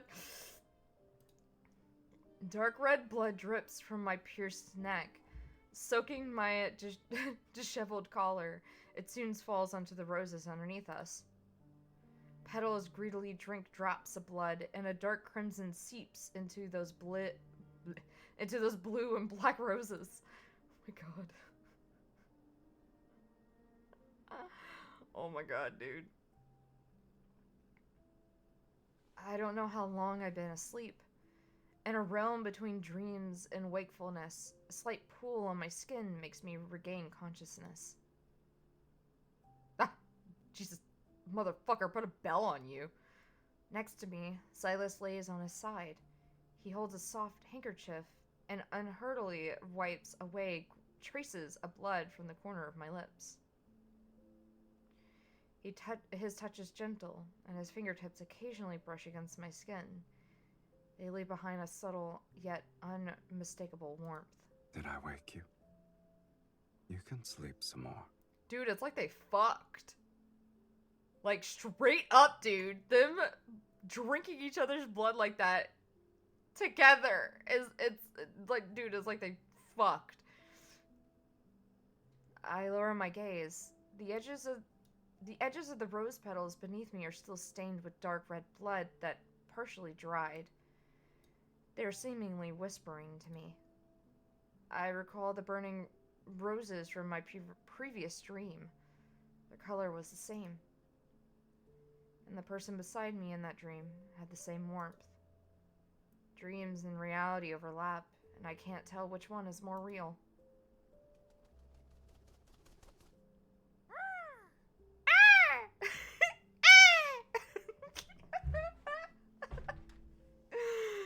god, dude.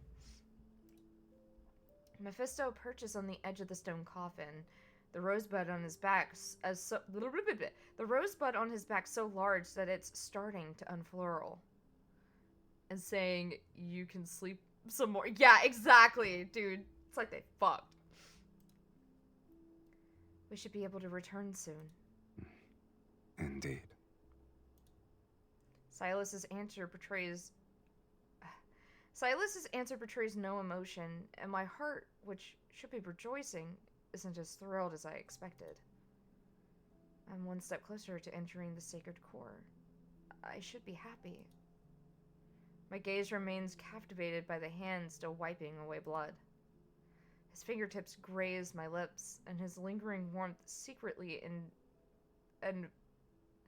infiltrates my heart to embrace every fiber of his being. Or my being. Holy shit. Not his. My being. Once I enter the sacred core, this curse's shackles will no longer bind me. Doubt lurks, its rusty blade silently embedding itself into my heart. Isn't this what I always wanted? Why am I hesitating? Because you're in love! You're in love! You're in love and you don't want to leave him.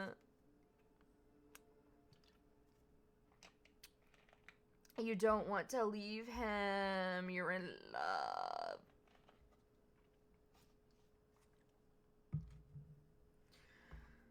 Oh, I need to stretch. Take a little break for the ad.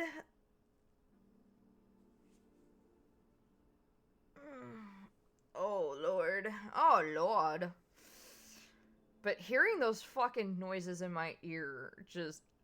excuse me, it just fucking... makes me uncomfy. I don't know why either. I guess it makes me think of, I guess, ASMR, and I'm not much of an ASMR person. Like, I actually think having someone whisper in my ear, like, it skeeves me out. Like, I actually, like, get grossed out when people, like, if I hear ASMR. So... plus, like, hearing the kissing noises and stuff like that. Like, I was playing, this for some friends. You got snatched by the ads. I know. But, like, hearing the kissing noises, also makes me uncomfortable, but I think it's mostly because, like, like, the voice actors are obviously not kissing a real person. So, like, it just doesn't sound like kissing to me. It just, I don't know, like... But every time I hear any of that, or just, like, them making the fucking moaning noises in my ear, just makes me so uncomfy, dude. The rose on Manifesto's back blooms more beautifully with each passing day, unfurling one layer at a time. Its petals are akin to ignited flames. Deep within the flower's center are intertwined silver-threaded-like patterns, fragments of magical power. Once the rose is in full bloom, these magical fragments will be revealed. I'll piece them together then. My body is recovering, but I know deep down that it will never return to what it once was. For reasons unknown, the searing sensation follows me like a shadow. It's not as intense as when it suddenly appears. Rather, it's a constant underlying pain. But I lied to Silas and tell him I made a full recovery. Silas is uncharacteristically distracted. He only responds with a slight nod. The unspoken truth between us is that after leaving the underworld, we'll reach the sacred core. These should be the last moments of my life in the underworld. Before leaving, I want to leave something behind. Perhaps it's to prove I was here, and perhaps it'll make him remember me. I wiped down the neglected pipe organ deep within the castle. Open its cover and clean the pipes. You're already bored of this place? Or you have a rare hobby for repairing pipe organs? Not necessarily. In the past, I disguised myself as a devout choir member to find a book containing forbidden magics. It was sealed in a chapel. Ah, yes. You do something of that nature.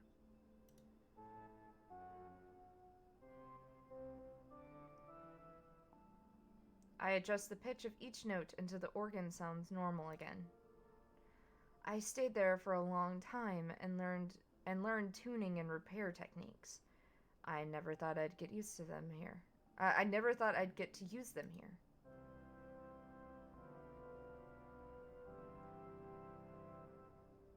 I think it's tuned.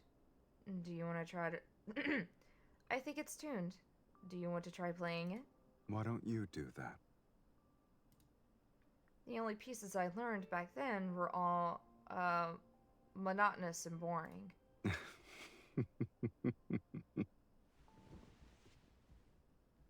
Chuckling softly, he sits down. His slender fingers rest on the instrument's keys.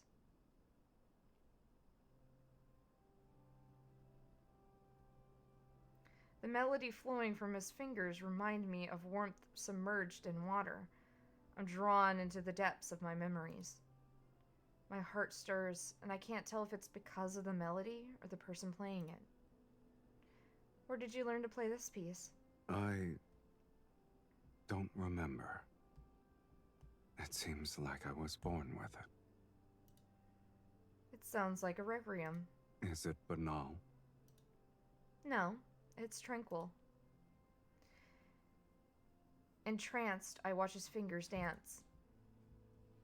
Silas, when I die, will you play for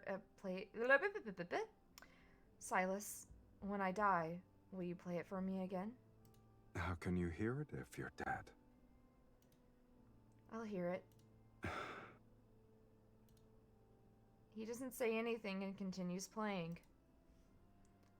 The ancient castle's vast corridors and walls reflect the music back again and again, as if they're trying to crystallize this moment in time. This is our last night in the underworld.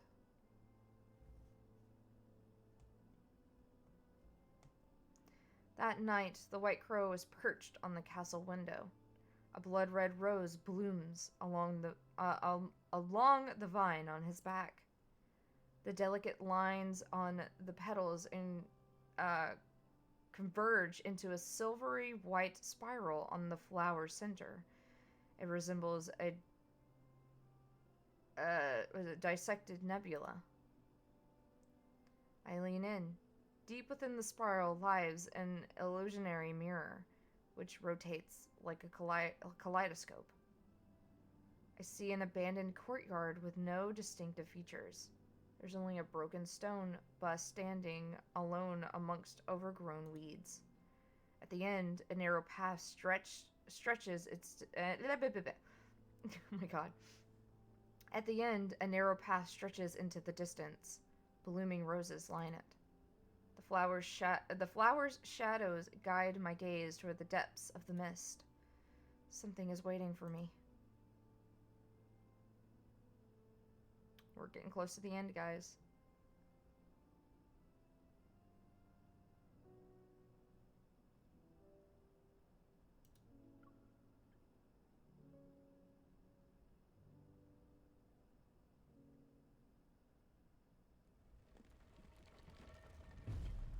After leaving the underworld and returning to Velmir, we find the estate completely abandoned. All the dazzling treasures have vanished. Even the modest silverware is gone. In the center of the great hall, the large portrait of me and Silas had been splattered with crimson paint. It's a bloody, grotesque sight. Our faces have been erased, and the only crimson words were smeared on them. Fiend and evil mage. Many nobles at the royal hunting grounds witnessed me kill the mages. They also watched you drink my blood before we vanished. The mages who were fortunate enough to survive embellished their stories. They painted us as fiends wearing human skin. This is the price for summoning Silas. And I let out a scornful laugh and waved my hand to destroy the exorcism glyph on the painting. People in this world are terrified of death. My immortal existence is inherently evil to them.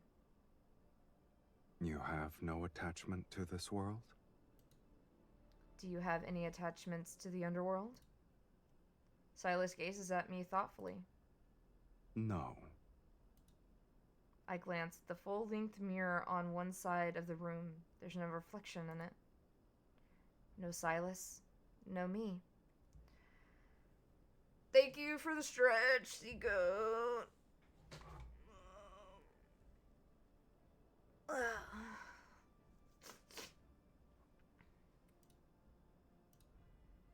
I'm not afraid. Instead, a secret sense of comfort washes over me.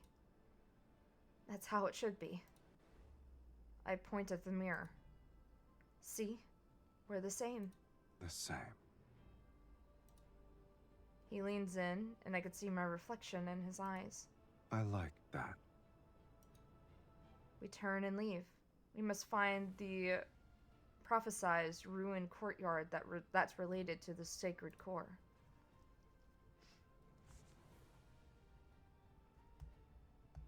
Yeah, you can't hear the music because, like, the music is, like, really low, but that's just because, oh my god, in this game, the music could get so fucking loud, so I had to, like, turn it down a lot. We search Velmir for an abandoned courtyard containing a bust. Mages block our path. They shout nonsense about justice and retribution while waving their staves. However, their eyes reveal their true greed. Justice's cloak is the perfect disguise for desire.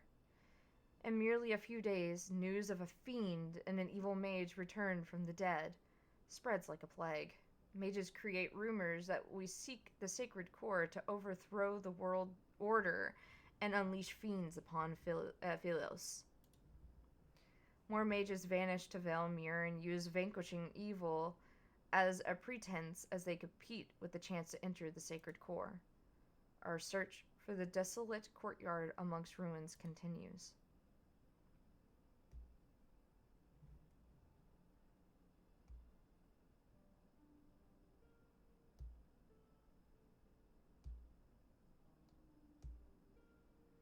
The night deepens. After another day of constantly moving and fighting several mages, we've taken shelter in an empty house on the city outskirts. The ceaseless searing pain in my body grows stronger with each passing day. Maybe it's because we're getting closer to the sacred core.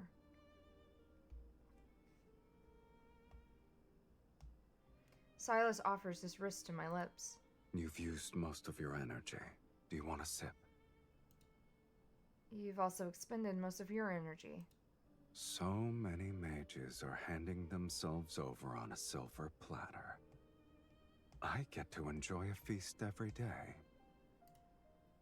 I firmly turn his face towards mine and look into his eyes. Oh, God, he's so handsome. You liar. You haven't been honest with me either. Am I mistaken? I stay silent. I know he's aware of the fact that I've never truly recovered. But he hasn't said anything about it.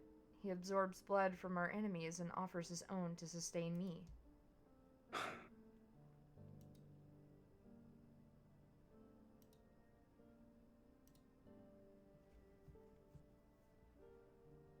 He sighs before he somewhat forcefully pulls me onto his lap.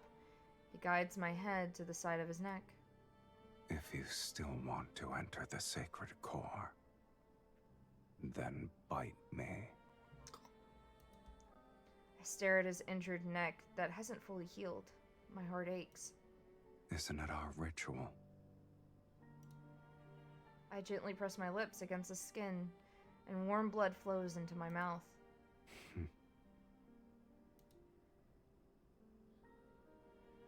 Moonlight veiled in the blood mist shines through the window. It illuminates his gaze, and those unfathomable depths could swallow me whole. It was only a glimmer, yet it feels like 1,000 years have passed. A thought began to expand. It's akin to a sponge absorbing water. After rewriting fate, I will never see these eyes again.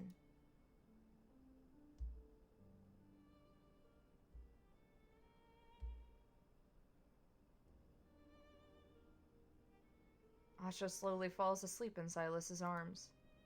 But even in her slumber, pain is merciless. She frowns, and her breathing is rapid as if an invisible hand is squeezing her heart. Subconsciously, she grasps his fingers before reluctantly releasing them. Silas pauses, then he holds her hand again. Their wrists touch, and the chain binding them flickers with every breath. Somehow, he no longer resents the linkage he wanted to rid himself of. In fact, he wished it could bind them more tightly together. Supposedly, it's been a long time since he thought about returning to the underworld alone. In his eyes, his dreams, his imagination, her presence exists in his everything. But if their circumstances never change, the one who's staying by his side will continue to endure endless torment. If bearing a curse is your fate, then rewriting that is part of your destiny. Fate isn't the only answer. After all, I never believed in it. If fate demands your suffering, then I will destroy it. No matter the cost. This shall be the price I pay. Aww.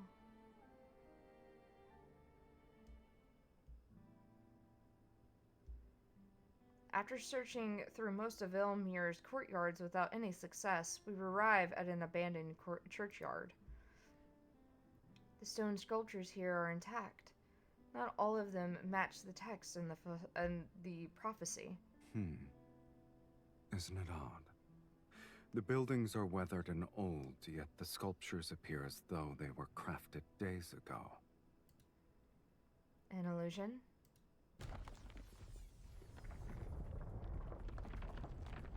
The ground suddenly trembles, stones break, and a massive skeleton rises from the center of the courtyard.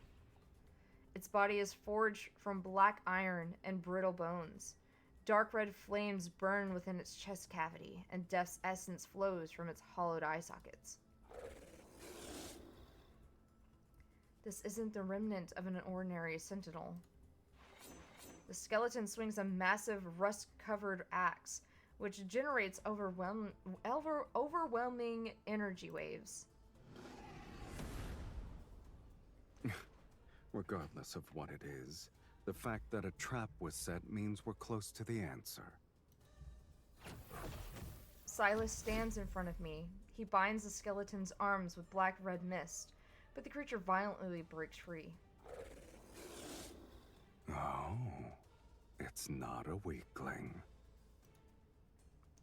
He thrusts his staff into the skeleton's chest. I seize the opportunity to cast a spell as I press my hands on the ground. Glyphs appear and spread out from under the skeleton. It's bound.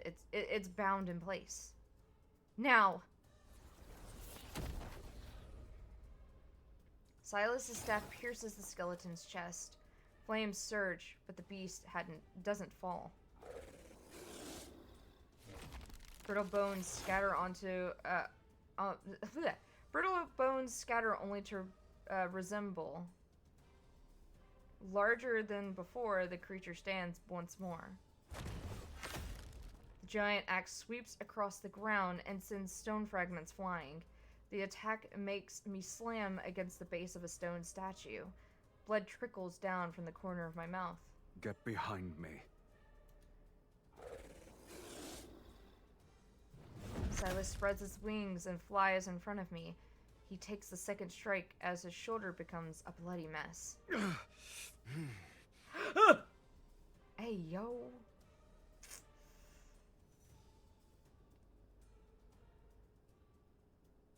Okay. I clenched my teeth and channeled my energy into the stat. Oh.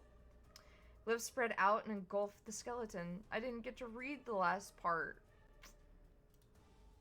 Silas and I grip the staff together and forcefully drive it through the creature's skull. Flames burst from its eye sockets as its massive body crashes to the ground.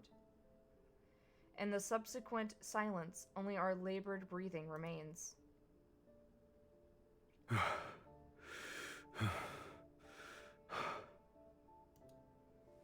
fall to my knees. My palms covered in blood.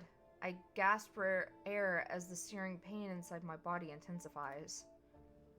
Silas folds his wings and drags his injured body over to me. He supports me as I stand. The breathing? Yeah, I know, right? What a shame. We almost died. Yes, we barely avoided that opportunity.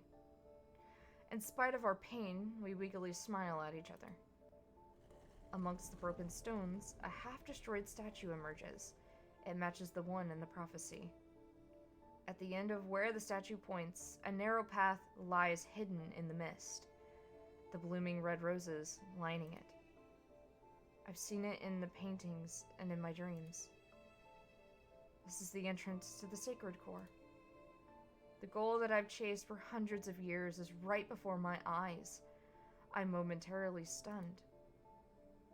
This isn't a dream, yes? Silas stares at the misty path that leads into the unknown.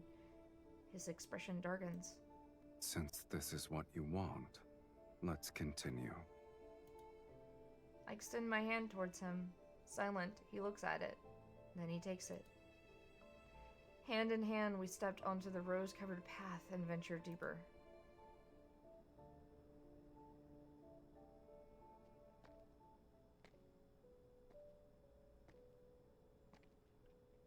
Mist churns around my feet as my body reaches its limit. Each step feels as though I'm walking on knives. It's as if my body had been torn to shreds, yet my flesh and bones are forcefully held together. But I'm almost at the end. At the end of this path, I could use the sacred core to rewrite my fate. And the pain will be over. The linkage between Silas and me shall end as well. I look at our clasped hands. Once our connection is severed, Silas will return to the underworld. As for me, I'm uncertain of the life waiting for me. But it'll be the one without a curse, pain, and Silas. From the depths, a breeze blows along the path and carries a faint floral fragrance. Rose petals scattered in the air. They land in my hair and on Silas's shoulders.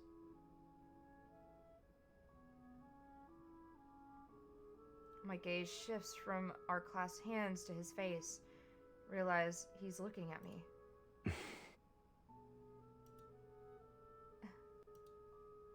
What is it?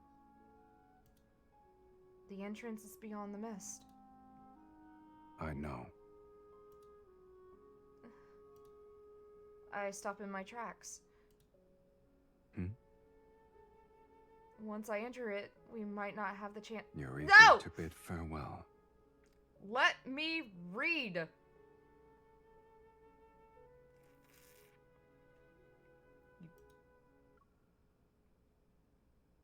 Once I enter it, we might not have the chance to say goodbye. There, I got to read it.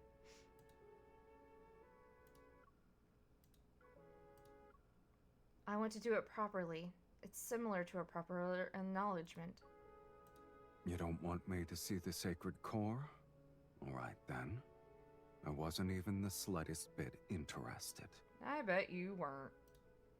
His tone carries its usual sarcasm, but there's no trace of amusement in his eyes. Should I offer my blessings for your inevitable death? I wish that you'll be free from curses and live an ordinary life without any sort of suffering. Or should I wish for us to never meet again. Kiss him. I take a step, pull his arm, and stand on my tiptoes to kiss his lips.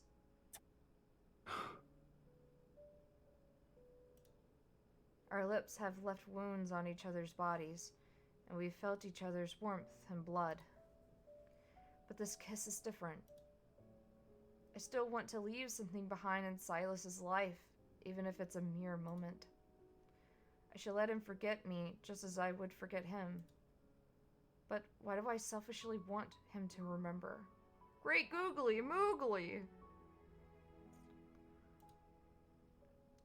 Let's sever our linkage. The path ahead is one I must walk alone. Without waiting for his response, I silently recite the spell. The linkage on my wrist begins to glow. With a lingering, gentle vibration, it stretches like a silk thread being pulled apart. The thread of light breaks, its fragments draining into tiny motes of light that float away with the wind. They disappear into the mist. This is what you consider a proper farewell. Silas, you're free now. As I say these words, I feel an unfamiliar emptiness round my wrist. The emotion welling up inside me. Is it reluctance? It won't be long before I'm forgotten. But what makes you think I'll forget you? Of course you'll forget me. It's a lie. He stares at me as if he's already seen right through it. Yet he doesn't try to interrupt me. You can rule the underworld again. You'll live forever. I'm nothing more than a fleeting moment. Another lie. You're speaking as if you know what I desire. I hope it's what you want. You gave me another order. In the future, when you play that melody again in your castle, if I'm truly dead by then, my soul will still hear it. He takes my hand, his fingers caressing my slightly trembling palm. Is this the final testament you want to give me? Why not? You'll always abide by my orders. With countless unspoken feelings buried in my heart, I look at Silas and force myself to smile. Farewell, Silas.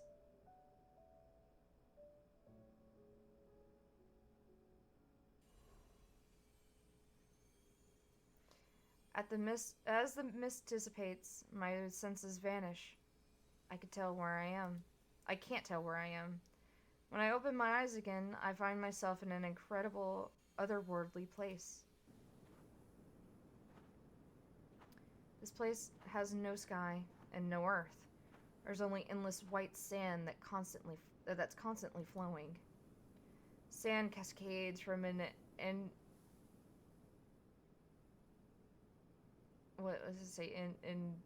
interminable height.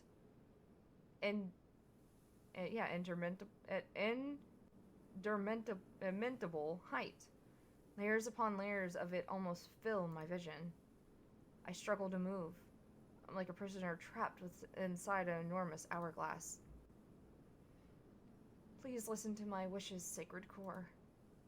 The fate I wish to rewrite is one without any curse. The energy within my body is ripped away by an invisible hand. It transforms into a grain of white sand that falls into the flowing sea beneath my feet. The sea of sand churns as a human skeleton slowly rises to the surface. Tattered old clothes still clung to it. I could faintly make out an embroidered badge among the rags. The name on it is Cyrene. My pupils constrict as my breathing becomes rapid. Sir Saharine, the last archmage to enter the sacred core, the one who left clues about its manifestation for future generations. At long last, a prisoner of the sacred core has arrived. The skeleton's jaw moves slowly as it begins to speak. You've discovered that this is a lie. Uh-oh. The sacred core could never rewrite fate. It's merely a vessel that devours the strongest souls. Welp. All mages who enter the sacred core sacrifice their souls. Now it's your turn. Welp. Who saw that coming? Who saw that coming? Because something in me made me feel like something wasn't right. Fear surges wildly in my chest. I struggle to stay calm as I create a glyph to slow the process of my energy being drained. Akin to a waterfall, sand pours down from above. Cracks begin to appear in my glyphs as my scorching energy continues to disappear. I can accept death, but I refuse to be manipulated. A crystalline fragment detaches itself from my chest and emits a dazzling light. My body feels weightless. The excruciating, searing pain vanishes, and centuries of torment fade away as if I woke up from a bad dream. Is this the source of my suffering? My curse? Is it a fragmented, incompleted soul? I'm gonna stop here now that there's been an ad. I said, I think I would rather just have the big, like, ad at the start and then never have ads again throughout my stream. I'm gonna be honest. I do not like having the ads every fucking hour. Ugh.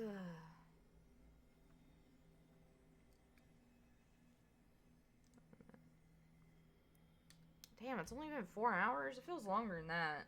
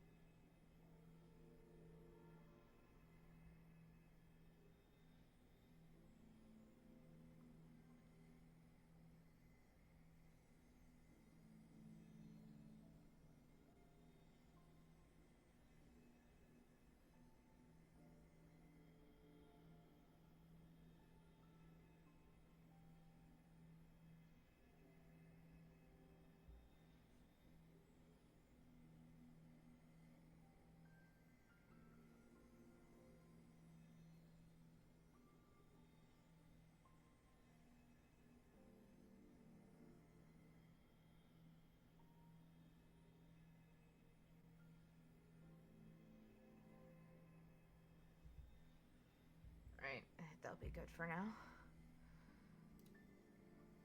No. I desperately try to grasp that fragment. I didn't choose this. Rather, my action is driven by pure instinct. Even if it's a curse, even if it only brings me suffering and pain, something deep within me tells me I cannot lose it. Yet my struggle is futile. The fragment drifts further away. No. You're going to let me finish that. My energy continues to be devoured, and my consciousness rapidly disintegrates.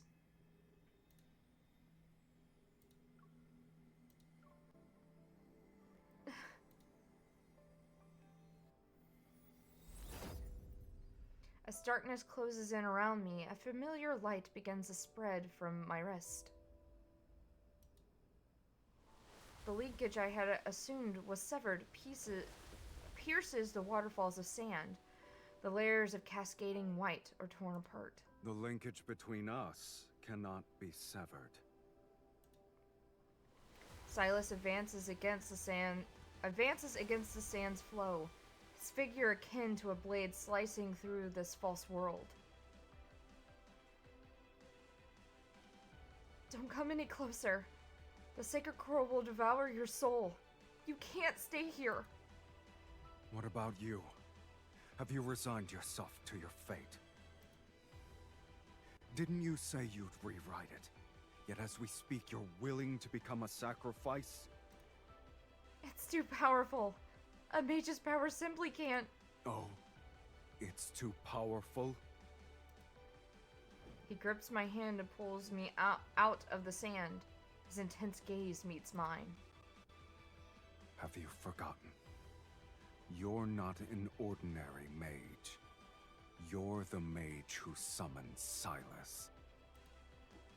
If you're willing to pay the price, then nothing is immovable. Not even fate. Intense dread washes over me as I desperately try to stop him. Silas, no! No! Yet he only responds with a gentle smile. What? This matter is merely more absurd than death. Massive energy erupts from his body. Waves of intertwined black and red crashes against the realm around us. Sand flows upward, everything trembles, and white sand transforms into a violent storm that engulfs everything. I use every ounce of my strength to hold on to him.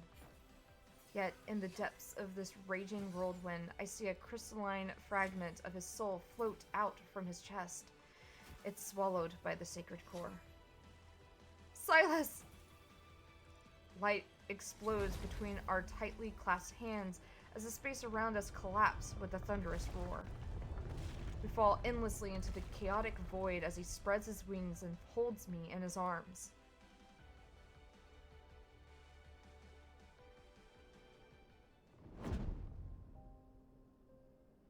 The world peels away and vanishes behind us. Silence returns.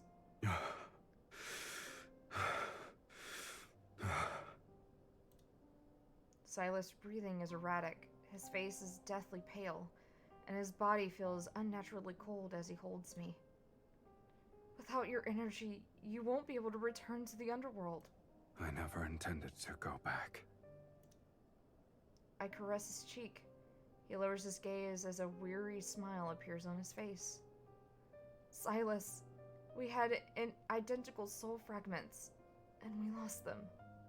Aren't two shells that lost their souls still the same? I stare at him with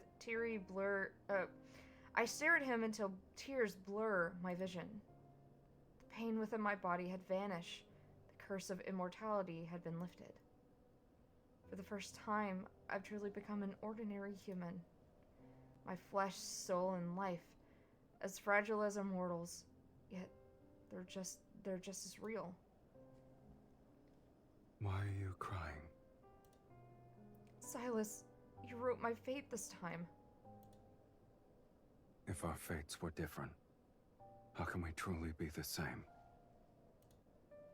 But you paid the price of sacrificing every path that would let you return.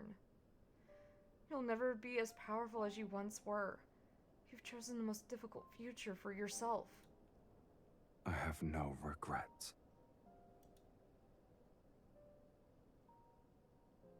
He crosses his arms and observes me for what feels like an eternity. Your past self died as your pain disappeared. Starting from this day, everything that happens will be our shared fate. All the places we'll visit, the sights we'll see, the enemies we'll face, and we'll spend the rest of our lives together. Are you afraid? We destroyed the sacred core, so we made an enemy out of everyone of Philos. And we're no longer invincible. There's only one thing I fear. I found the person whom I want to spend the rest of my life with. Yet, I'm afraid our life together has started too late. Moonlight descends as the blood mist dissipates with the sacred core. Beneath the heavens, Velmir falls into a brief, peaceful slumber. We welcome the rest of our lives with open arms.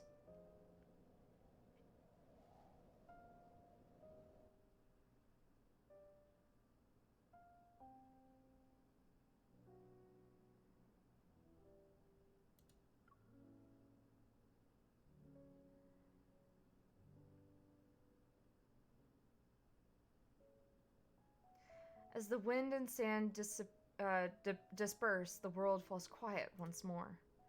But the world claps again. Silas and I visit the secret garden we promised to visit. As we push open the ivory-covered iron gate, roses bloom in the morning mist. I had this place built a long time ago, during the era of my maternal grandmother, to be exact. Time dragged on endlessly back then, and the world around me collapsed too quickly. I wanted something I could watch. It had to change slowly, like a flourishing garden. But you didn't stay. I learned magic, discovered the sacred core, and became aware of your existence. I looked up at Silas. Then we promised to visit this place. I wanted to show you many, many roses.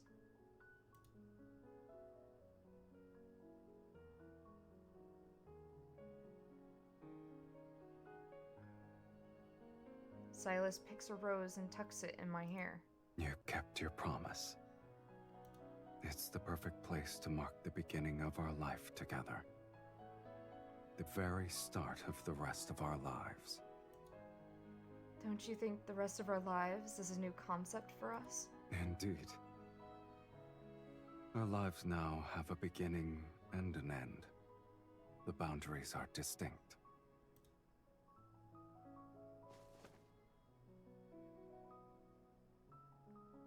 He guides me to sit amongst the flowers. As the wind blows, a floral fragrance envelops us. A finite life, the one shared with another person. I never imagined such a thing before. I imagine we'll travel to many places, mostly remote ones where few people visit. And we'll renovate an abandoned fortress and turn it into a temporary home. I'll be unable to resist buying strange, unusual magical texts from old bookstore stalls. Then I'll pick up some yellowed sheet music while we're there. We'll find a place with a pipe organ so I can listen to you play. What will you do? Are you going to sit there and listen? I could sing. When the weather is warmer, I want to find a ship and go out to sea. Then we'll need to buy one that's sturdy enough to sail to the ends of the planet. I don't care where we go. I only want to sit with you on the mast and watch the moon rise. Do you think we'll argue? Haven't we argued enough already? But in the future, our arguments won't be about the sacred core anymore. Maybe our reason shall be simpler. So simple, in fact, that they'll be about a dish's seasoning. But our arguments will always end quickly because I'll prioritize your happiness. God, you're the best one out of all of them. Silas, I love you. You sound confident. Tell me more. For example, I could make you a wooden bird that caws. Yeah? Will you name it Mephisto? If that's what you want. Maybe we'll come back to Vilmir every now and then. We'll visit this garden and see the roses bloom in another year. Perhaps we'll be old when we return. I rest my head on his shoulder. That means we truly have spent a long time together. It could be considered one way to rewrite fate. We only need to choose each other to rewrite fate. It's a simple matter. We continue to imagine our future together. Our future together becomes lighter, richer with every detailed daydream. It's like the rose petals brushing between our palms as they... It's like the rose petals brushing between our palms as they sway in the breeze. Their scent and touch gradually lure me into a sweet dream. Everything is peaceful and gentle before the world's collapse.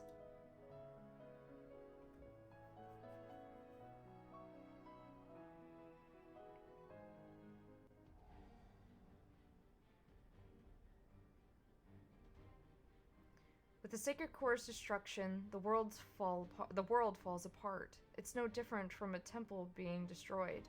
The false world order peels away from its foundation. Across the continent that shrouded in death's shadow, people hope a rewriting fate dissolves into oblivion. Pillars of faith crumble. Barefoot fanatics fill the streets. They burn ritualistic objects and wail as they try to summon their lost god. Terrified of being overwhelmed by riots, the nobility retreat into underground shelters. A power vacuum formed, and several religious organizations try to establish a new faith and overthrow the old dynasty. This continent's history revisits reoccurring themes again and again. Perhaps it's the world that remains trapped in an inescapable cycle of fate. The Sacred Core's demise isn't the end of the world, but the shattering of its illusion left people's fears with nowhere to hide. And we, the ones who destroyed the Sacred Core and exposed the illusion, are the target of everyone's hunt. Battle after battle, blood and fire become our shadows. To kill us, those fools sacrificed countless innocent lives to activate the most evil forbidden magic. They try to control us and force us to turn our weapons against each other. Yet, after every wound and instance of bloodshed, our invisible linkage continues to connect us again and again. We spend a long time together and endure these countless hunts. Until one day, we both stop in our tracks.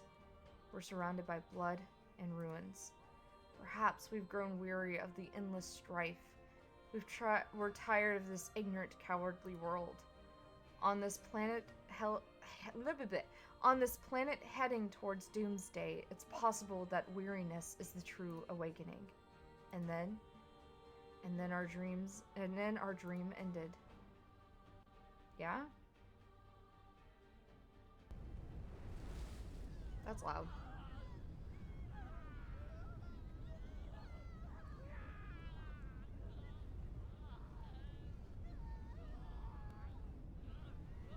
Don't look back.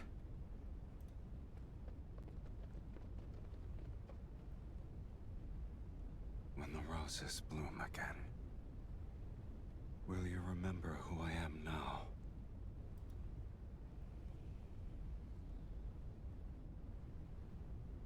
So long as our souls remain unchanged, we'll surely... Intermittent gusts reach my ears. The air is tinged with the metallic smell of rust scorched by flames. In the distance, there's a deep rumbling. Perhaps it's the lingering aftermath of endless battles or the approaching legion. Are you awake? Night has fallen. Moonlight bathes the abandoned garden as charred rose petals drift away in the wind. Silas sits next to me. Blood from his wounded shoulder congeals into a dark crimson in the night. Was I asleep for a long time? Some time has passed, yes. However, those people haven't found this place yet. I didn't want to wake you. Were you dreaming? Yes. I dreamed about matters from long ago, starting from when our paths first became linked. No wonder you wouldn't wake up. He relaxes and pulls me into his embrace. Looking back, it has been a long time. I also dreamed about the future we once imagined.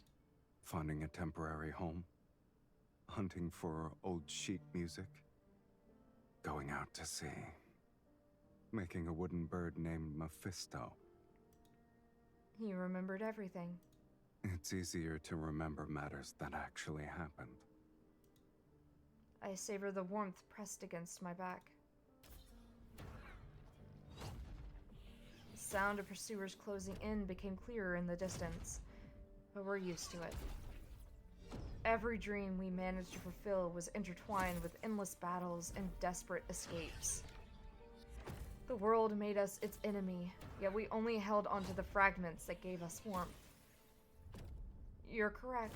The future we once imagined has become our past. We've already spent most of our remaining lives together. That is loud. The fiend and evil mage have nowhere to run. This place will be their grave. Once we kill them, this sacred core will manifest again. Philos will be ushered into the divine light. May the divine light bless Philos! May the divine light bless Philos! They're beyond redemption. The legion of mages they've assembled is larger this time. Are you scared? I was thinking, if all we have left is the remainder of our lives as these memories, Jesus fuck. I'm trying so hard, but sometimes the like, especially like this text right here, the white, especially the white on white of his outfit, like, yeah, there's like a dark, like, text box that the text is in, but like sometimes the letters and the words like get muddied into his outfit for me.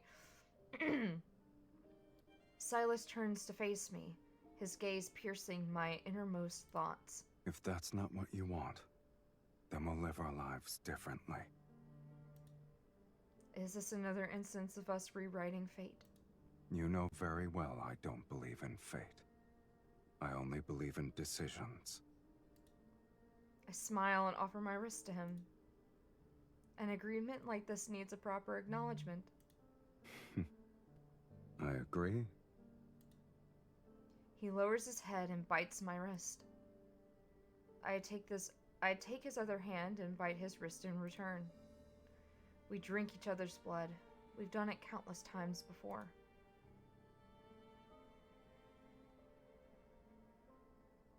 The ritual is complete. Are you ready to partake in the final feast, my dearest wife? Massive wings unfurl behind him as he hovers beneath the blood-red moon. I tap my staff on the ground to create a glyph of death.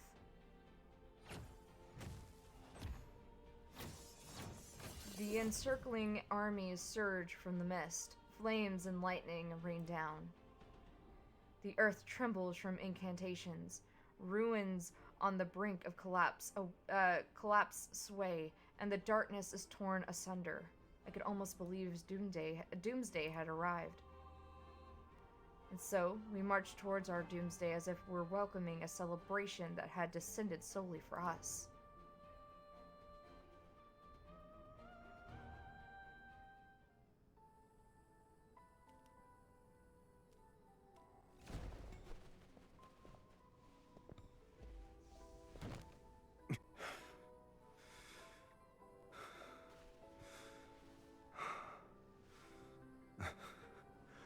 I suppose this is the end.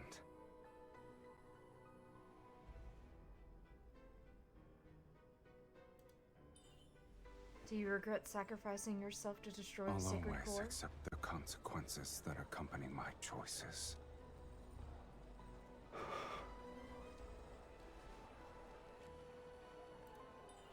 Even though you can't return— No! You're going to let me finish that sentence!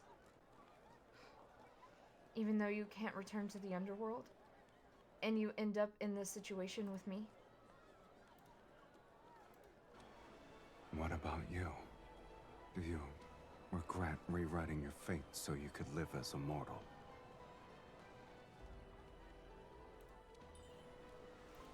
Of course not. So don't listen to them. All right then.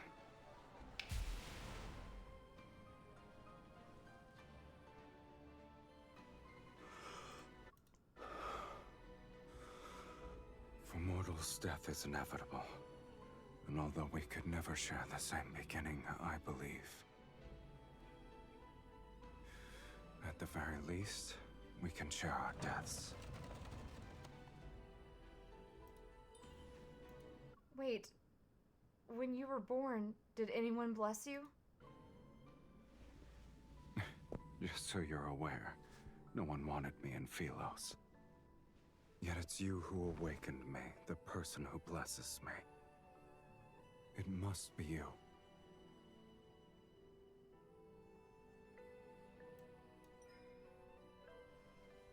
Silas,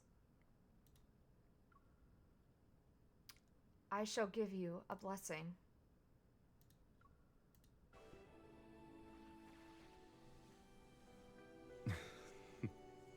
Did you lose your magic and voice already?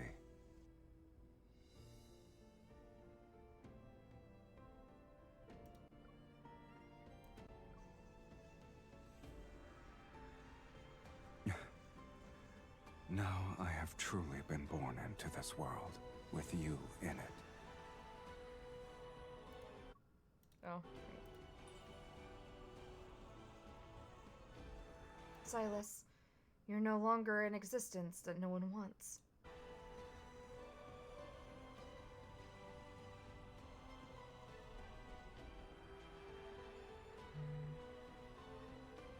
I'll remember that.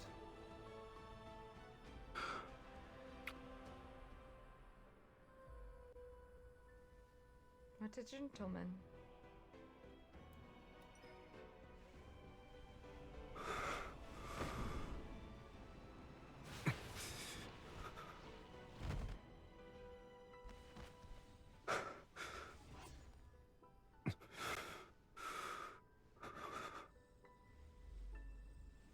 You truly have no regrets.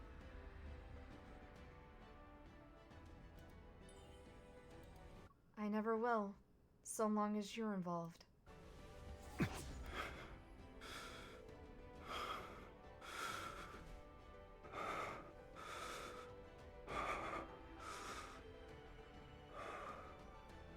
From the moment we're born to when we breathe our last, we shall inevitably walk the same path.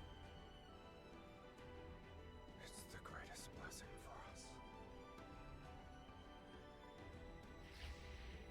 Thank you, Jojo! Thank you for the hydrate, stretch, and posture check. We finally got to the end, guys. The end of their love story.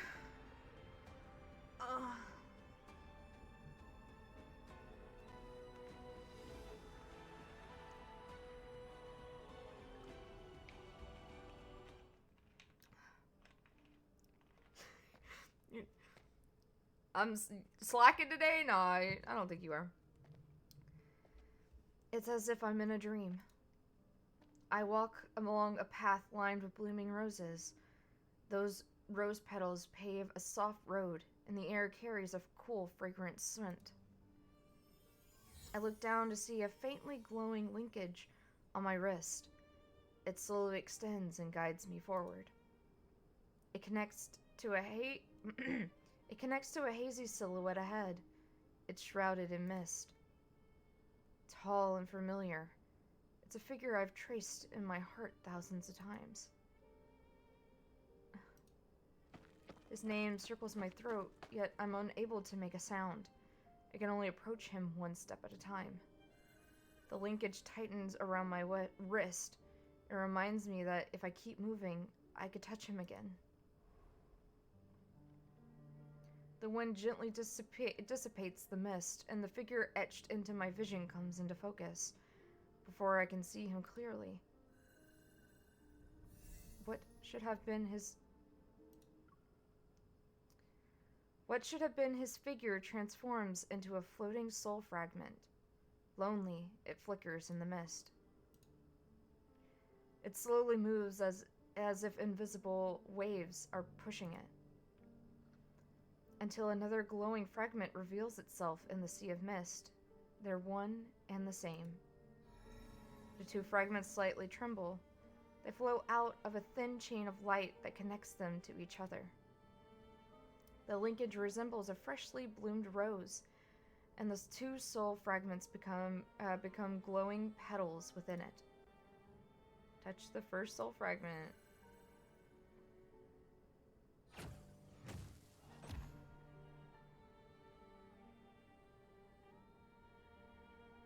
Underworld long ago. Beneath the boundless gray sky, countless fractured world fragments are akin to enormous mouths. Oh my god. Enormous mouths devouring space and time.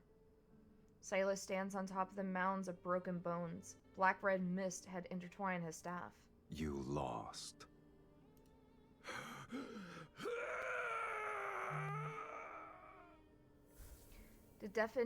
The defeated fiend gradually crumbles to ash amongst agonizing howls, yet before he disappears, a deep voice reverberates. It doesn't matter if you've defeated the fiends here. This place is Fate's graveyard where only incomplete souls can exist. No matter how powerful you are, you're still no different from us. My soul was plundered long ago. I only had the instinct to kill.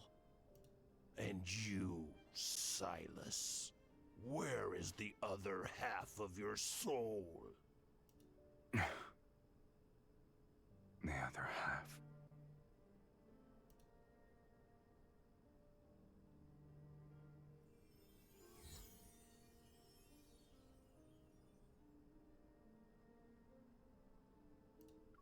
I'll pause it here so that the ad can go through. Goodness. Almost 5 hours.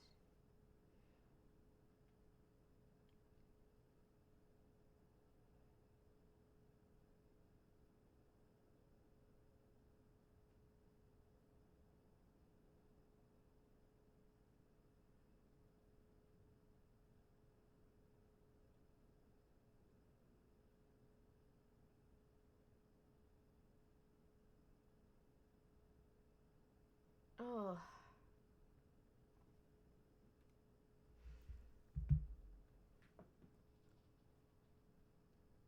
Oh, goodness.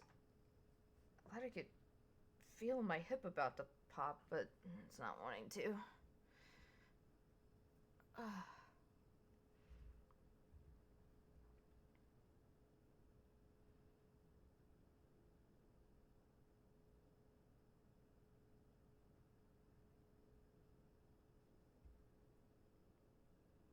Oh, man. I want food. I like actual food and not what I ate. I ate these, they're like organic, like naturally flavored ube coconut rolls.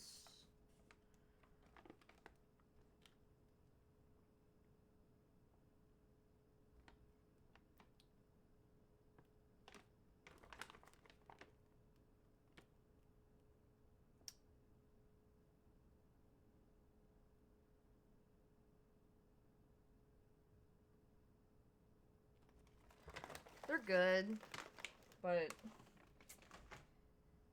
I want food. I want food. I want some protein. That's what I want. Touch the other soul fragment.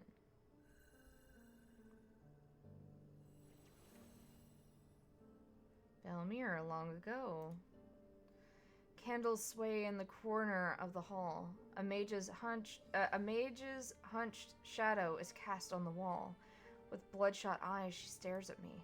Your immortality isn't the result of divine favor. Food is good for you, I hear. Yeah, no, it really is good for you. It's because half of an immortal soul is trapped inside your body. Oh, so that's where his other half went. It went in me. This isn't a blessing. It's a curse. So long as that immortal half remains within you, you cannot meet death's sweet embrace. You'll only be greeted by endless torment as you're repeatedly torn apart. I hold my breath, my body trembling slightly as vague memories unexpectedly surface. This is my curse. Only I? Grant you true death. A severe headache strikes me and cuts the path that leads to my emerging memories. How can I break this curse? I'm willing to do anything.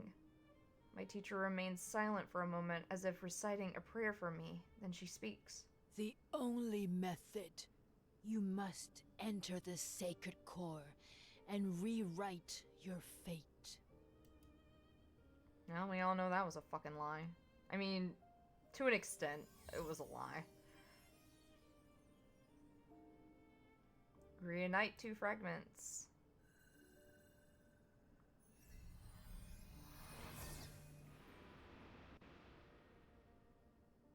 We must offer half our soul to the other. They'll be merged to forge an unbreakable bond.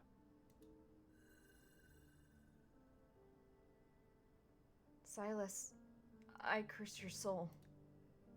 I curse your soul to never fade away.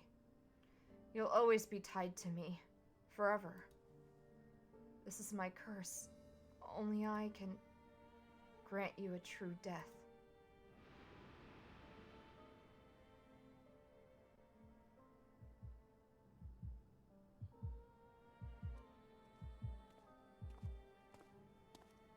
Once again, I walk this path lined with roses.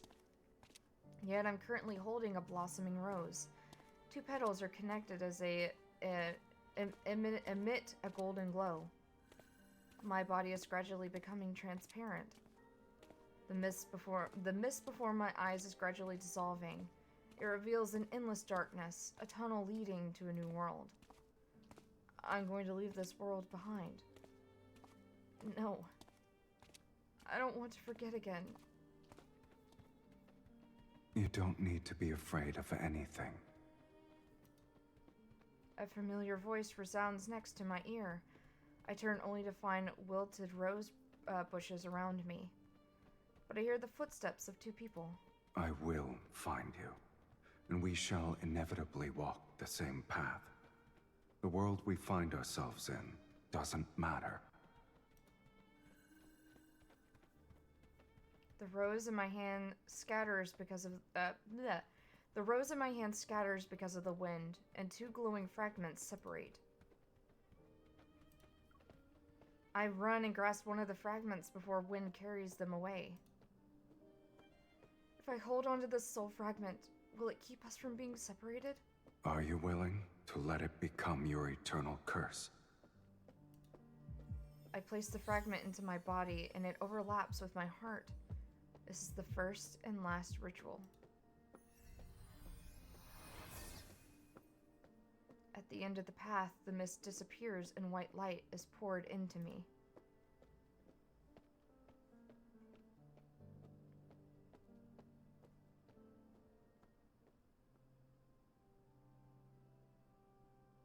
I float through time and space. It's so bright, and yet it's so dark. I can only feel that fragment's warmth in my heart. Silas, what if I forget you again when we meet once more? It doesn't matter. I will recognize you, and we'll be the same. 2 kindred spirits. And then, we'll begin our new life together. I'm not alone. Within my soul, I carry my beloved. Aww.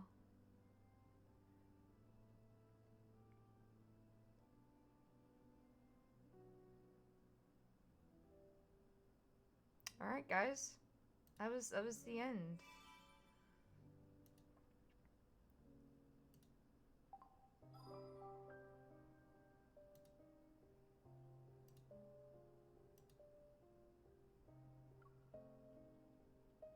That was the end, guys. That was the end. Affinity up. I wish I had the other one. Like, other ones. Like, I wish I had these. But mostly this one. Because, like, I think this was the first myth. that came out? I think. Whoa, this was not the worst for a Gooner game. Yeah, well, that storyline wasn't the worst, you're not wrong. But there is one, like, one card thing,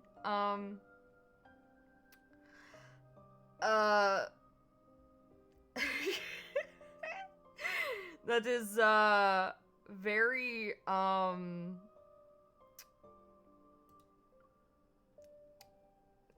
it was, very, very steamy.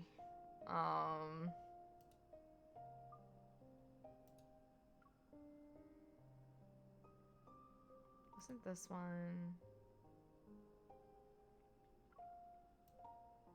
Isn't this one? Wasn't this one? Isn't this one? Isn't this one? It's this one! It's this one! It's fucking this one!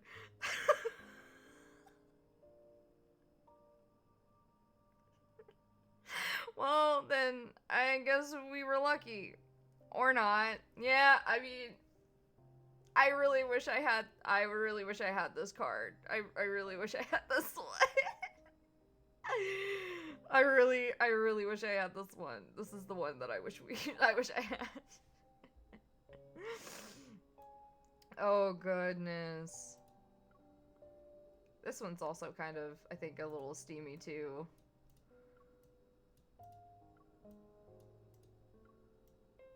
Hey yo, he's naked. Hey yo, he's wearing a collar.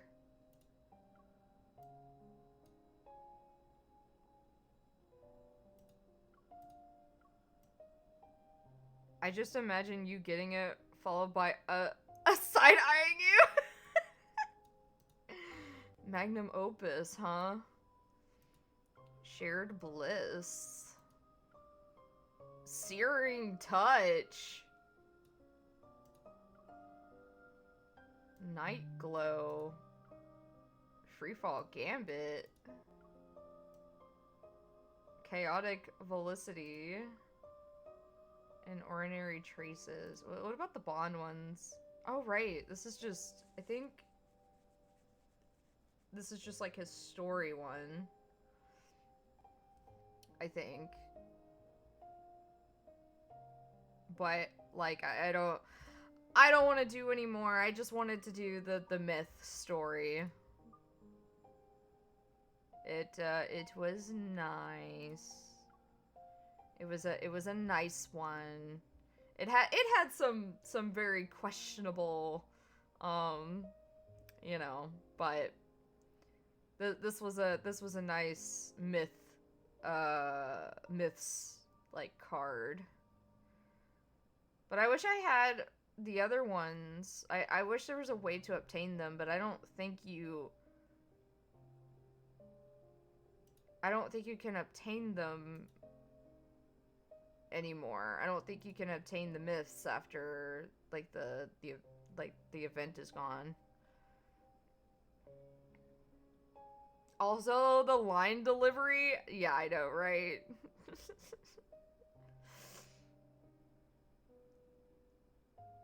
But like this is kind of like the only character I kind of care about, really.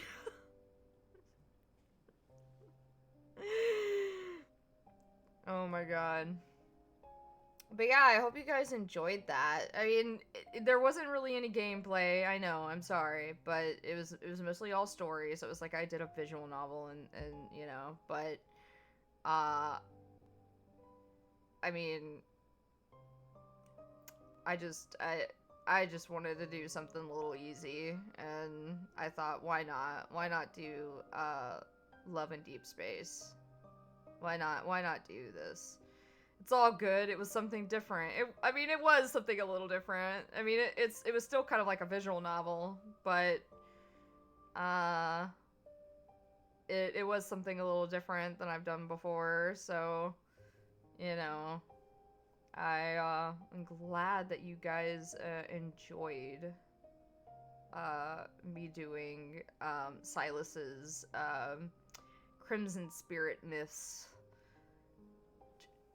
Uh-huh.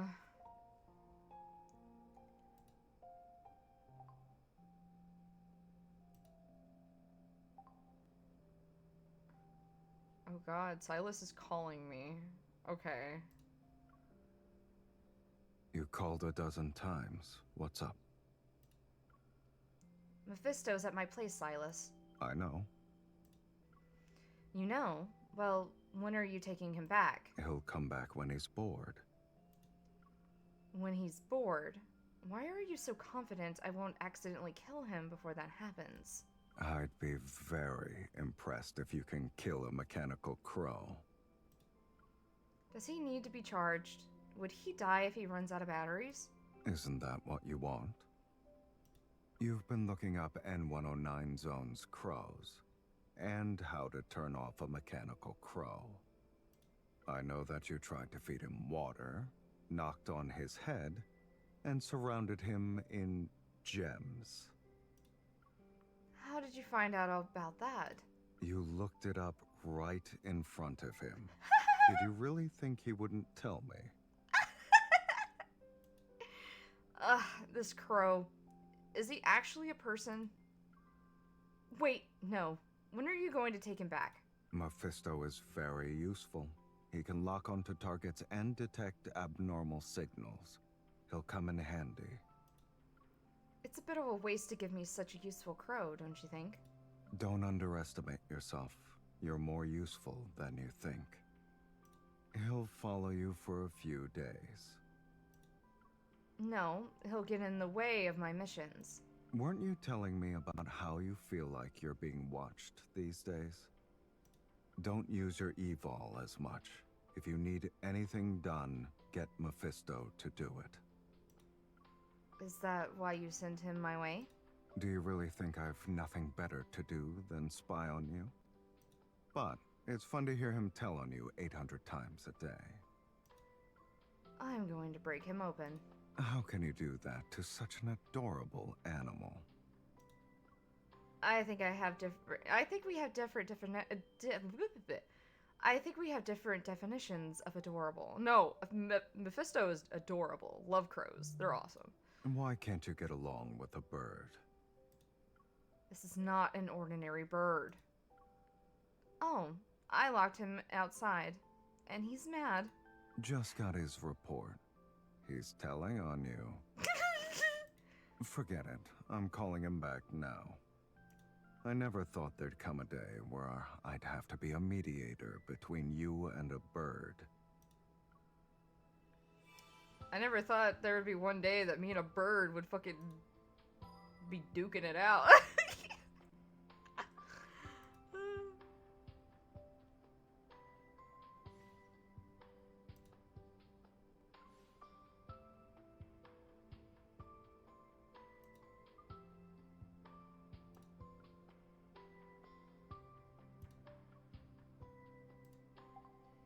Life, finds a way, question mark.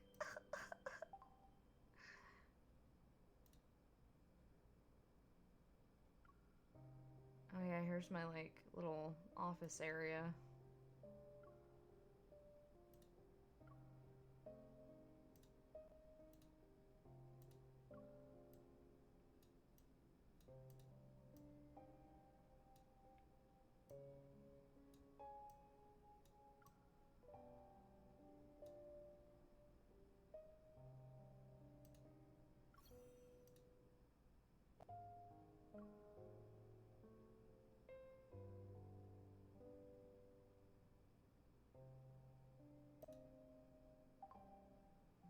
All right. That was Love&Deepspace. That was the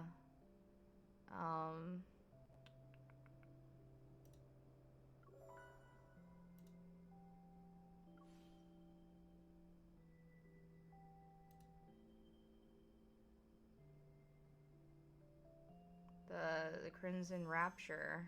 What was this?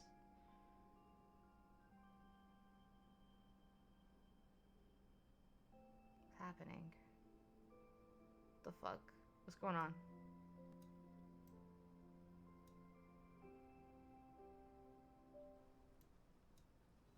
What's happening?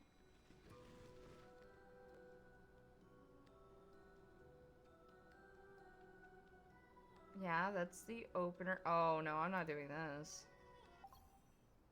Yeah.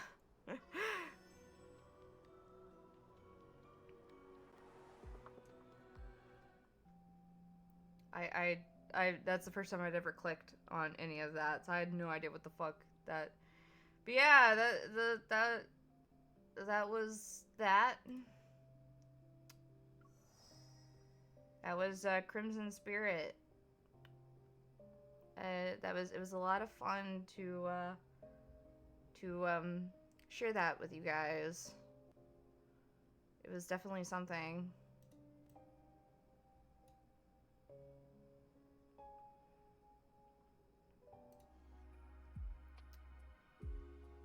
I'll move over to my talking screen. I'm gonna get rid of that.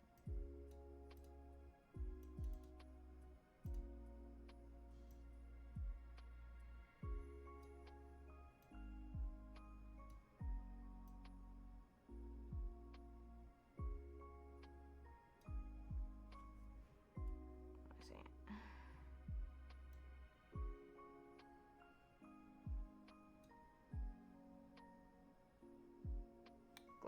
Glad you had fun. Neat. I'd heard about the game before, but hadn't seen anything.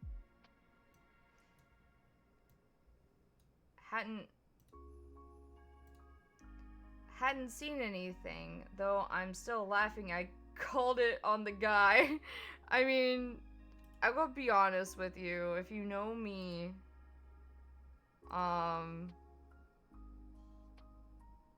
you would know. You would know what guy.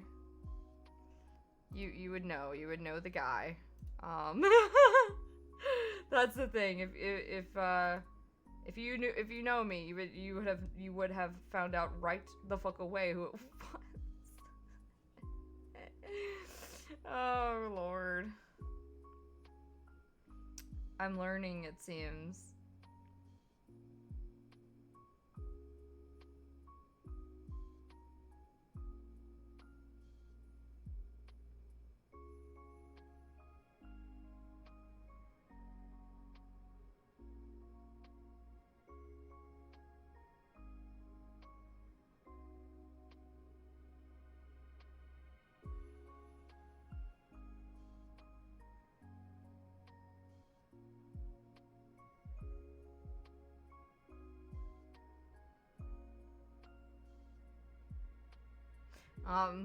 But yeah, you would know, just you would know right away which one it was that got me into playing Love&Deepspace.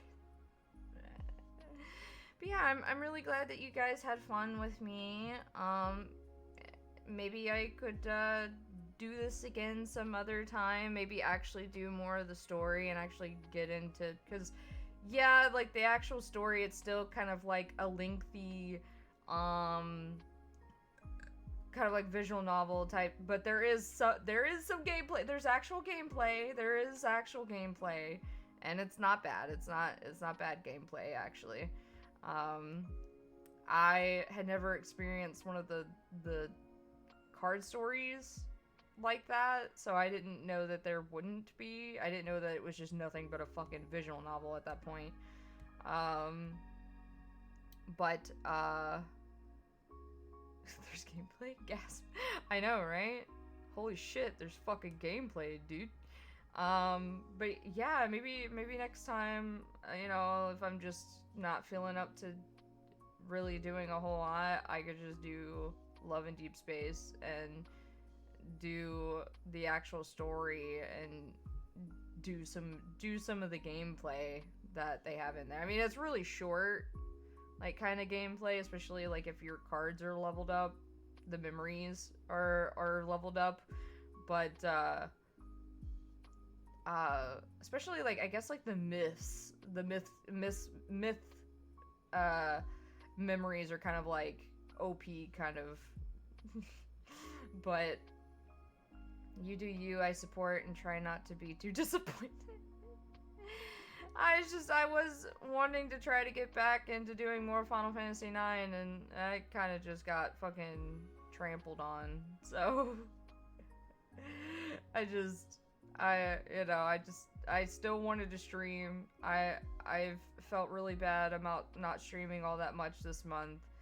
And I was like, I still need to stream something, like, whether it, like, I just need to do something. So I just thought, what about Love&Deepspace? You know, let's do that.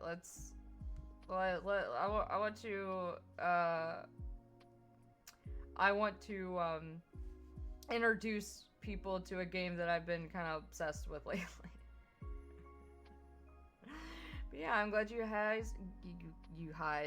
guys had fun. I mean, I know about as much about Final Fantasy as I did this game. As long as you enjoyed it too, that's important. Yeah. I've been wanting to actually beat Final Fantasy IX for like the longest time, and now that I own it, like actually own it, you know, I can, and it just hasn't been in the cards for me to get back into playing it. So but yeah, I'm glad that you guys had fun with me. For those that are still around, thank you.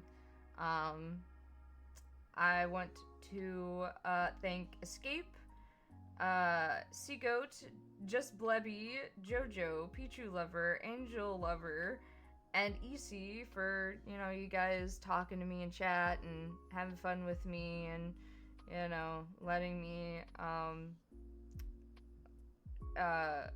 show and tell. Oh, thank you for the head pads. Show and tell my new obsession at the moment. I also want to thank my lurkers. You guys are just as important as if you were a chatter. Please do remember we do have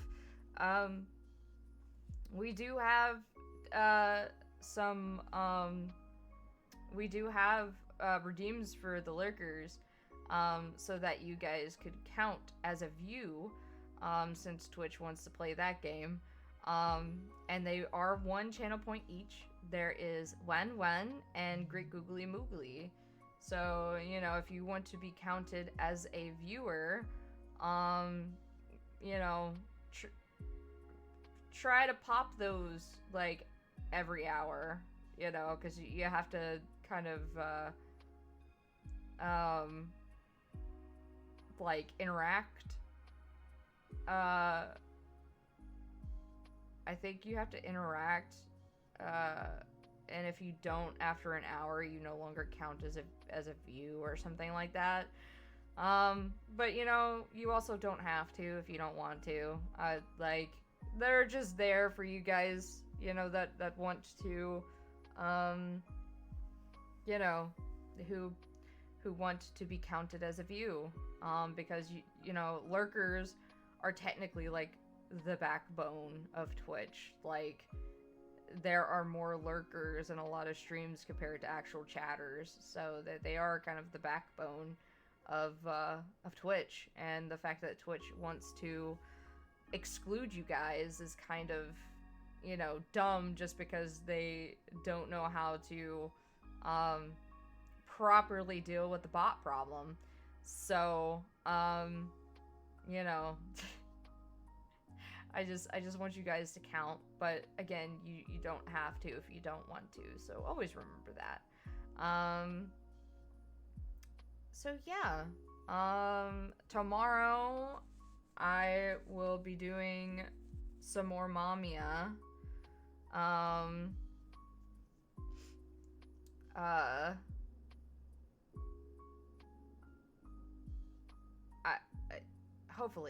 Hopefully some more Mamiya. I don't really have anything planned, like, that would keep me from streaming at the time that I set, but, you know, with how my sleep has been, you never know, because, I mean, technically I was supposed to start at 7:30 today, and I, didn't start until,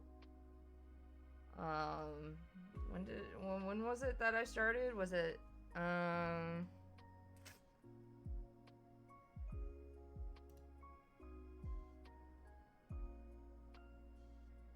It was almost 8, it was at 8:27. So, an hour. I mean, I guess an hour is not bad. But but still. Hopefully we'll do some more Mamiya tomorrow. And then Thursday, since Moon is not going to be streaming for the rest of December, I will be continuing more of the Full Metal Alchemist and the Broken Angel. And then Saturday we will be doing more Dot Hack. So, yay. I think Friday is the last stream of Richie's, like Richie and whoever he does technical difficulties with. After that, there will be no more for the rest of December. So you'll just have me, guys. I hope that I can entertain you enough. But yeah, that is what we have left for the rest of the week. I hope you guys had fun with Love&Deepspace today as much as I had fun with it. So yeah, I love you guys. Please be safe. And no matter where you are in the world, I hope you have a good rest of your day. And I will see you in my next stream. Bye, everyone. Bye-bye. Bye-bye. Bye-bye. Bye.